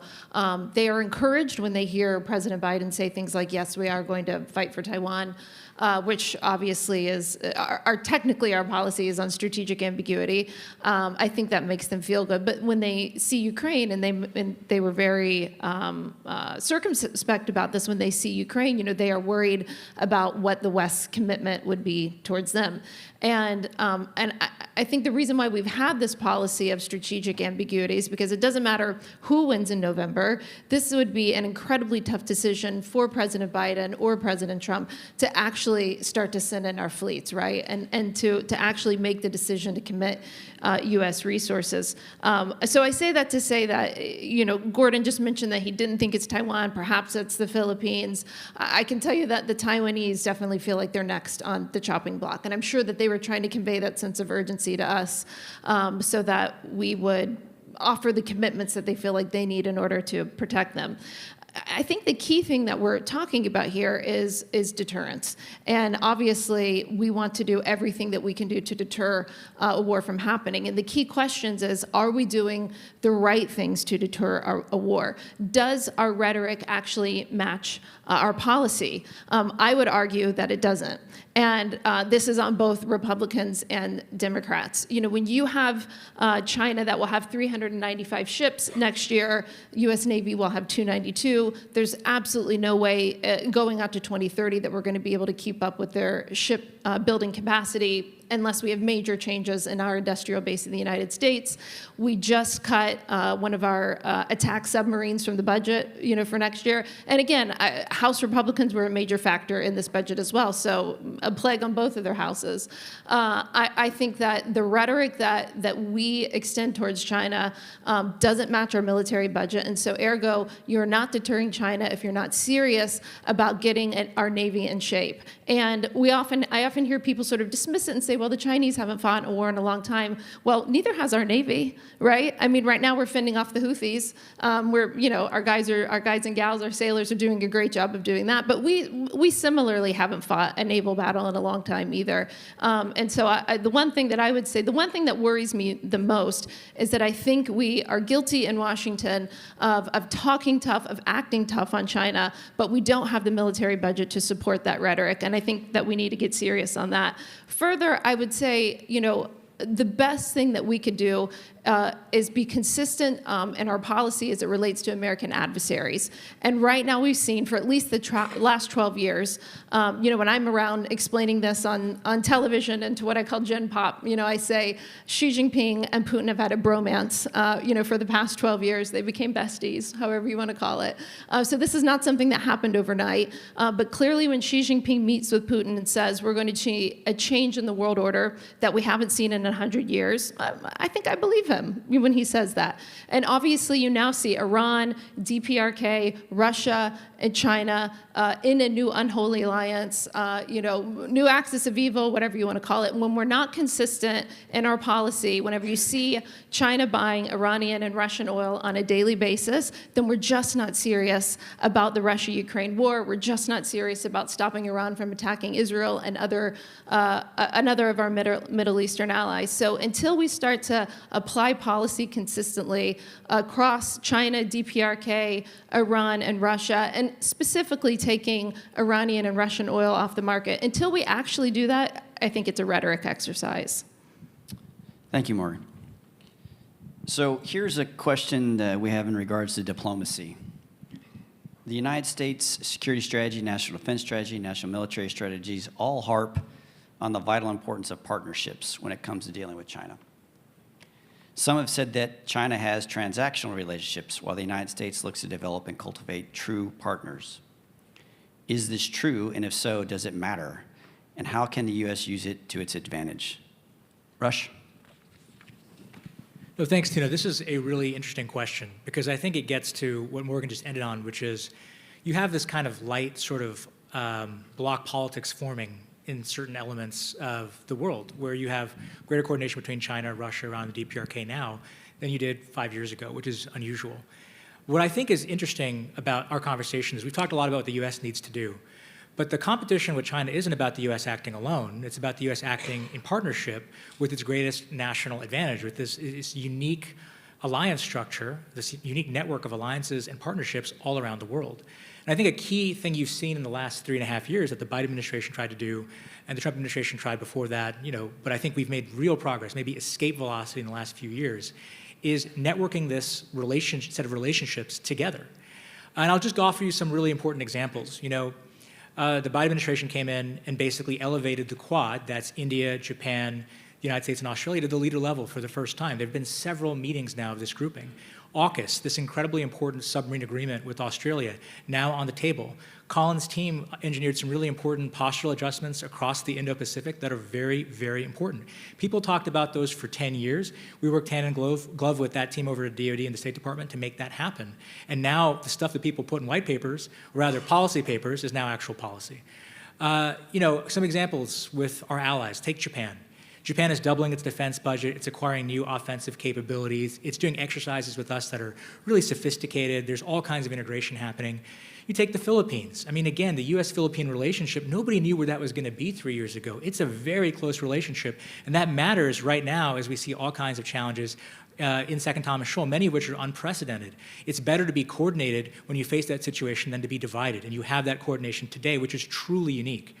And you look at some of the ways in which we've knitted together friends. It's not just the U.S. and a country, not just hub and spoke. It's actually about putting a tire around those spokes. So you've got the United States, Japan, and the Philippines meeting together at the leader level. That is a big deal. You have United States, Japan, and Korea meeting together at the leader level too. Why does that matter? Because Japan and Korea have a somewhat fraught relationship, and it's been a holy grail of Northeast Asian policy to get them to work more closely together. That happened. No one thought it could happen, but that happened in the last 3 years. The reason I mention all of that is it has real implications, not just for the security competition, not just for Taiwan, but for economic competition, for political competition, for every domain. Because the United States does better with our friends, and we have a lot of friends. And the challenge isn't bilateral. It's actually our system together against what China's bringing together as well. And I want to end with just a really important point here, which is that we talk a lot about competition, but you want to compete the smart way, not the dumb way, right? And the smart way is, again, with a lot of other countries, but it's also thinking about how you manage that competition responsibly. I think one of the singular achievements of the last 3 years has been to do all of this stuff with allies and partners, to take really important competitive steps, whether on export controls on certain semiconductors and semiconductor manufacturing equipment, on the flow of investment into America and out of America into China, really major economic adjustments to the U.S.-China relationship, huge movements with allies and partners, while at the same time, for the most part, managing the competition and preventing it from getting to the darkest days of the Cold War. As Colin mentioned, there are some big differences. This is one of them. This is not a Cuban Missile Crisis moment. Maybe one day there'll be a Berlin airlift moment, but we're not there at this exact time. And I think that managing competition is about fundamentally finding a way to communicate with the PRC and meet with them when you need to dispel misperception, to address miscommunication, to give them a sense of what you're going to do before you do it sometimes so that there's no confusion about what your aims and intentions are. You cannot capital R reassure the PRC. They have a very dark view of the United States. But you can small r reassure the PRC, tactically reassure them, to prevent things from getting completely out of hand in the short term. And that is, I think, what has been possible with these steps over the last 3 years. And again, the singular cornerstone of a lot of that is the alliance network. Thanks. Thanks, Rush. Let me go to Matt. What are your thoughts? Look, I think that the Biden administration deserves credit for a lot of the work that Rush was just describing, that is pulling allies closer. But where the Biden administration has been much less effective is in deterring adversaries in the seams when we're talking about countries that are not formal allies of the United States. We saw the Taliban roll right into Afghanistan before we even had a chance to get on airplanes and evacuate. Ukraine is not a NATO ally. It is an independent sovereign country that we had promised back in the 90s to protect, although not to make a formal treaty ally. And President Putin of Russia decided that he didn't think we had the stomach and to defend Ukraine, and he steamrolled right in. Israel is a very close partner of the United States, but it is not actually a treaty ally of the United States. And so Iran has attacked Israel using terrorist proxies like Hamas and Lebanese Hezbollah and the Houthis and various Shia militia in places like Iraq and beyond. So Morgan made this key point, which is that deterrence is what really matters right now, and we're failing at it. We are failing at it in ways that I think are incredibly dangerous and provocative. I think look southward for the next one. I think we'll see a crisis later this year on the border of Venezuela and Guyana. Venezuela, backed by China, Russia, and Iran. This new axis is threatening to annex its independent sovereign neighbor, Guyana, because they've got a lot of oil. And so Morgan also made an important point, which is that this isn't a Biden administration problem. This is a Washington, D.C. problem. It's both parties that are failing to learn the lessons that were written in blood during World War II, namely that deterrence is a whole lot better and a whole lot cheaper than war. And yet, we are now showing that we don't even have the stomach for deterrence. When you have a fight like the one that's taking place today, I'm praying for the Speaker of the House, Mike Johnson, that he's able to get this aid package through, because there are people on the right as well as on the left that don't think that we should be supporting countries around the world in ways that would only invite a much more expensive and costly and deadly set of conflicts in Europe and in the Middle East and in other places around the world after that. Morgan, he brought your name up a couple times there, so I'm going to give you a chance to chime in. Yeah, I mean, listen, this is where I say you were just talking about AUKUS, and I was a big fan of that, big cheerleader, and I don't normally cheerlead Biden administration policy, at least on the Middle East, but I've been a very big fan for what you guys did in Asia. But the problem is, as I said, we can't realistically deliver those submarines to Australia anytime soon. I mean, the ranking member in the Senate on Senate Armed Services have said this. We know this because we just, as I said, cut an attack sub this year. So it's where I worry, and again, this is not a critique of the Biden administration. They can only deal with the budget that Congress gives them. But where I am worried is that we talk a very big game and then can't deliver, on the results. Saying that, we revived the Quad in the Trump administration. I think they had not met for like 7 years whenever we started those meetings again. The fact that it's leader level is fantastic. AUKUS is another great deal. Being in Taiwan, watching the president meet with the Japanese and the Philippine President Marcos as well. I mean, these are all fantastic signs. I think they're all signs that China, things that China are looking at and they're watching. I think probably the most important thing we could do, the collective we, over the next 3 to 4 years, 5 years, as we get towards the end of the 20s, is double and triple down on our alliance and partnerships in Asia. Even when you look at the supplemental and the 20 different forms that they're voting on over the next few days. A lot of money for Ukraine and Israel. There is some money for Indo-Pacific and for Taiwan, but it's much smaller proportionally. And so that's another place when I talk about, putting our money where our mouth is as it relates to policy in addition to rhetoric. I think it's time to start looking at our military aid in Asia as well. Obviously, what's going on in Ukraine is incredibly important, and the outcome could have ramifications. But I think doubling and tripling down on our alliance structure in Asia is going to be incredibly important. But it's going to have to be more than just meetings with leaders. We're going to have like really substantive, tangible things that we're bringing to the table. And I just think, unfortunately, in our current budget environment, we're not there. So, Colin, I was noticing through some body language that you may want to say something there. I think maybe we should play poker together. I don't know. No, I care about my money too much. Look, I think that there's probably violent agreement that there's things we could do better. Okay, we can have a debate about whether the defense budget is the right level, but the first thing we should do is pass budgets. Okay, you might not. Maybe you believe that 825 billion is enough. Maybe you think it should be $1 trillion.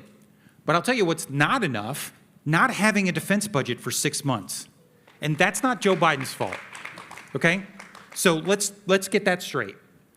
So that's thing one. Thing two, Ukraine was a huge wake-up call for our defense industrial base, and for Europe's defense industrial base, and for the Indo-Pacific's defense industrial base. And I think one of the great things is that at the intersection of concerns about China and the fragility of the defense industrial base across the free world displayed by Ukraine, is that now we have an opportunity to see the defense industrial base of the free world as a public good of the free world.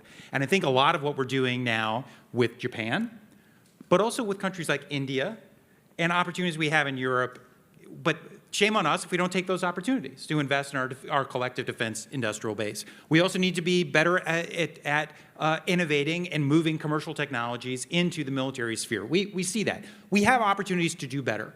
But I will also say we have opportunities to do worse.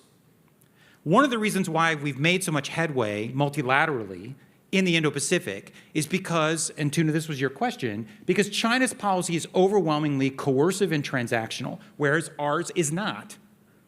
But it could be. If the United States turns towards a nationalistic, unilateral, and coercive and transactional approach, you don't pay your dues and you're out of the club, China will eat our lunch in the Indo-Pacific and elsewhere. The ace in the hole for us, see, poker reference, are our alliances and partnerships, and we should not take those for granted. If you do not nurture them every single day, they will die, and as a consequence, our adversaries will benefit. The last point, we should have learned the lesson from the 20 years after 9/11 that spending 20 years in the Middle East did not help us with China. So even as powerful as we are, yes, I worry about what's going on in the Middle East. Yes, I worry about what's going on in Europe. But we shouldn't pretend that if we put equal effort everywhere around the globe, we will well position ourselves to contend with China. We have to make choices. And while we are getting better with our defense budget, our defense industrial base, all these things that we're talking about up here, we have to make hard choices. Because if you don't make those choices, we will squander our power elsewhere, as we did for the 20 years after 9/11. Thank you. I'm going to switch gears here a little bit. Actually, this is a topic that several of you brought up in some of your other answers, but I think it's an important one. China has made it very clear that they want to be the leader in the world when it comes to technology and specifically artificial intelligence. Many people believe, in fact, this was mentioned in one of our previous panels, that the U.S. currently has an advantage in this area. Given the economic and national security implications, what should be our approach to the development of AI, quantum, and advanced IT capabilities in order to maintain U.S. advantage vis-a-vis China? Gordon? We do have advantages, and I think what we need to do is dust off the Reagan playbook, and that was to use our economic power to bring down the Soviet Union, which was a malicious actor. And we can do this by cutting off technology. Unfortunately, we've had technological cooperation with China, and it hasn't worked out very well for us. So for instance, in 2014, the Obama administration, President Obama did something very important. He imposed a moratorium on the federal funding of gain-of-function research in the United States. So what did the National Institute of Health do? It outsourced that to China, specifically the Wuhan Institute of Virology. We need to stop this. And we need to cut off technology to China because we know what they plan to do. They tell us all the time. And it's not just Taiwan or Philippines or Japan or India, it's also us. So at least from a strategic point of view, but as well from a moral point of view, we should not be enriching and strengthening a regime that is targeting the United States. So I think the Biden administration has done some very important things in terms of cutting off chips and chip-making equipment to China, but we need to go much further than the political consensus in Washington will now permit. You know, and we can see this in terms of TikTok. We have known for years that China's been using TikTok to illegally steal data from Americans, and they're continuing to do that. More important, they use the curation algorithm to not only propagate their notions on the Ukraine war or Hamas, but they also use it to target a generation of American youth by promoting self-harm, suicide, drug use. And yet we do not have the political will to either force a sale or to ban TikTok. This is a known national security threat, and we have decided as a nation not to do anything about it, to let China continue this. So although I know it sounds harsh, but we do need to stop technical cooperation with China. And you know, as I said, look at the way, as Matt talked about in terms of the Reagan view on the Cold War, we were able to use our economic leverage to bring a peaceful conclusion to that struggle. And I think that we need to do the same thing right now. And remember, this is not just some sort of general theory that we have a competition with China. China right now is waging proxy wars on 3 continents: in Ukraine, North Africa, and the Middle East. It's threatening our allies. You talk about allies, and very important points you make, Colin. Threatening our allies now in Asia. So we should be considering this an imminent threat and start to do things that are now politically thought to be impossible. But history is going to look at us and say, why did you strengthen a regime that was obviously targeting you? Thank you, Gordon. Matt. I agree with everything that Gordon just said. Look, on the military front, we don't need to match China ship for ship. China now has, by one estimate I saw that leaked from the US Navy, 200 times our shipbuilding capacity. But what we have, because we have a qualitative edge, because we still attract the most talented, people in the world, we still have a more efficient system of investing in innovative technologies. We can acquire qualitative edges over Beijing militarily that would render a lot of the brute investment that China's making wasteful. And that's really what happened during the Cold War when we got it right. During the 70s, we saw that the Soviet Union was actually, for the first time, exceeding our nuclear arsenal in quantitative terms. They were building a huge capacity of conventional arms that we wouldn't have been able to stand up against just using our tanks and the soldiers that we had available in Europe in the event that the Soviets came in. So what we ended up doing was investing in silicon chips. We began making weapons that were smarter and more fearsome without having to match the Soviets dollar for dollar, tank for tank, ship for ship. And that ended up working. It persuaded the Soviets that they could not win in a Cold War or in a hot war. And that's what really led to the self-doubts in the Soviet system that allowed people, including elites within the Soviet Communist Party, to say, well, you know, if we're not going to beat the Americans, and we have an inferior economy, we have to repress our people internally, maybe we should start rethinking the fundamental pillars of this system. And that's exactly what happened. Reagan was willing to engage with the Soviets, but only from a position of strength as perceived by both the Soviets and the Americans. And he also waited until the Soviets produced a leader that he could do business with, and that came in the form of Mikhail Gorbachev. Right now, Xi Jinping is not Mikhail Gorbachev. In fact, Xi Jinping villainizes Gorbachev in some of his speeches. One of his most important speeches that Xi Jinping gave in his first month in office was an attack on Gorbachev. So we're not going to be able to do business with Xi Jinping. He means us harm. We're going to have to actually develop a position of strength by investing wisely. I agree with Colin that we can't be everywhere without weakening ourselves in places that really matter. But we can be a lot smarter and more decisive in our use of force in ways that will brush back adversaries like Iran. The Iranians fundamentally fear the United States, but right now they've seen that they can get away with killing Americans in Jordan, shooting at our warships in the Red Sea, massacring civilians through their terrorist proxies in Israel, and we are really reluctant to actually show that we can bear teeth and bite when we need to. I think if we were to do that, we would restore deterrence. Thanks, Matt. Rush, I know you wanted to jump in. If you could be brief, because we have one final question. I'm going to ask everybody to answer it. So if you could. Well, yeah, I will be brief. I just wanted to add that in technology competition, a critical question is what you do at home. We haven't talked a lot about the home front. We talked about that in the defense industrial-based context, but we should talk about it in the technology context. And what's great about this conference is we have people here from all kinds of industries, from all over the country, people who go back to different industries and take lessons with them, about how the world is evolving.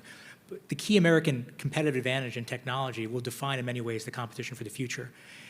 The United States now is making investments in semiconductor manufacturing, in infrastructure, and also in a number of technologies critical to combating climate change. It's experimenting with industrial policy in ways it hasn't done in decades, maybe since you could argue the Cold War. And all of these efforts are having results. And we have manufacturing investment in America going up 2-3x in the last few years alone. I say this because I think this is an important part of competition. But second, just very quick element to it that also matters is our advantages in technology are not just ours. Many of them are shared with our allies and partners. And to Colin's point, if you don't have friends internationally, that technology will find its way to go to other places. You need the Japanese, the Dutch, others to work with you sometimes to make sure that the free world has the commanding heights of this technology. That is not a unilateral U.S. mission. It's a shared mission. And that means we have to find ways to work with our allies and partners to sustain our technology innovation ecosystem. Thanks. Great points. Thanks, Rush. Okay, so with our remaining time, let's bring this all together. How would each of you describe what our overarching national strategy in regards to China should be? And please do your best to touch on each of the elements that we just really discussed as it relates to national power: diplomatic, information, military, economic. We have about 2 to 3 minutes for each of you, and I'm going to go right down the line. So we'll begin with Gordon. The most important thing we need to do is to acknowledge what is happening in the world today. We don't want to do that because when we acknowledge it, we realize how awful things are at this particular moment. But we need to do that. We're a far stronger country than China, but if we don't start to think about reality, we're going to lose our country. So the most important thing, we need to go back to Ronald Reagan saying, we win, they lose, employing the national power of the United States across the spectrum in order to end the rule of the Communist Party in China, because we cannot deal with Xi Jinping, who believes that it's his mission to establish worldwide Chinese rule and to destroy the American state. The most important thing, we've had a policy of engagement of China, especially after the Cold War. And we had hoped that by engaging the party, that it would realize it would be in its interest to uphold the international system. What happened, of course, was that the party believed not that it had an interest in maintaining the current system, but in bringing it down and replacing it with something which we could not accept. But the one thing by engaging China that we did do, we changed the Chinese people. And I think we changed them almost irrevocably. And I believe that they want a better society. And we know this because we can see the unprecedented surge of Chinese migrants across our southern border. And that is an indication that they want to live in a free society. Now, Morgan, you mentioned you were a spokesperson for Secretary of State Pompeo. On my sister's birthday, which is July 23, 2020, Secretary Pompeo gave a speech at the Nixon Library in which he talked about America's engagement of the people of China. And during the comments afterwards, he mentioned that the one thing that the Chinese regime was most upset when he did, and Pompeo did a lot of things that upset the Chinese regime, and thank God that he did, but the thing that he did that most upset the Chinese regime was talking to the Chinese people. We need to do a lot more of this, because that's the way to win this struggle peacefully. To pull some threads together. First, I think that we need to lean into our strengths, and that starts by fostering our innovation ecosystem here at home. You know, a number of years ago, Kai-Fu Lee predicted that China would dominate AI because all the major innovations had happened. China had more engineers, and it was just about data, and China had more data. None of that is true. And there's a reason why OpenAI and Anthropic and Google are the leaders in that technology. Turns out you can't train ChatGPT on a censored internet.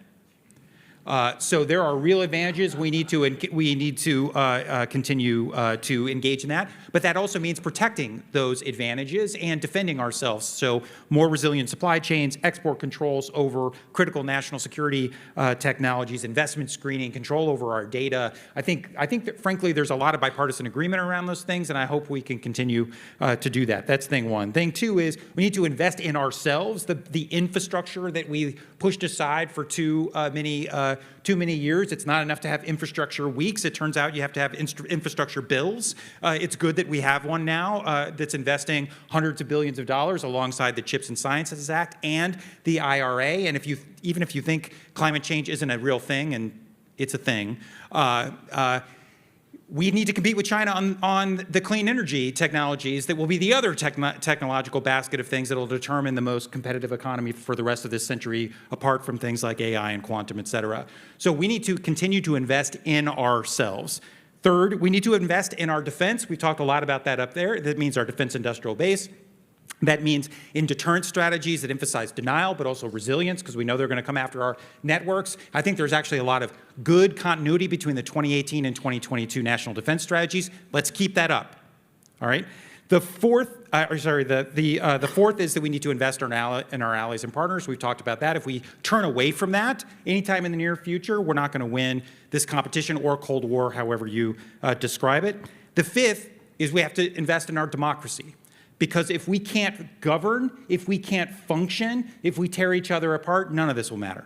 None of it. So that is, in many respects, our highest priority. Let me conclude with this. We should do all of this as what Americans do best. Be optimistic. For years, people have been talking about how China was rising, they were going to eat our lunch. Raise your hand if you've heard an argument that China is going to eclipse us. Raise your hand if you've heard that argument. Okay, now raise your hand if you'd trade places with them right now. Come on. History is littered with countries that have bet against the United States. All right, who would you rather be? You'd rather be us. If we play to our strengths, we win. That's how we win. Thank you, Colin. Morgan. Well, amen and hallelujah. I'm Jewish, so I like saying that. Good, got you guys to laugh. First of all, you know, I've long said when I talk about this challenge, and I mostly talk to right-of-center audiences by virtue of my SiriusXM radio show every Sunday on the Patriot Channel, 125, 11 to 1. Please listen.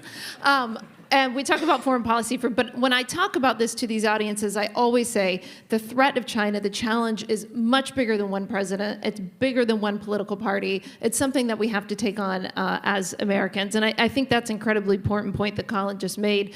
China, I don't think ultimately can defeat us, but we can defeat ourselves. And as long as we keep looking at each other as the other half of the country as the enemy, and as long as, quite frankly, both of our presidential candidates continue to weaponize both sides against each other, then we're at risk of defeating ourselves. I would say I've harped on the defense budget a lot. Obviously, I have a vested interest in seeing us rebuild the Navy, and I think that that would be crucial to deterring China.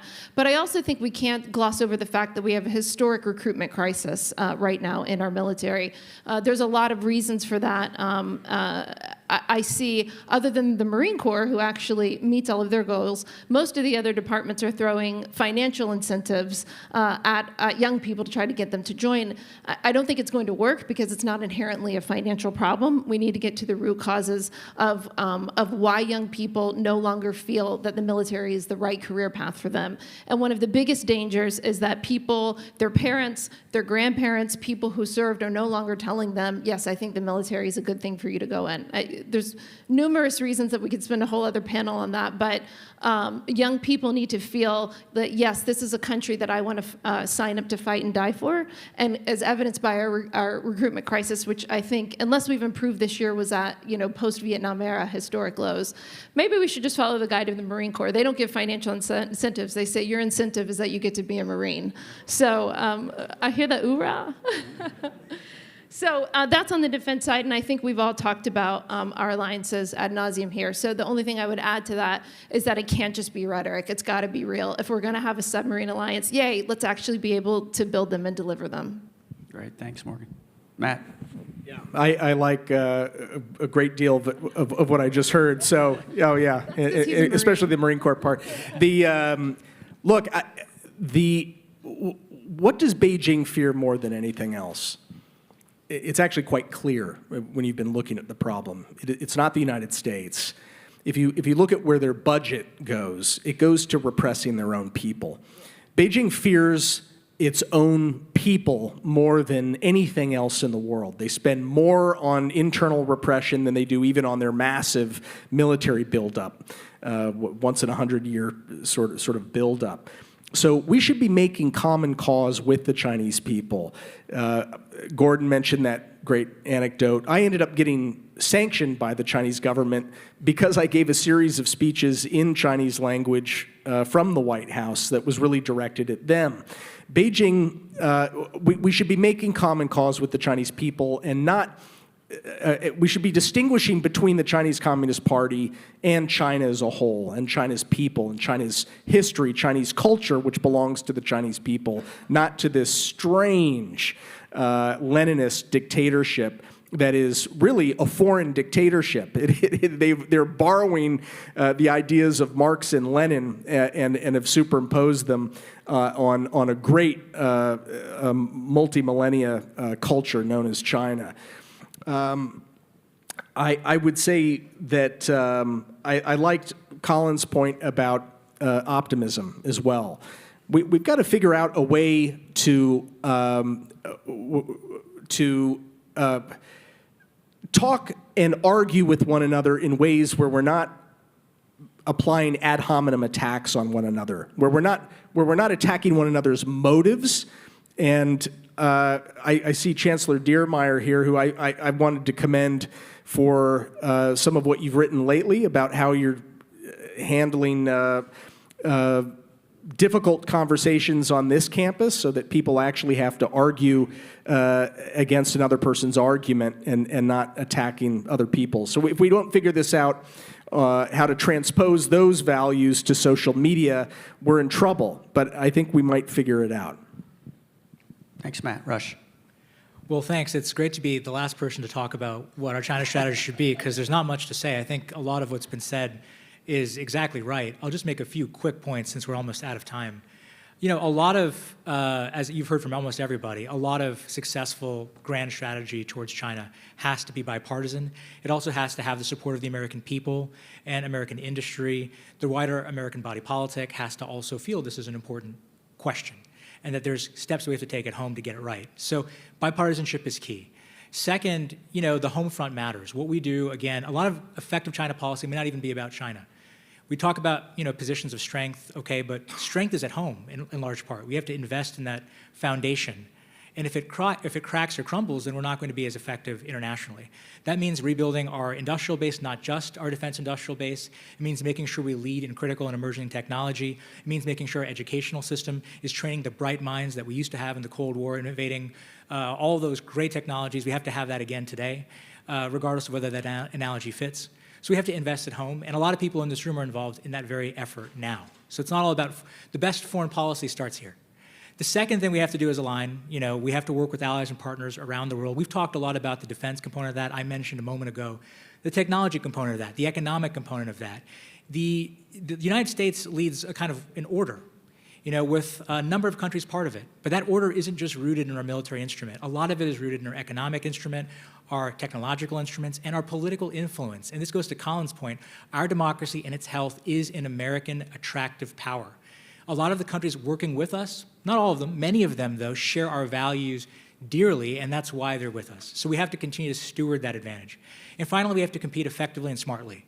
I think what that means, many people on this panel will debate and continue to debate even after this panel is over. I think that's a key question.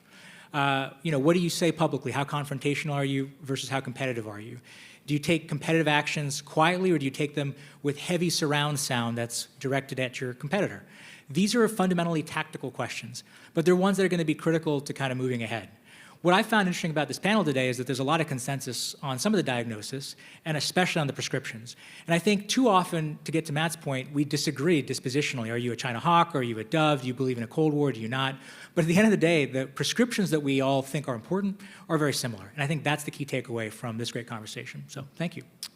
Thank you, Rush, and thanks to each one of our panelists for an absolutely fascinating, insightful conversation. Let's give them a round of applause, please.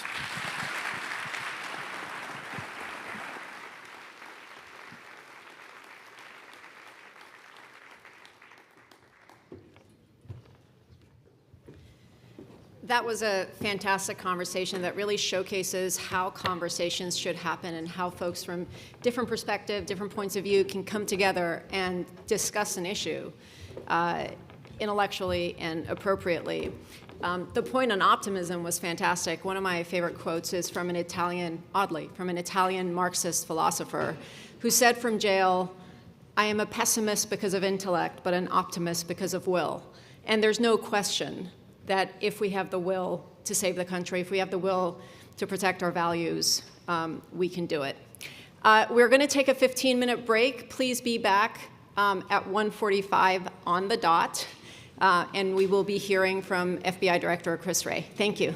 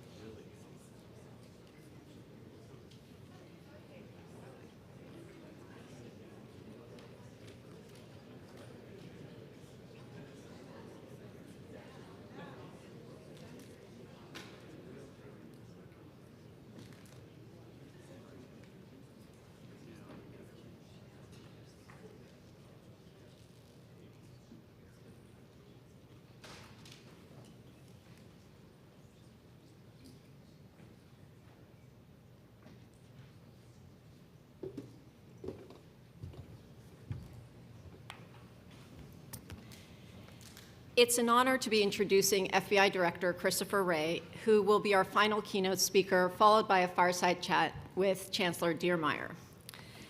The FBI is critically important to every topic we've discussed over the past 2 days. While protecting Americans from the threat of terrorism is the FBI's top priority, the range of threats the agency engages in is vast, from cyber attacks to economic espionage to violent crime and drug trafficking. Under Director Wray's leadership, the FBI has worked hard to outpace adversaries in cyberspace, disrupting cyber operations, arresting cyber criminals, and protecting American intellectual property with thousands of investigations across all FBI field offices. The FBI has also played a critical role in addressing the fentanyl crisis. When earlier today, DEA Administrator Ann Milgram referenced that enough fentanyl has been seized to kill hundreds of millions of Americans, she was talking about the work of the FBI in partnership with the DEA. All of this under Director Wray's leadership.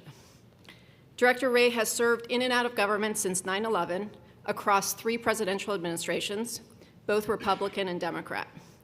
He has seen the job and the Justice Department in all of its missions over the years, from serving as a line prosecutor to leading the Justice Department's criminal division in the aftermath of 9/11, and now as director of the FBI.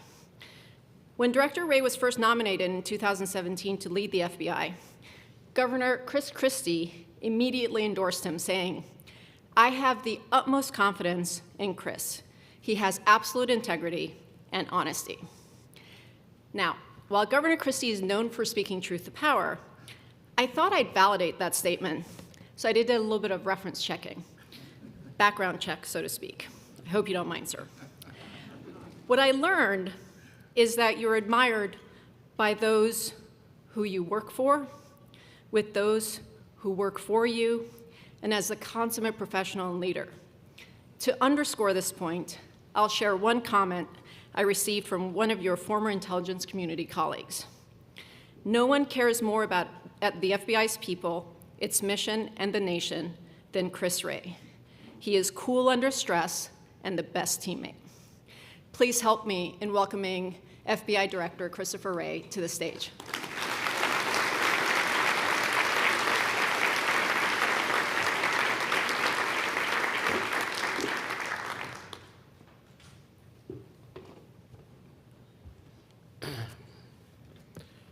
Well, thanks, Nilu, and good afternoon, everybody. It's great to be here at Vandy and to be here with all of you and the decades of experience you represent in academia, national security and defense, cybersecurity, the energy sector, innovation, finance, law.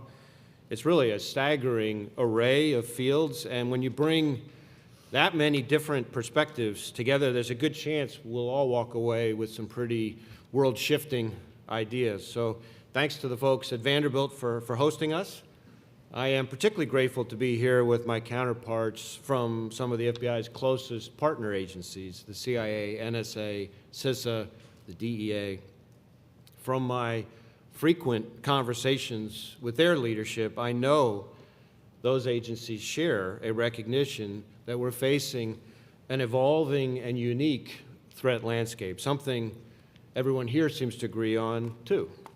So I appreciate being able to address you alongside those agencies because, as I'll talk about a bit later on, the way the FBI is dealing with the here and now threats that make up today's landscape is in part through relentless partnerships with those agencies, with you, and with others in the U.S. and around the world.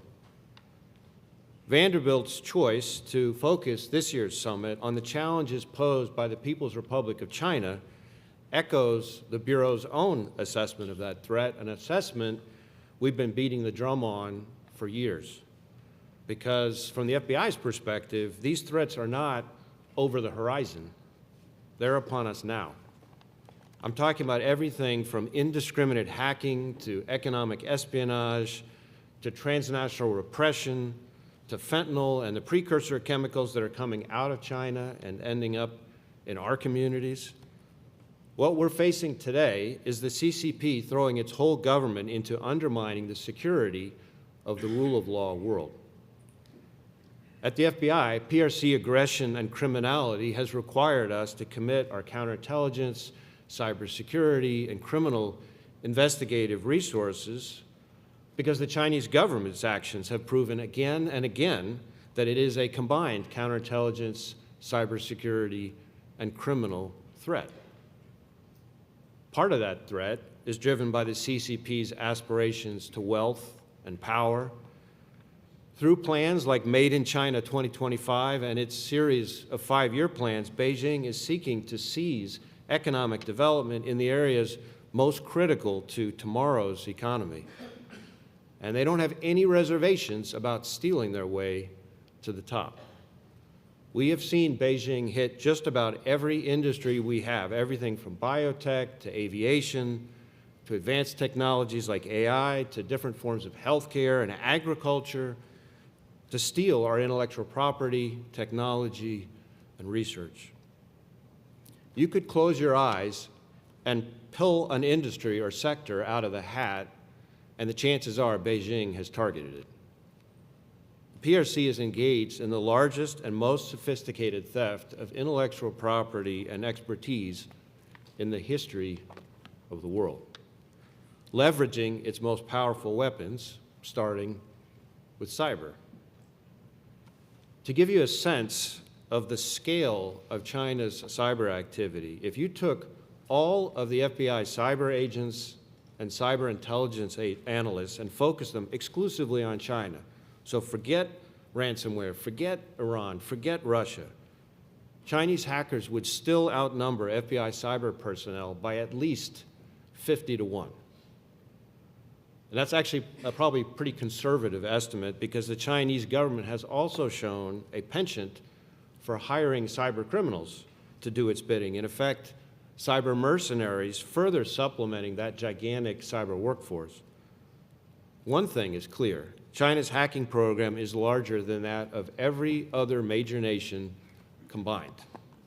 And that size advantage is only magnified by the PRC military and intelligence services' growing use of artificial intelligence, built in large part on innovation and data stolen from us to enhance its hacking operations, including to steal yet more tech and data. And the PRC cyber threat is made vastly more harmful by the way the Chinese government combines cyber with traditional espionage, economic espionage, and with its efforts to export its repression and malign influence to other nations, including our own. Now, a few years ago, we might have said that China represents the most significant long-term threat. That's no longer the best way to describe the danger. ODNI, the Office of the Director of National Intelligence, assessed last year that Beijing is trying to build the capability to deter U.S. intervention in a crisis between China and Taiwan by 2027. 2027 is not exactly long-term. In reality, it's not even around the corner. We're feeling some of the effects today. In government, all across government, we're looking at the 2024 budgets being written now as the determinants of what resources we're going to have available to confront China in 2027. In the private sector and academia, too, the investments, partnerships, security, and capabilities that you're building today will dictate how those sectors are prepared or not 3 short years from now. And as I'll discuss, we're also already battling today preliminary steps, which include cyber intrusions and criminal activity that China is already taking along their march to preparedness. The subject of the PRC's desire to dictate America's responses to its aggression is a good segue to our discussion of critical infrastructure. Because I can tell you, we at the FBI are particularly concerned about the threats that Beijing's activities pose to those sectors. And there's no better way to close out this summit than to spend a few minutes reflecting on this singular threat and on what the FBI and our partners, including many of those here today, can do to safeguard our nation. To the average person, critical infrastructure is largely invisible. These are sectors whose existence we don't often think about or appreciate as long as they're working right. But these vital sectors, we're talking about everything from water treatment facilities and energy grids to transportation and information technology, form the backbone of our society. And what a lot of Americans may not be tracking closely is that China is positioning its enormous hacking enterprise, remember, 50 to 1, for more than just the outrageous theft campaign I described a few minutes ago. It's using that mass, those numbers, to give itself the ability to physically wreak havoc on our critical infrastructure at a time of its choosing. The PRC has made it clear that it considers every sector that makes our society run fair game in its bid to dominate on the world stage, and that its plan is to land low blows against civilian infrastructure to try to induce panic and break America's will to resist. We've been countering this growing danger for years now. China-sponsored hackers pre-positioned for potential cyber attacks against U.S. oil and natural gas companies all the way back in 2011. And while it is often hard to tell what a hacker plans to do with their illicit network access, that is it theft, is it damage, until they take the final step and show their hand, these hackers' behavior said a lot about their intentions.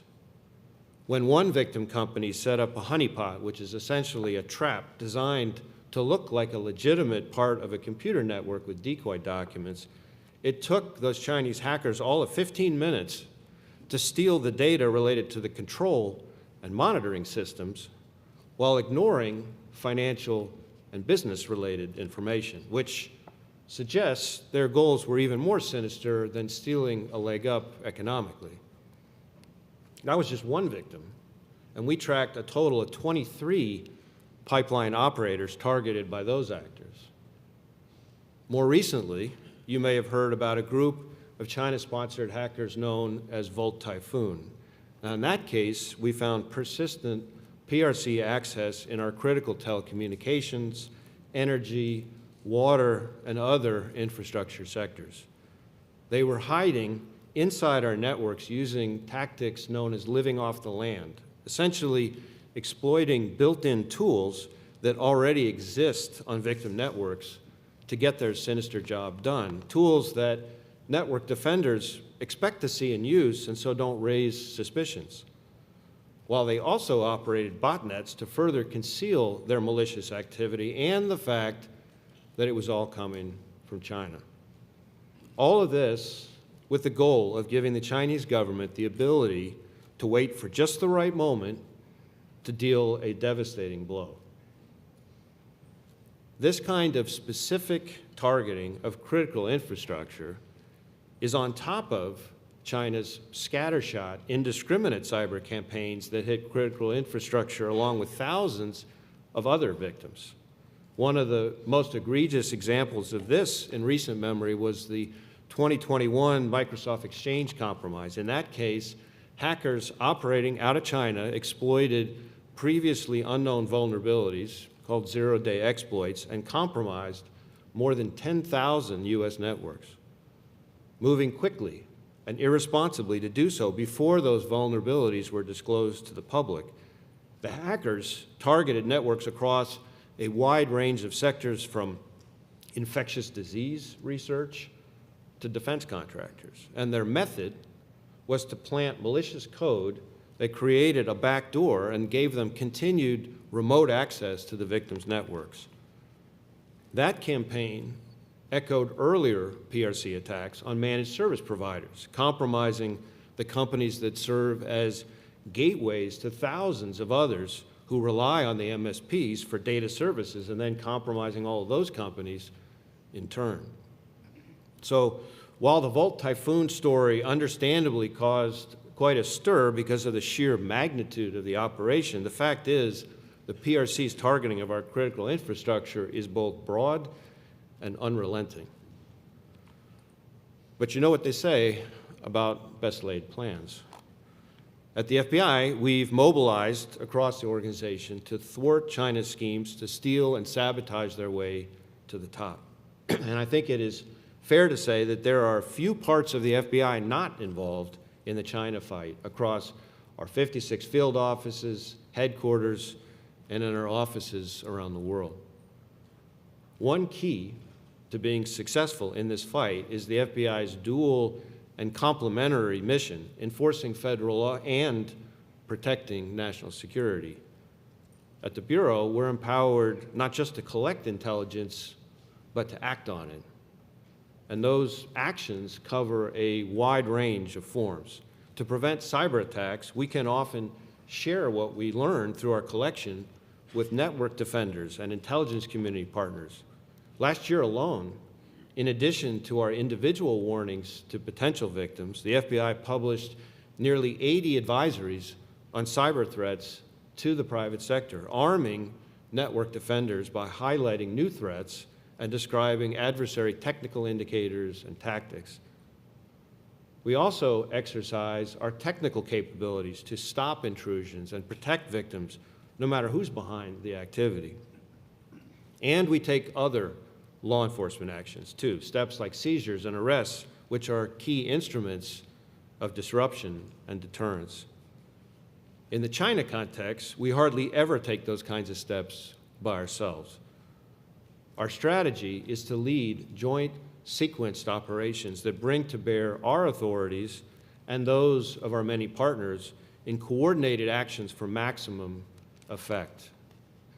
As part of those operations, we're often sharing targeting and other information with partners like U.S. Cyber Command, foreign law enforcement agencies, the CIA, others, and then acting as one. When it comes to both nation-state and criminal cyber threats, we plan operations with our sights set on all the elements that we know from experience make hacking groups tick. So we're going after their people, a term that we define broadly to include not just the hackers and the malware developers, but also the facilitators they depend on, like bulletproof hosters and money launderers. We're also going after their infrastructure, like their servers and botnets. And we're going after their money, the cryptocurrency wallets that they use to stash their ill-gotten gains or hide financial connections, hire associates, lease infrastructure. So you could take the PRC's Microsoft Exchange compromise I mentioned a minute ago as an example.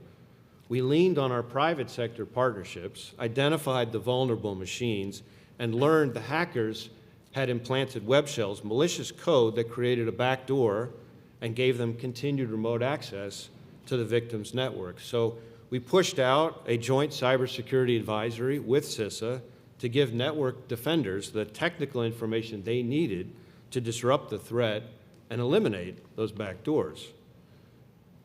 But some system owners weren't able to remove the web shells themselves, which meant their networks remained vulnerable. So working with Microsoft, we executed a first-of-its-kind surgical court-authorized operation copying and removing the harmful code from hundreds of vulnerable computers. And those backdoors the Chinese government hackers had propped open, we slammed them shut so the cyber actors could no longer use them to access victim networks. Similarly, when we discovered Volt Typhoon's malware being used against critical infrastructure, we joined our U.S. and international partners last spring and again this February to first author a series of joint cybersecurity advisories about what we saw, effectively calling out the hackers and sharing technical information that victims can use to protect themselves. And then we followed up those warnings with action aimed at the hackers. Working with our partners in the private sector, the FBI was able to identify the threat vector and conduct another court-authorized operation in coordination with others to not only remove Volt Typhoon's malware from the routers it had infected throughout the U.S., but also to sever their connection to that network of routers and prevent their reinfection. Now, you've already heard me say several times this afternoon that private companies, like those represented here, and academic institutions like Vanderbilt are exactly the kinds of partners that have important roles to play when it comes to protecting our most essential networks. And not just as key participants in many of those joint sequenced operations I was talking about. In our country, the private sector owns the vast majority of our critical infrastructure. So it plays a critical defensive role and also generates vital information about what adversaries are doing or preparing to do against us. But the first thing that private industry can bring to the table is vigilance, because everything we do in the government and law enforcement space has to be combined with the public's role in being more discerning and more cyber literate. And that includes resiliency planning, things like developing an incident response plan, actually testing and exercising that plan, and fortifying networks and devices to make the attack surface as inhospitable as possible. Companies need to familiarize themselves with each specific threat and its particularities, create a plan tailored to each of those threats, and then actually run through those plans with things like tabletop exercises. And most importantly, know where your crown jewels are, know how to get back up and running in the event of a breach, and know at what point you're going to call the FBI for help. There's also hardware and supply chains to worry about. I'm sure many of the folks here today are familiar with SolarWinds, the Russian SVR's supply chain campaign that compromised widely used IT software and caused thousands of SolarWinds customers to upload malicious backdoors hidden in innocuous-looking software updates. Vetting your vendors, their security practices, and knowing who's building the hardware and software you're granting access to your network is crucial. So push for transparency into what vendors and suppliers are doing with your data and how they're going to maintain it. And that brings me to the final thing we need to build a strong defense, and that is solid partnerships. As we discussed, the very foundation of our work confronting Beijing. When something goes awry, we need victims to reach out to us immediately, because the first victim who reports an intrusion can supply the key information that will enable us not just to help them recover, but also to prevent the attack from metastasizing to other sectors and other businesses.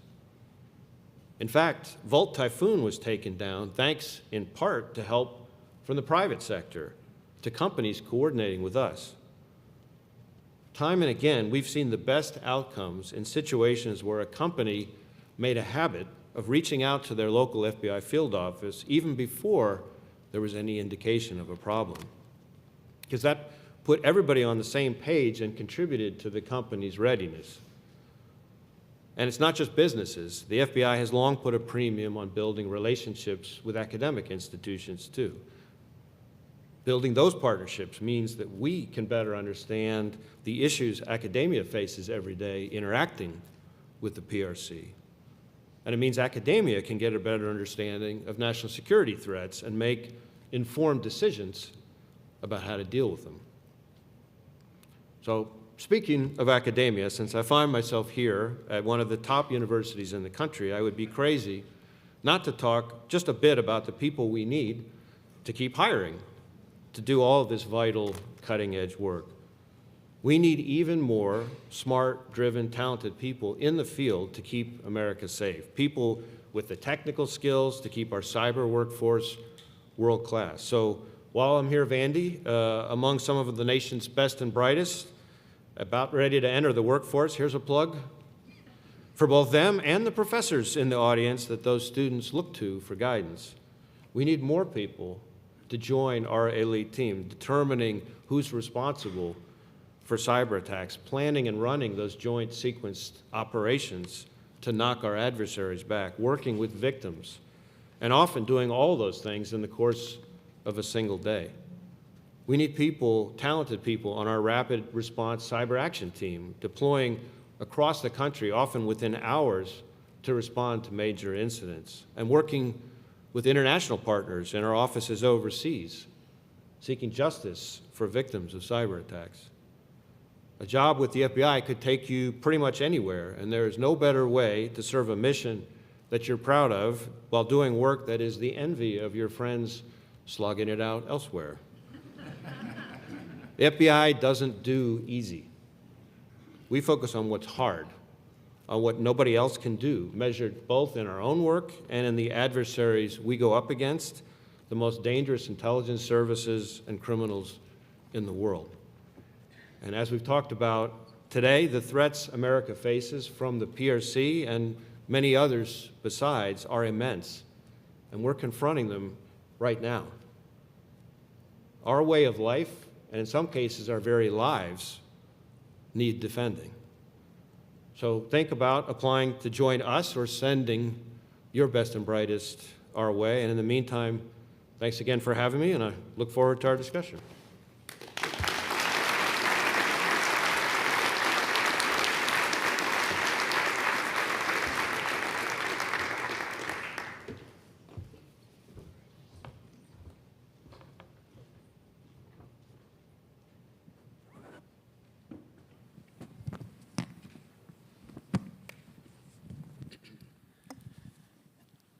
Well, Director Ray, welcome to Vanderbilt.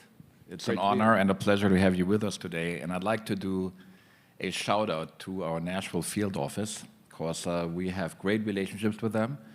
And some of the challenges that you were talking about that private enterprises face, we have the same challenges when we're thinking about our data sets and our intellectual property that can become a juicy target as well.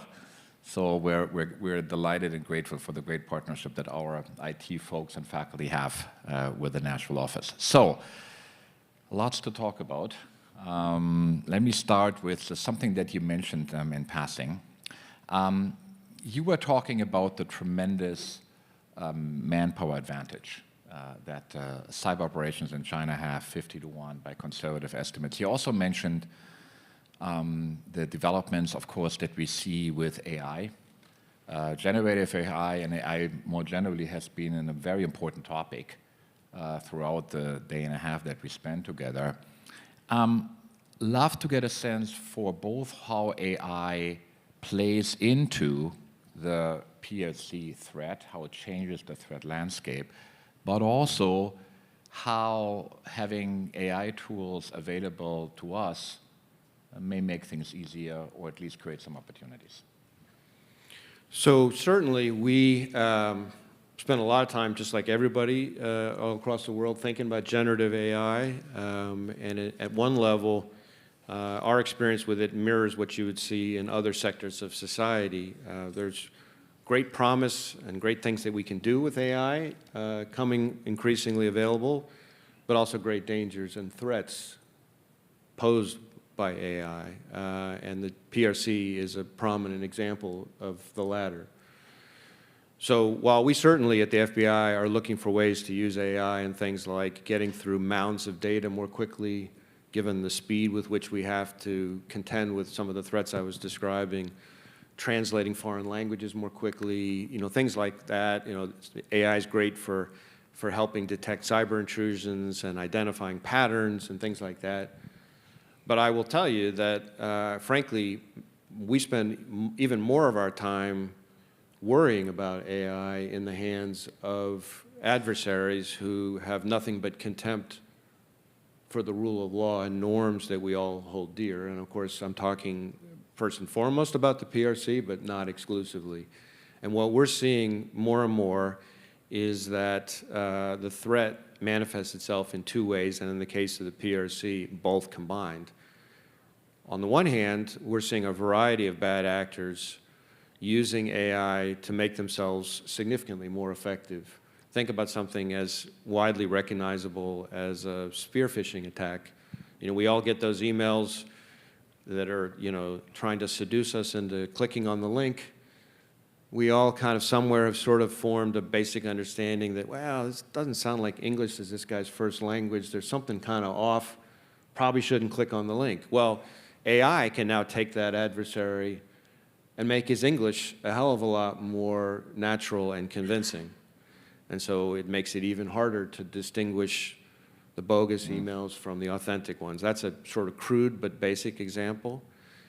If I asked everybody in this room, think about who you're most afraid of getting their hands on AI, chances are they already have access to AI and are using it. At the moment, it's most useful in taking adversaries who are kind of, you might say, sort of junior varsity level and making them varsity level. With the most sophisticated adversaries, like the Chinese, it allows them to take their formidable operation and do it exponentially more quickly and at scale, and the scale's already so significant. And so that frees them up to engage in even more malicious activity. The second and the other part of the threat related to AI that we spend a lot of time focusing on is protecting AI innovation. So much of the world's AI innovation, in fact, I think America has something like 18 of the 20 most successful and significant AI innovation businesses, if you will. And so guess who wants to steal that, right? So we're very focused on trying to work with businesses to protect that AI from being stolen, because you take that innovation, put it in the hands of that gigantic 50-to-1 hacking program, and it enables them to be exponentially more dangerous. You know, force multiplier is kind of an understatement in a situation like that. And so the idea of a nation state that has contempt for the rule of law and is limited only by its own creativity, getting their hands on the world's best AI is a danger that I don't think any of us can afford, and one that we are laser focused on trying to counter. You spend a lot of time talking about challenges to our critical infrastructure. And of course, you mentioned also in your remarks that critical infrastructure often is owned and controlled by private entities, which makes the role of partnerships really critical. There were examples about how deep this collaboration can go between the FBI and the private entities, and there were some fascinating examples, I think, on that. There may also, one can imagine that there are also challenges and difficulties of how to make sure that these collaborations really work effectively. What are they, and then how do we overcome them? The challenges to partnership. Well, I mean, I think the way I look at partnership, the best partnerships are based on mutual trust and respect. And that's why I think our partnerships have a competitive advantage on partnerships, for example, that the PRC purports to have. You know, Xi and Putin talk about friendship without limits. That's not really friendship. That's really more of a business transaction. Our partnerships, certainly with our allies, are based on shared values, friendship, genuine friendship, and mutual respect. And that's the kind of relationship we have with our sister agencies, and that's increasingly the kind of partnership we're trying to have with businesses and academia. Now, in terms of challenges, of course, partnership means each side gets to make its own decisions as opposed to having them dictated to by the other side. And so there are always going to be challenges in, you could argue it's less efficient in the short run to persuade somebody else to do something, or just to give them information that allows them to make responsible decisions, as opposed to an authoritarian regime where you just dictate what other sides do. You know, distinctions that we hold very dear in our system and in countries like ours between the government and the private sector, between the government and academia. I think the thing people need to understand about the PRC is those are distinctions that are at best blurry, if not non-existent, between the government, the CCP, and their businesses. I mean, forget the fact that, you know, something like 50% plus of their businesses are state-owned enterprises, so you're literally dealing with the government. All Chinese businesses are, by law, utterly beholden to the CCP. and their research institutions much the same way. So it doesn't mean we can't do business with them or have academic exchange and all that good stuff, but it does mean people need to be really clear-eyed about who you're dealing with and how you should deal with them. So let's talk about one business that has received, I think, a lot of controversy. And of course, we talked about it in one of our last panels as well, which is TikTok. An essential tool for many of our students, but many national security officials view it as a large vulnerability and as a major threat. Where do you fall? How big a threat is TikTok? I mean, we, the FBI, absolutely do have concerns about national security concerns about TikTok.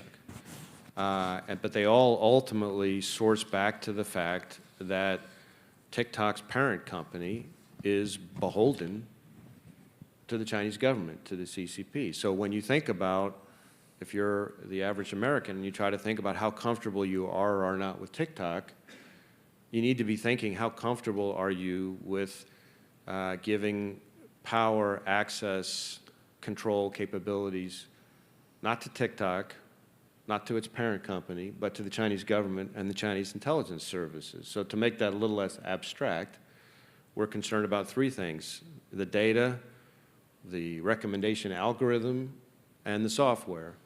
The data, the way things are set up, the Chinese government has the ability to leverage the collection of data through TikTok on millions and millions and millions of users.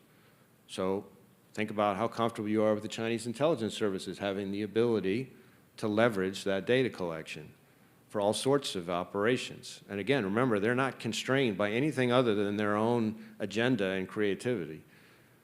Second, the recommendation algorithm, which controls, that allows them the ability to push pro-CCP narratives, downplay criticism, and basically enlist millions of people as unwitting advocates of their propaganda machine. That is a thing that is a kind of information warfare that is incredibly difficult to detect on top of everything else.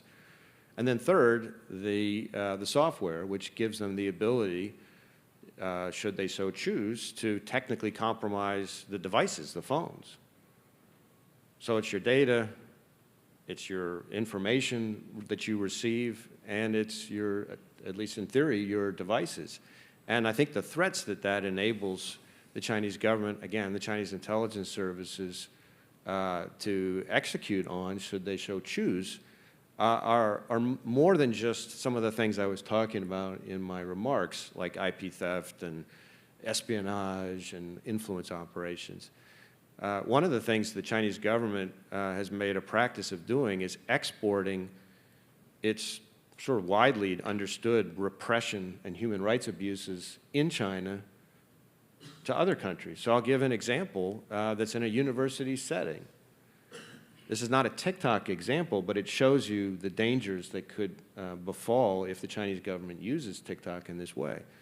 So we had another major university, student at that university posted online about praise for the Tiananmen Square protesters. Again, U.S. student, U.S. university, posting free speech about the Tiananmen Square protesters. Within less than 24 hours, the Chinese intelligence services paid a visit to his family back in China. And this is not the kind of visit you want, in case you're not tracking. And so his parents basically call and say, dude, what are you doing? Like, don't say that stuff. So the student gets quiet for a while, and then a little bit later he decides he feels strongly enough, and he starts trying to organize an online demonstration, sort of a rally in favor of human rights in China. And they almost immediately find out about that. And again, pay another, even more ominous visit to his family back in China. This is a form of repressing speech, not in China, in the United States, on campuses. And so I would say to students who think, well, I don't really care whether the Chinese government has access to my videos, think a little bit about, A, Are you sure you don't care about the Chinese intelligence services having access to all those things I was talking about? And then even if for some reason you don't care, and I would argue you should, do you care about them having that access? What about your friends? What about your classmates? What about your professors? What about your family members? Maybe they would care? So again, all of this ultimately is sourced back to the threat posed by the Chinese government itself, not the inherent utility of the app. Director, you mentioned fentanyl in your remarks as well. I mean, we had this very sobering talk today from Ann Milgram, and I mean, she mentioned it was that we had over 100,000 lives lost in 2020. I think in Tennessee alone, we lost 1,600 people in 2022. Talk to us a little bit about the collaboration between the DEA and other agencies on that, how the FBI is working with other agencies to deal with this terrible threat, and also what more could be done. Well, it's an epidemic. That's not a word I use lightly. And Ann's point about the number of deaths obviously is a way of capturing that, although frankly the availability of things like Narcan in some ways mask. Yes. Because overdose deaths are capped a little bit by greater first response capabilities. And so overdoses that might have been fatal a few years ago maybe are not being fatal now. So I worry sometimes that as bad and awfully scary as the overdose death number is, it's actually worse than that number would suggest. What we at the FBI are doing is we're working in partnership, certainly with the DEA, but also with our intelligence community counterparts, our foreign government counterparts, state and local law enforcement. We're really focused on where it is that we can uniquely contribute as opposed to duplicating in the fight. And so for us, that's a number of things. It includes everything from on the prescription, we have a prescription drug initiative that capitalizes on our healthcare expertise, because a big driver of the crisis is, of course, pill mills and things like that. So we try to deal with that part of it. We have organized crime task forces all across, typically have DEA on them as well, that focus on the source of supply, specifically the cartels.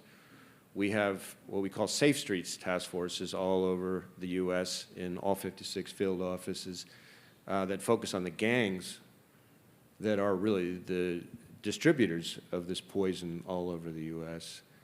And to give you some context there, the FBI in 2022 and 2023 seized enough fentanyl to kill 270 million Americans. And it's becoming commonplace for me to get briefed on a single FBI field office seizing enough fentanyl in one operation to wipe out essentially the equivalent of a population of a state like Tennessee. And we're seeing more and more our gang takedowns, which are focused on the violence that's associated with all of this, include fentanyl seizures with it. So we're also doing things like, there's an awful lot of this stuff is being trafficked on the dark web. So we have an initiative called J-Code that brings 12 different agencies together that we lead that dismantles darknet marketplaces where a lot of the fentanyl is being trafficked. So those are some of the things that we're trying to do. As to what we can do more of, there is a big push within the intelligence community to see if we can leverage more of some of my counterpart intelligence community agencies to focus more on the flow of the precursors from China to Mexico, on the flow of the money, which is, of course, driving a lot of this. I will just say, since this summit is sort of, focused on China, it's important to understand that not only is China the primary source of supply of the precursor chemicals for all the labs in Mexico where all this, the vast majority of this stuff is coming from, but China is also the primary source of the pill presses in this country. And as if that weren't enough, China is also the primary source of supply for the precursors for meth in Mexico, that's being distributed out of Mexico as well. So if China wants to be serious about partnering, let's just say there's a whole lot of work that we're waiting for them to do. So this is a topic that came up a couple of times in the context of China, but it goes beyond that, I think, a little bit. We now have our de facto major party nominees. We have an election coming up. I think there's great concern about potential interference, with the election, whether from China, Russia, Iran. What is the FBI's role in that? What's the FBI doing to make sure that our elections are secure? So we play a number of roles in this space. I think we fully expect in this election cycle to see more adversaries, that's in more foreign adversaries, using new technology at a faster clip than we have in prior election cycles. In terms of more adversaries, I think you can expect, much of this discussion started with a focus on Russia, which of course, as is well chronicled, attempted to interfere in 2016, 2018, et cetera. But they're not alone. You mentioned, I would call the other two big players. China, wasn't that long ago, we had an indictment where we had a whole series of MPS officers who were creating fake social media accounts to sow divisiveness and discord and undermine our democracy. We've also had a case involving the Chinese attempting to derail, and that's probably a nice way of putting it, a congressional candidate, where at first they wanted to dig up dirt on the candidate because they didn't like the candidate's views on China. Then they wanted to concoct dirt on the candidate. Then they actually explored the possibility of the candidate befalling a horrible accident, which I consider interference in probably one of the most graphic ways I can imagine. Iran, a lot of people forget, but in the fall of 2020, the DNI at the time, Director Ratcliffe and I did an announcement of an Iranian effort to interfere in the 2020 election. So as far as what we're on guard for, it's all of that same kind of thing. In some ways, people use the term interference. There's also the term influence. A lot of what these adversaries are engaged in are different ways of pitting us against each other, amplifying controversial topics, turning Americans against Americans, undermining our democracy, undermining confidence in electoral systems and elections themselves. We play a role, CISA plays a role, frankly the state and local election entities play a huge role, and I think the private sector and the public play a huge role. To the extent that we're worried about things like synthetic content, deep fakes, and that sort of thing playing a role this time around, it's the companies that are going to be in the best position, certainly at scale, to detect things like deep fakes. And it's the public which plays a role in being more discerning, more thoughtful consumers, especially of online content.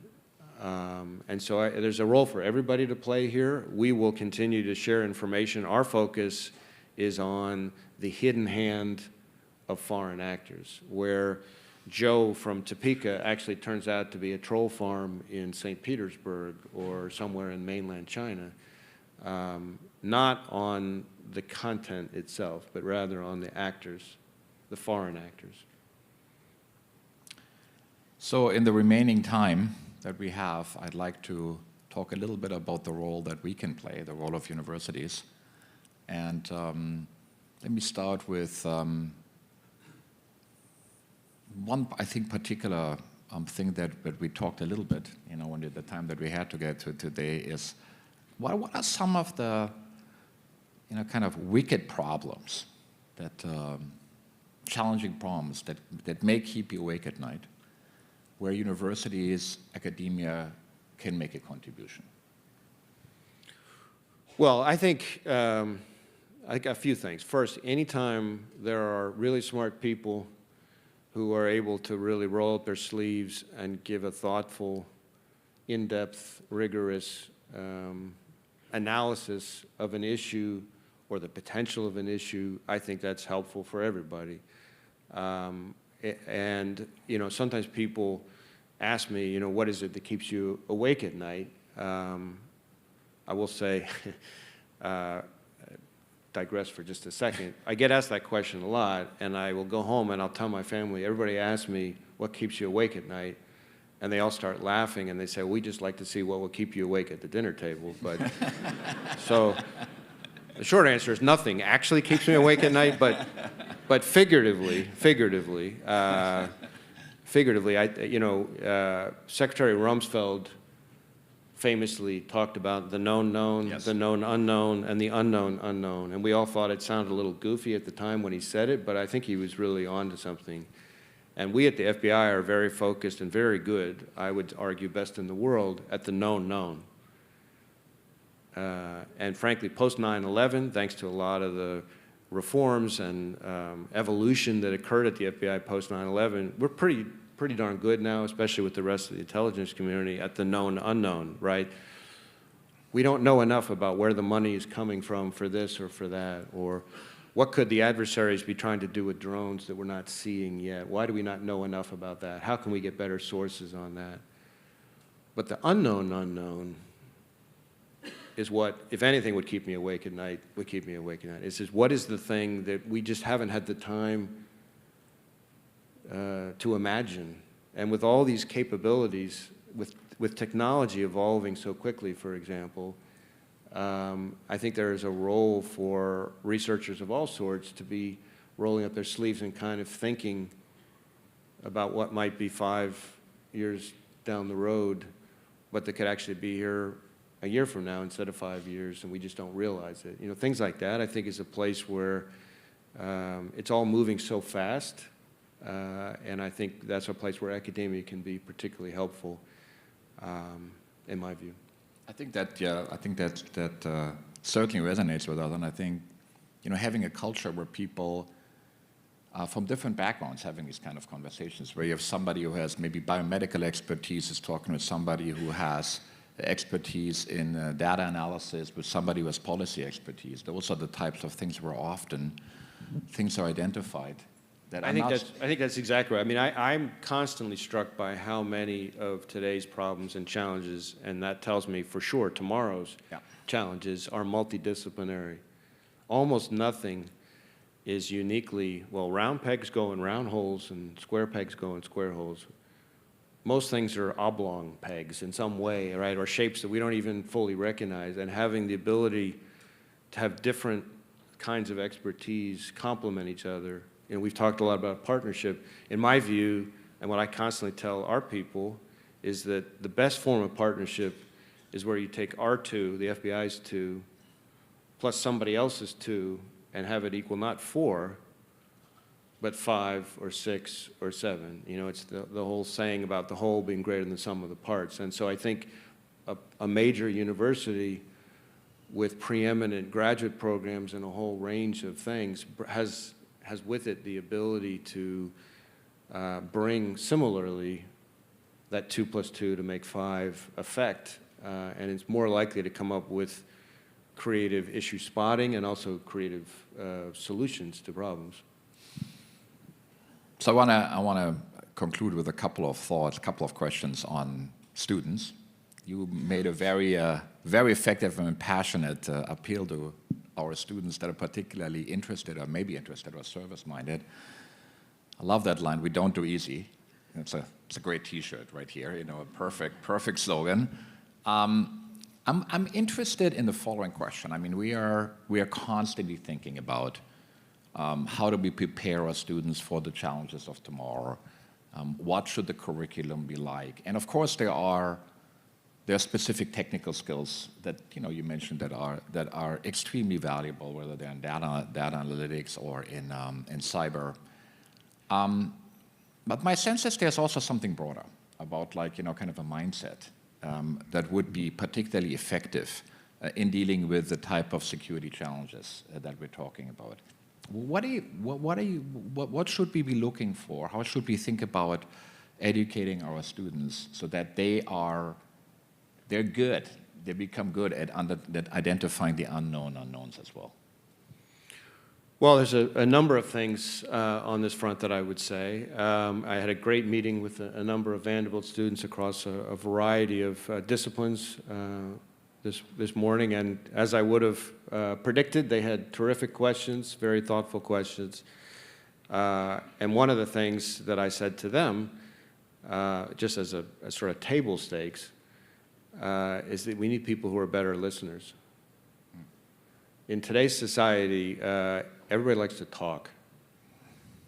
In fact, everybody likes to yell, but they certainly like to talk. And there's the old saying that nobody ever learned much while they were talking.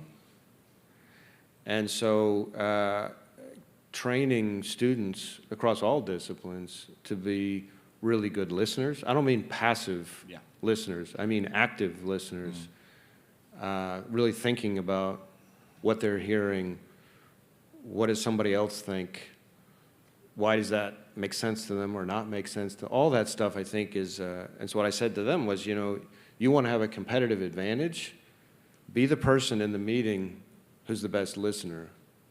And especially with the trends that I was just sort of alluding to, you're going to really set yourself apart pretty quickly because you're going to be figuring out what everybody else thinks and how to align your goals or adapt your goals to that as opposed to just sucking all the oxygen out of the room. So I think that's one thing that could apply to really every school, undergraduates and graduates. I think then there's probably a deeper, more fundamental thing, which is, you know, I think it's the book of Luke that says, you know, to those whom much is given, much is required. You know, students at a place like Vanderbilt are given, well, I mean, they've earned, but they are given tremendous opportunities, tremendous access to faculty, to resources, to peers, to all kinds of programs. And so I think the question is, what are you going to do with that? Are you going to do it to line your pockets? Are you going to do it to do something good for others, to serve others? And I loved my time in the private sector. I don't regret it at all. But there is something uniquely satisfying and fulfilling about being able to serve others. And I see that every day with the people that I get to work with at the FBI, all of whom, even when they get to the age where they're mandatory retirement age, they all don't want to leave the mission. There's not very many jobs where people, from the day they start to the day they retire, wish they could just keep doing it. And I think that says something, because there's something about helping others. And I think there's even research, to your point earlier, about where universities go. I think there's actually research that corroborates what I see anecdotally, which is, well, money has kind of a fleeting psychic benefit, power, fame, all those things.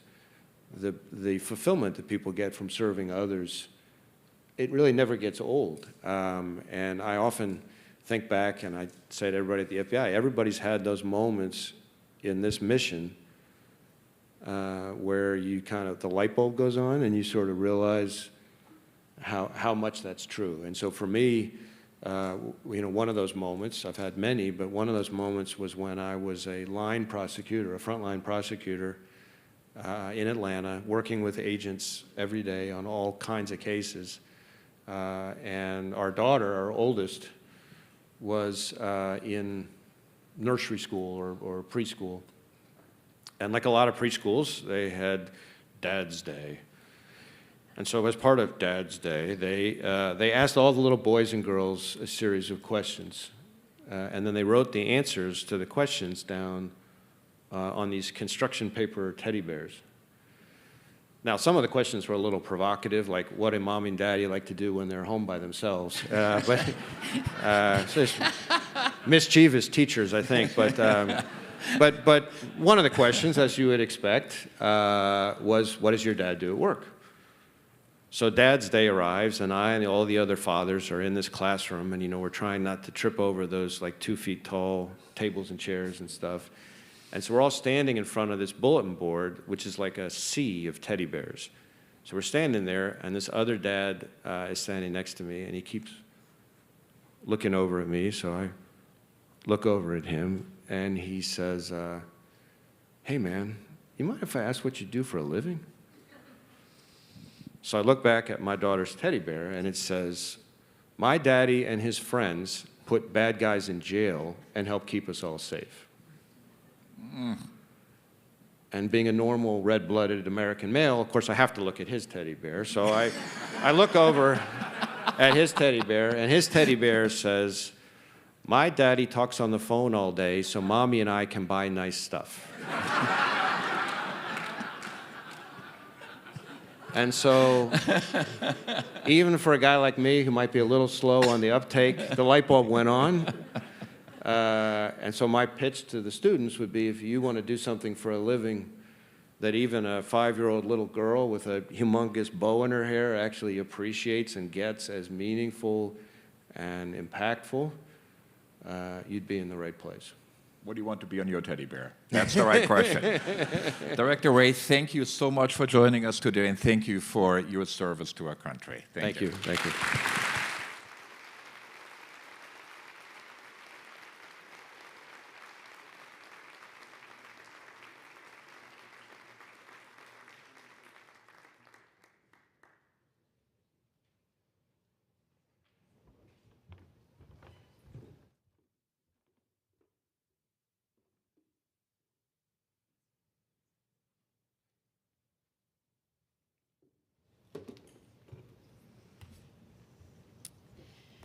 What an incredible 2 days of speakers we've had. And Director Ray, thank you for everything you do, as well as all the men and women of the FBI and everyone who's here representing the various government agencies, state and local. We are all safer because of you. To close our conference, I'd like to invite Brett Goldstein, Special Advisor to Chancellor Diermeier, to the stage. Brett's reputation, he hates it when people talk about him, so I'm going to do it. Brett's reputation is as a disruptive innovator known for breaking bureaucratic silos across industries, everything from the Department of State to Silicon Valley. He's been an entrepreneur, a venture capitalist. He's served as a Chicago police officer and as a commander in the Chicago Police Department. He was Chicago's first chief data officer, chief information officer. He's also served in the Department of Defense, as well as in academia in a variety of roles. Breaking bureaucratic silos, having interdisciplinary conversations, and developing interdisciplinary solutions is one of the goals of the summit. Behind the scenes, Brett has worked tirelessly to make sure we meet this goal at the summit. I'd like to thank Brett and invite him to stage to close our conference.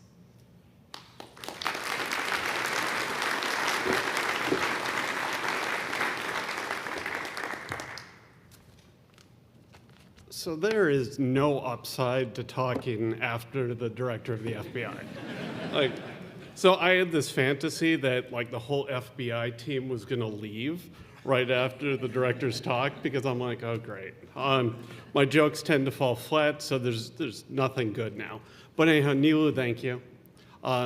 Thanks everyone. I have the easiest gig in the world. I get to say thank you, and thank you for coming and doing all this. So here, big questions. Who has to go back to work today? Really? Okay. Who gets to play? Last important one. Ready? And you have to be honest with me. Who's going boot shopping? Okay. So I got a couple people. And, I expect people my 14-year-old wanted to remind me that the Tay-Tay album is coming out at midnight. So, and I know, Tuna, you're super excited. Yeah, and being in Nashville for Tay-Tay is huge. But anyhow, in all seriousness, there's been a lot over the past couple days, and it's been great. When we think of our bookends, we had General Hawk, we had Director Ray, and we really got the scope of something that when we decided a number of months ago to go deep on China, this was a critical discussion we had to have. And what I found remarkable is the level of candor that came from these conversations, starting with yesterday, our ambassador to China from Estonia just boots on the ground view. It was just, the honesty was amazing to Shithal. When a few months ago, when I'm like, yeah, we need to have T2MC here, everyone's like, T2MC bread? Who is this? And yet she walked us through all of these different pieces. And I think most of us just came out smarter, and we started learning about new problems that we didn't even know we had to worry about. Some were obvious, some are new. And then we got at some of the ones that really just hit us personally. So this morning, Administrator Milgram talked about fentanyl, and the response we got was just remarkable. So I sit in the back and I hide during the summit to make sure everything goes well, but I keep up my text and all of those different things. And my phone lit up. So I'm hearing from everyone, from clinical folks to, for those of you that know me, you know I used to be in the cyberspace, who were like, we need to run some cyber missions against cartels. And everyone was saying, so I wrote it down, how can I help? And that's one of the points of why we do this. We want to talk about the issues. We want to engage new folks. We want to bring them together so we can all get smarter. And then we learned, like the talk from the DUSA, the Deputy Undersecretary of the Army, learning about the Army's equities in Indo-Pacific, just educational. We all come out smarter, and then we help tie them all together. So with that in mind, I'm going to tell you a couple stories, and this will all be super quick. So a number of years ago, so I've known the Chancellor for a long time, in a different life, he and I built a program, which was a dual degree in computer science and public policy at the graduate level. And this was years ago, and everyone thought we were nuts. And they're like, why would you mix those two together? And yet those graduates are some of the most popular kids out there, because my slogan on that is, I want kids who can write code, but also brief POTUS. And if you don't know who POTUS is, you're at the wrong summit. So we created this program, and everyone's like, oh, what are Diermeyer and Goldstein doing? And yet now I look around at this room, and I see people who study brains, I see high-performance computing folks, I see intelligence professionals, all sorts of law enforcement right now, even an Air Force pilot. We have all of the different disciplines, and this is what is right. Mixing it together to be able to collaborate and work on the wicked problems is what really matters. And we need to break down those silos. As Jillian Tett, our moderator yesterday, she wrote a book, The Silo Effect, talks about breaking down those silos to work on these hard problems. So as you're looking around the room, and I said this at the opening reception, look at people who you don't know. Look at people who have a completely different discipline. Those are the intersections that really, really matter. And before you leave, I'm hoping that you will take the time and do that. And also hang in Nashville, make friends. The other part to talk about is, as the Chancellor announced yesterday, we're starting our Institute in National Defense. And that is awesome. But one of the pillars that he described is convene. And that's why we're here. And that's why we put in all of this time. And it's critical, as someone who spent too much time in DC, getting out of DC, having the right people in the room to focus on the wicked problems is critical to our national security. And help us continue. We've just done year 3 as we think to year 4 and beyond. What can we do to make these convenings more impactful? Who are the right people in the room? As you can see, we try and keep it small and keep it very, very high quality. But we love the discussion, and at the same time, we want you to bring us your problems. All day and yesterday, we heard about partnerships. Bring us those hard problems. Bring us those middle-of-the-night worries so we can be that partner in national security, and part of that is convening. And looking around the room, the quality of this group is just amazing. So with that being said, I am going to thank folks. So thanks to everyone who this year we had people from all over the world, all over the country. Thank you for coming out and joining us in Nashville. It took a lot of work from a lot of folks and a lot of partners. And when I look at the agency list, I am just super impressed because everyone's busy. It's hard to leave DC. It's hard to leave your organization. Thank you for the partnership. We value it. And then within Vanderbilt, it's a big effort. This is a full court press here. And all the various departments came together. I want to call out a few folks. Chancellor, thank you for all of your support on this initiative. To Provost Raver, the continued academic support and leadership has been critical. And then for our Director of Ops, Claudia, is she in the room? There she is, over there.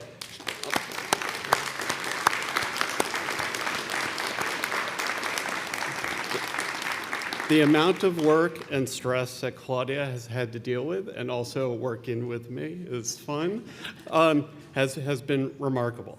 So thanks to everyone. We look forward to seeing you for Summit 4 next year.